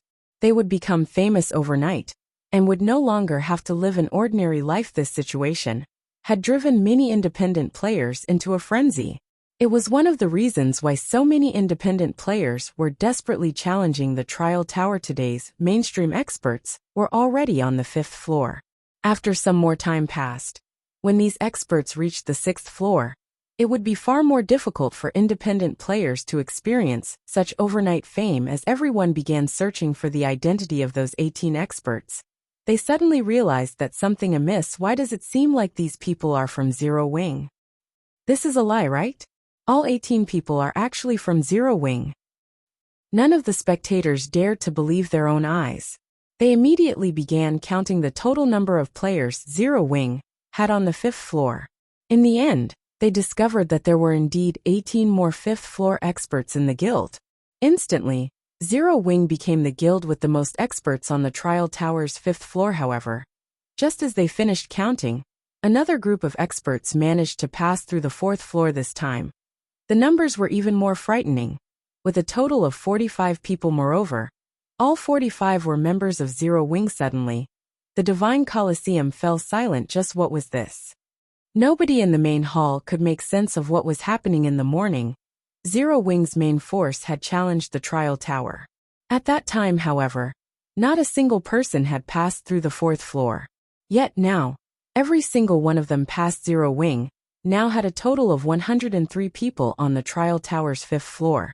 Far ahead of Heaven's burial, an overwhelming smile. Impossible. This is not possible. Something must have gone wrong with the trial tower.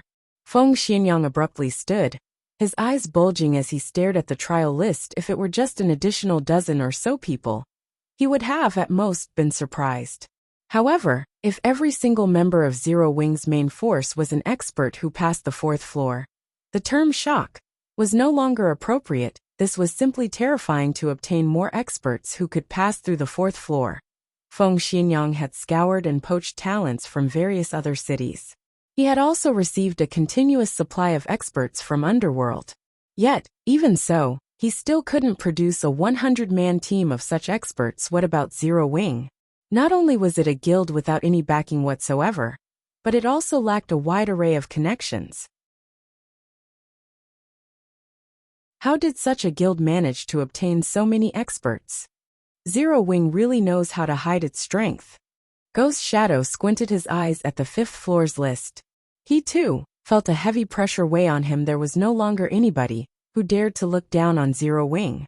Nobody dared disparage the guild anymore, claiming that its position as White River City's overlord was no longer stable. What a joke. If Zero Wing's entire main force consisted of fifth-floor experts, which guild in White River City could contend with it? Not to mention White River City, even in all of Star Moon Kingdom, there was not a single guild that was a match for Zero Wing. However, before everyone could recover from their daze, another change occurred on the trial list's 7th floor this time. However, there was no addition to the list itself. Instead, the rankings had changed. The lofty and overweening Ghost Shadow, who had stood at the very top of the trial list, had fallen. Moreover, he had fallen not just one, but 2 places, taking the 3rd place on the 7th floor. Meanwhile, the 1st and 2nd ranks on the trial tower's 7th floor now belonged to Fire Dance and Violet Cloud, respectively.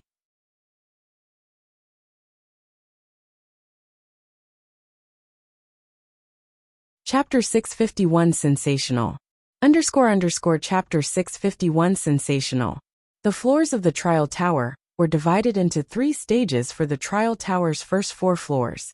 The difference between each stage was small. However, from the 5th floor onwards, the required combat power would increase significantly with each subsequent stage.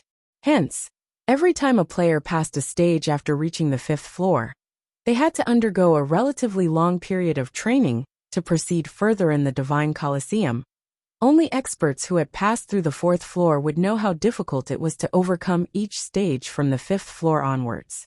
Not to mention, Fire Dance and Violet Cloud had only recently passed the 6th floor.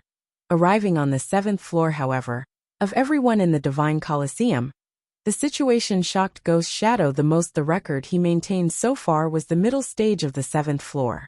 In other words, both girls from Zero Wing had at least reached the 7th floor's middle stage, and had performed better than he had. He knew full well just how difficult the battles on the 7th floor were.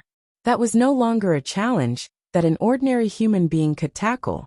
Not only did the 7th floor have a relatively high requirement of 1 skill completion rate, but more importantly, it also required 1 perfect application, executing skills as if they were executing a normal attack. For example, if an ordinary person and a martial arts master were given identical swords, although the weapons were the same, each person's capabilities with the blade were miles apart. Similarly, the combat power each individual could display was miles apart from each other. In this case, skill completion rate was the weapon. The higher the skill completion rate was, the more power the weapon could display. However, how much of that power was actually displayed still depended on the individual's application. Ghost Shadow recognized himself as one of the top players in the virtual gaming world. He was also a talented individual. After coming into contact with God's domain, he had continuously researched and explored ways to better integrate his skills into his basic attacks, displaying the maximum effect of his skills and eliminating any hindrance in battle. Yet now, two little girls had surpassed him so quickly. It was inconceivable. Have they been holding back all this time? Ghost Shadow wondered. In fact, Ghost Shadow wasn't the only one with such thoughts. Everyone wondered. There was no other explanation. Something like a breakthrough in the face of a crisis was legendary. It might be a coincidence if it were just one person, but it was impossible for two people to encounter such a coincidence at the same time. The effect of the 100-berry wine is really impressive. It's a pity that I can only get my hands on so many bottles. Relaxing in a room, Sherfeng nodded and smiled as he watched the trial list. Sherfeng was not surprised that every member had managed to pass the 4th floor. After all, that was the system-acknowledged standard for an ordinary expert. After drinking the 100-berry wine, a player's compatibility rate would increase significantly. Normally, the wine was capable of increasing a player's skill completion rate by roughly 10%, though the effects grew weaker as one progressed. However, to Zero Wing's core members whose skill completion rates hovered around 70%, their skill completion rates would increase to 80% or more upon drinking the 100-berry wine. Normally, one would pass through the 4th floor, so long as they could maintain a stable skill completion rate of 75%. Hence, it was only natural for everyone to reach the 5th floor. Meanwhile, Fire Dance and Violet Cloud were capable of reaching 85% completion rate with their skills. After drinking the 100-berry wine, their skill completion rates could increase to roughly 90%. Although it was only a meager increase of 5%, the power they could display with their skills would improve by 20% or 30%. The basic requirement for reaching the 7th floor was a skill completion rate of 85%, displaying 100% of a skill's effect.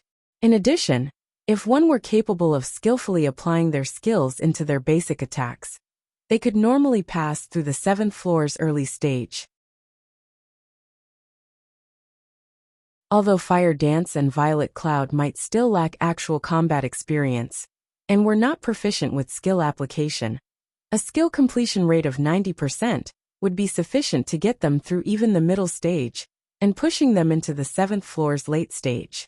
Hence, the fact that the two girls had managed to surpass a veteran top-tier expert like Ghost Shadow did not surprise Sherfeng at all. If Ghost Shadow could achieve a 90% completion rate with his skills right now, at the very minimum, he could set foot on the 8th floor. It's unfortunate that the 100-berry wine only improves a person's combat power temporarily. A person's comprehension depends on the person.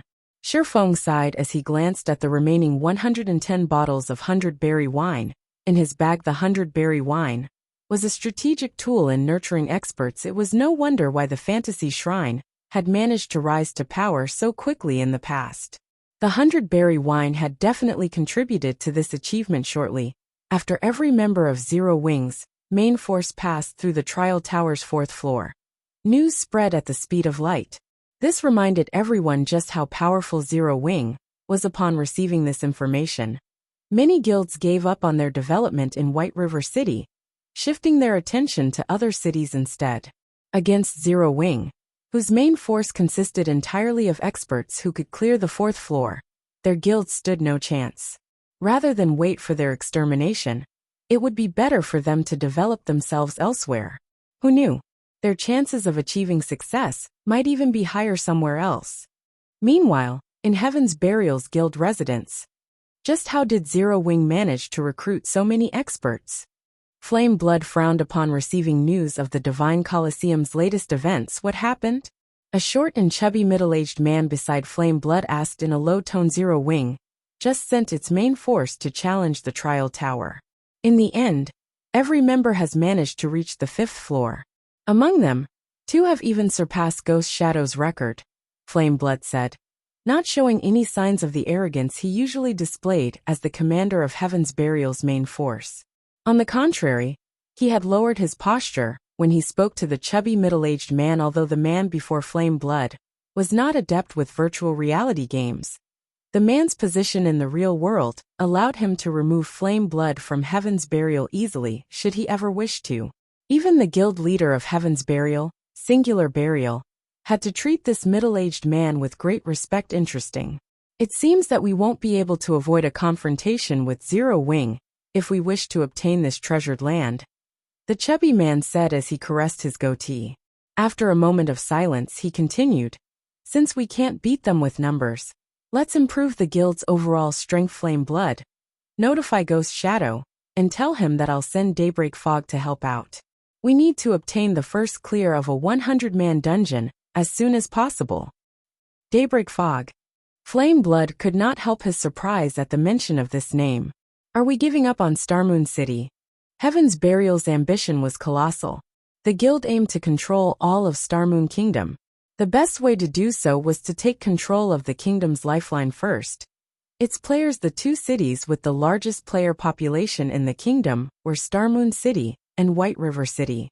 Both also had the largest gathering of elite players. As long as Heaven's Burial took control of these two cities, controlling the rest of the kingdom was only a matter of time. Of these two cities, Flame Blood spearheaded the White River City takeover, while Starmoon City was spearheaded by Daybreak Fog. If one compared these two people's fame, Daybreak Fog was superior. Flame Blood was merely one of the previous year's top 10 newcomers. On the other hand, Daybreak Fog had been one of the top 10 newcomers of the virtual gaming world 2 years ago. Afterward, she had continued to perform magnificently in many virtual reality games. Her fame was only slightly inferior to the Snow Goddess, Gentle Snow, as she had made her debut roughly 2 years later than Gentle Snow had. In terms of strength, Daybreak Fog ranked third within Heaven's Burial. If they really sent Daybreak Fog to White River City as support, with her strength and her team, Heaven's Burial might actually have a chance of clearing a 100-man team dungeon after all. During this period, everyone mostly understood the difficulty of a 100-man team dungeon.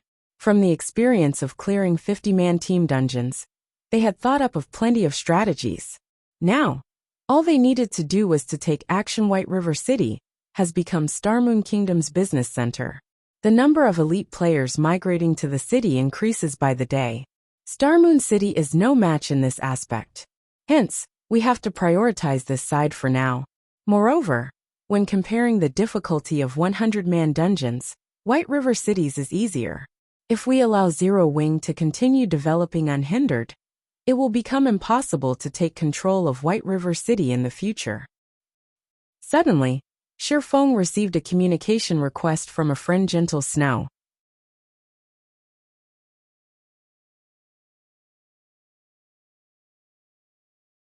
Chapter 652, Azura Mode Dungeon. Miss Snow, long time no see. You look tired, Shifeng said, slightly surprised as he saw Gentle Snow's haggard expression through the video chat. Gentle Snow was a well-known superwoman in the virtual gaming world. She also had plenty of capable subordinates under her. After not seeing each other for only a few days, Gentle Snow looked so exhausted. It was surprising. It had been quite a few years since Gentle Snow had made her debut. She should be quite competent at managing a guild by now. In addition, the majority of Ouroboros's elders supported Gentle Snow right now, so managing the guild should not be difficult. I've been busy with guild affairs these past few days, so I haven't gotten much rest. Gentle Snow laughed softly, sweeping the matter under the rug with a single sentence. Inwardly, she envied Shifeng, who could push the majority of guild affairs onto Aqua Rose. Moreover, he only had to focus on White River City. Ouroboros, on the other hand, was competing over dozens of cities, both large and small. However, these cities were still the least of her problems. Starmoon City was the issue. Ouroboros and the Star Alliance had been consolidating their positions in Starmoon City. In addition to several other powerful second-rate guilds, things had become extremely hectic for Gentle Snow. It was especially true for the 3 upstart guilds that had recently appeared in Starmoon City. Cloud9 and Young Court, Heaven's Burial, all 3 possessed extraordinary backgrounds. They even had multiple guild residences in Starmoon Kingdom's major cities. They were developing as fast as a plague. Among the affected cities, Star Moon City received the greatest impact, and White River City was not far behind particularly. The manager of Star Moon City's Heaven's Burial, Daybreak Fog, was far more difficult of an opponent than even Galaxy Past of the Star Alliance. So far, Ouroboros had clashed with Heaven's Burial dozens of times, the battles ranging from small skirmishes to large-scale battles. Although Gentle Snow still held the advantage, Ouroboros did not have only one enemy. Both Cloud9 and the Yin Yang court eyed Ouroboros like fresh meat. Ouroboros had already been unstable due to Chao Qinghua's theft of several of the guild's core and elite members. Now, before she could settle the turmoil within the guild, she faced so much trouble. In such a precarious situation, how could set aside time to rest? She had not even upgraded her equipment recently, as Gentle Snow knew that Shifeng disliked playing with words. After their casual greetings, she got straight to the point and said, "We have discovered a hidden treasured land near Star Moon City. The area is rich in magic crystals, and I wish to invite Zero Wing to pioneer this treasured land by our side. Are you interested?"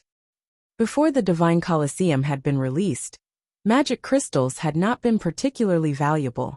Now, however, they were a strategic commodity that every large guild fought over frantically. Although every large guild had a large number of players and was capable of dispatching many teams to raid dungeons each day, team dungeons could only be raided once every 3 days. There were only so many team dungeons available. They could not acquire nearly as many magic crystals as they consumed. Meanwhile, if there was another option, other than team dungeons, for one to obtain magic crystals, this was not an opportunity one could miss. A hidden treasured land? When Shifeng heard these words, the first place that popped up in his mind was the Stoneclaw Mountains. In the past, when Stoneclaw Mountain had been discovered, it incited a great war between every guild in Star Moon Kingdom. The war had been the first kingdom-level war in Star Moon Kingdom. Hundreds of guilds involved themselves, all wanting to get their hands on a share of the profits that war had caused every guild in Star Moon Kingdom to suffer massive damages. Moreover, Ouroboros and the Star Alliance had even started an all-out war with each other. In the end, taking advantage of the situation, Heaven's Burial, the Yin Yang Court, Cloud9 and several other second-rate guilds had banded together to form a massive alliance and took over the Stoneclaw Mountains, splitting the profits. Afterward, any players who wished to enter the mountains were required to sign a contract, agreeing to hand over 30% of the magic crystals they harvested. In addition, players were required to pay a fixed fee before they could enter. The various large guilds then split the profits. The Stoneclaw Mountains was a regional dungeon that had formed a space of its own. However, it was not just any dungeon, but an Azura mode dungeon. Ordinary team dungeons were divided into 3 difficulties: normal, hard, and hell. However, regional dungeons were divided into 5 difficulties: normal, hard, hell, Azura, and God. The Stoneclaw Mountains existed within the 4th difficulty level of regional dungeons. The dungeon was level 30 to level 49. In other words, only players that were within the range of level 30 to level 49 could enter the dungeon. Unlike team dungeons, however, there was no limit to the number of players who could enter. It was like White Fog Canyon. Inside the dungeon, players could obtain items that were normally unattainable elsewhere. In White Fog Canyon, players could obtain Starfire, or that increased the success rate of forging. There was also the Warfire set equipment. Unfortunately, Shifeng had already ruined White Fog Canyon. As of this moment, the level 35 Great Lord, Anubis's gatekeeper, still roamed the map. As a result, no players dared to approach. Meanwhile, White Fog Canyon was merely a hard mode regional dungeon, whereas the Stoneclaw Mountains was an Azura mode regional dungeon. Survival was far more difficult in the Stoneclaw Mountains. However, magic crystals were vastly important. They must be obtained, regardless of the sacrifices. Even Zero Wing was no exception to this. Currently, several guilds from Star Moon Kingdom are contesting over the rights of this hidden treasured land.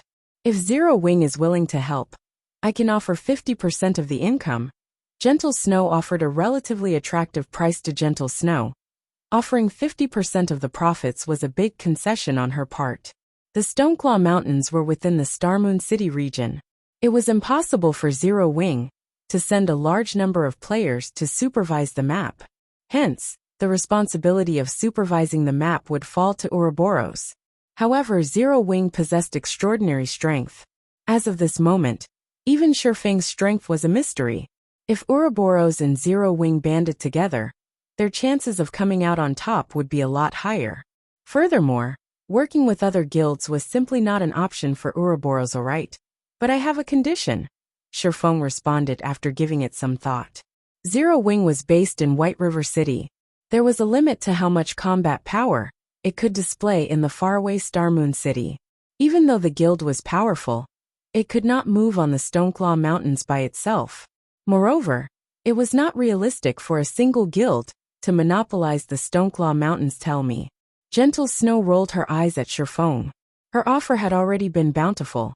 Yet Shifeng still had conditions of his own. It's not really a condition. I just need Ouroboros to help me obtain some materials. I'll even purchase them for 20% above market value. Shifeng laughed. He currently had very few of the materials required to construct the stable and teleportation magic array. It would take a long time to gather the necessary materials if he relied on Zero Wing. However, it would be much easier if he used Gentle Snow's connections to purchase the materials, because most of these materials could only be obtained by large guilds. It was practically an impossible task for independent players. Yet even if he tried purchasing these materials, other guilds would only sell them to their allies. Give me the list, then. Gentle Snow released a sigh of relief upon hearing Shifeng's condition. She had thought Shifeng intended to take advantage of her current predicament, but it turned out that he still had some humanity left in him. I'll send it to you now. Shifeng then sent a list of the materials required to construct the stable and teleportation magic array to Gentle Snow. You really are daring. Most of these materials are rare drops from large-scale team dungeons. Although my guild can obtain some, 20% above market value is too cheap. I'll need 50% at least. Surprise flashed across Gentle Snow's eyes when she read the list Shifeng had provided. Even if she worked with the Star Alliance, the two guilds could not gather all the materials listed. The cost alone was more than 2,000 gold. Okay, just get them as soon as possible. Shifeng did not care about spending a little more money. If he could get his hands on the materials, he could earn back the money in the blink of an eye. Hearing Shifeng's lack of hesitation, Gentle Snow was slightly shocked. A 50% increase in price would mean more than 3,000 gold. Even to a first-rate guild like Ouroboros, that was a massive amount of money. Yet, Shifeng thought nothing of it after both sides established a contract. Shifeng contacted Aqua Rose and the others, instructing them to gather the Stoneclaw Mountains could only be dealt with sooner, and not later. The earlier they occupied a favorable location, the greater their advantage would be when the war began.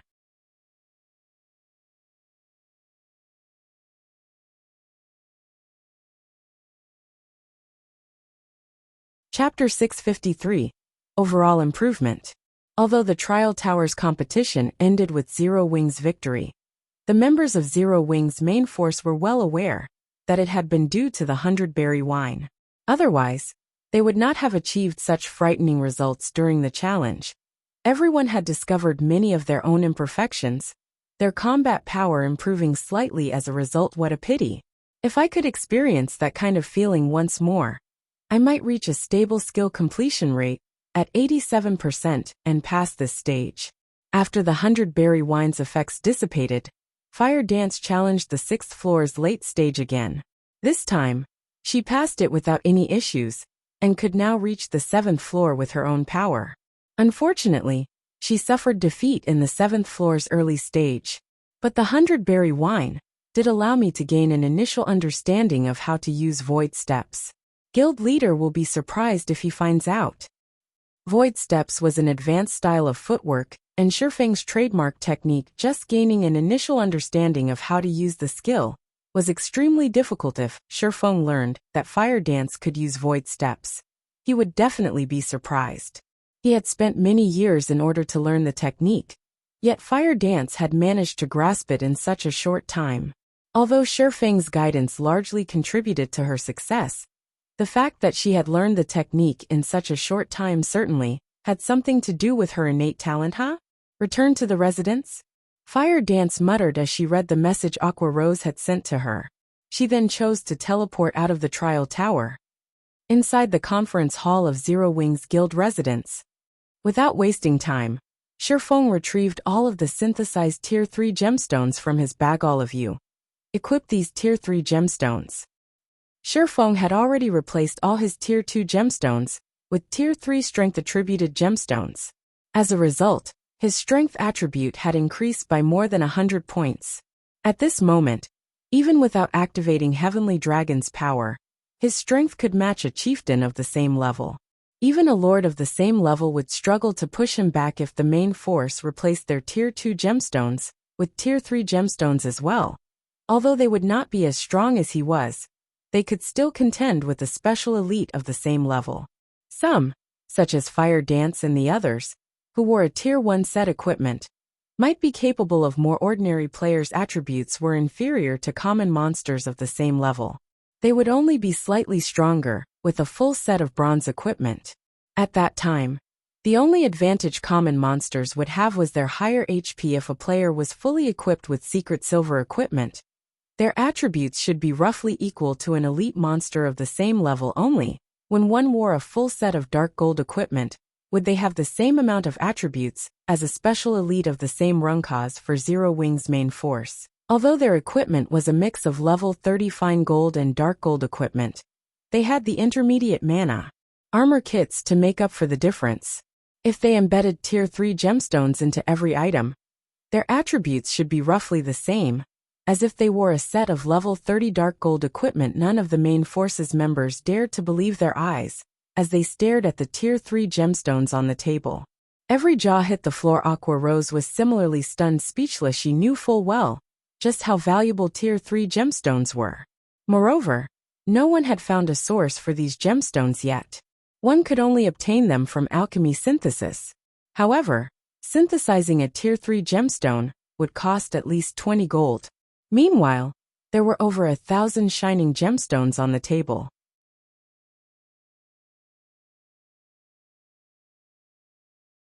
In other words, the gemstones scattered across this table were worth over 20,000 gold at the very least. Were in a hurry, so equip them quickly. Shifeng had already received a status report about the Stoneclaw Mountains. Although things seemed calm on the surface, and the various guilds were busy killing monsters and grinding for magic crystals, the number of guild players gathering in the mountains increased by the minute. Every guild was rapidly mobilizing their forces.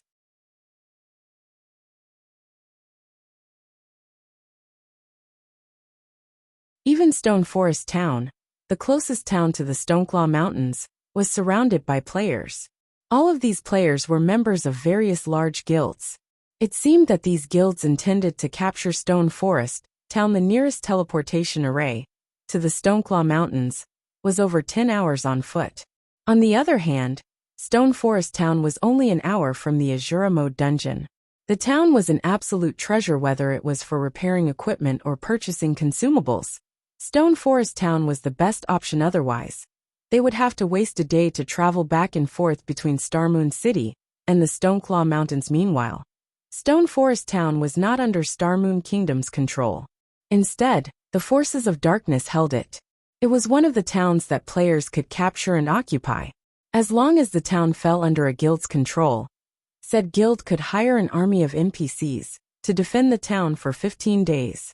Even if every guild in Starmoon Kingdom banded together, they would not be able to do anything to the captured Stone Forest Town. After a guild successfully captured Stone Forest Town, said guild would also receive an additional advantage. They could select a resurrection point. When players died, they would revive in their own cities. Of course, players could also choose to revive at the nearest resurrection point. Meanwhile, Stone Forest Town was the nearest resurrection point to the Stoneclaw Mountains. However, the precondition for reviving in Stone Forest Town was that one needed to capture it. Moreover, only members of the guild that held the town, or those given explicit permission by said guild, could revive there. This would be a huge advantage for capturing the Stoneclaw Mountains in the future. Since Shifeng had learned that the Stoneclaw Mountains had been activated, he would not waste any time. He intended to capture Stone Forest Town with Zero Wing's greatest forces. Unfortunately, other guilds shared the same thoughts. For now, though, he needed to occupy a strategic location as quickly as possible.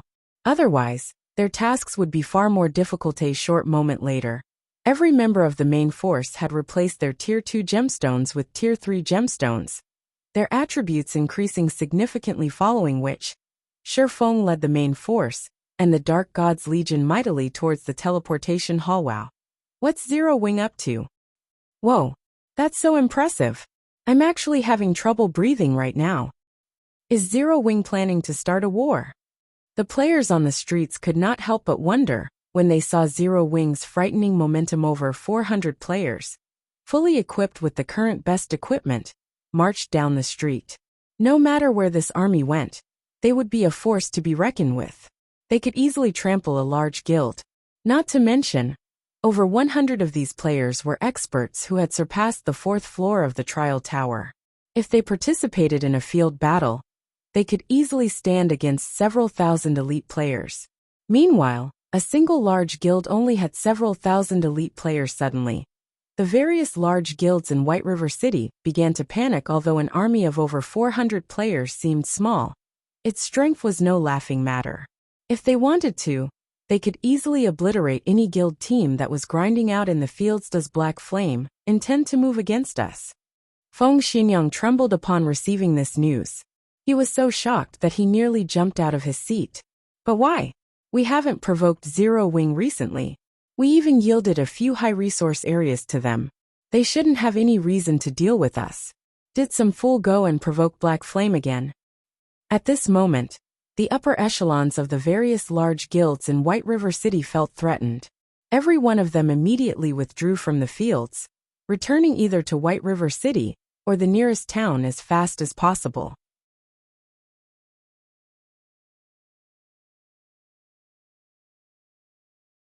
You're tuning in to the Li Mei's Wuxia Whispers YouTube channel. We're so grateful for your support, and don't forget to subscribe to join us on this incredible journey through captivating stories. Your generosity through donations truly makes a world of difference, as it's the primary source of revenue that allows me to expand and enhance this channel for you. Thank you from the bottom of my heart for being a part of this adventure.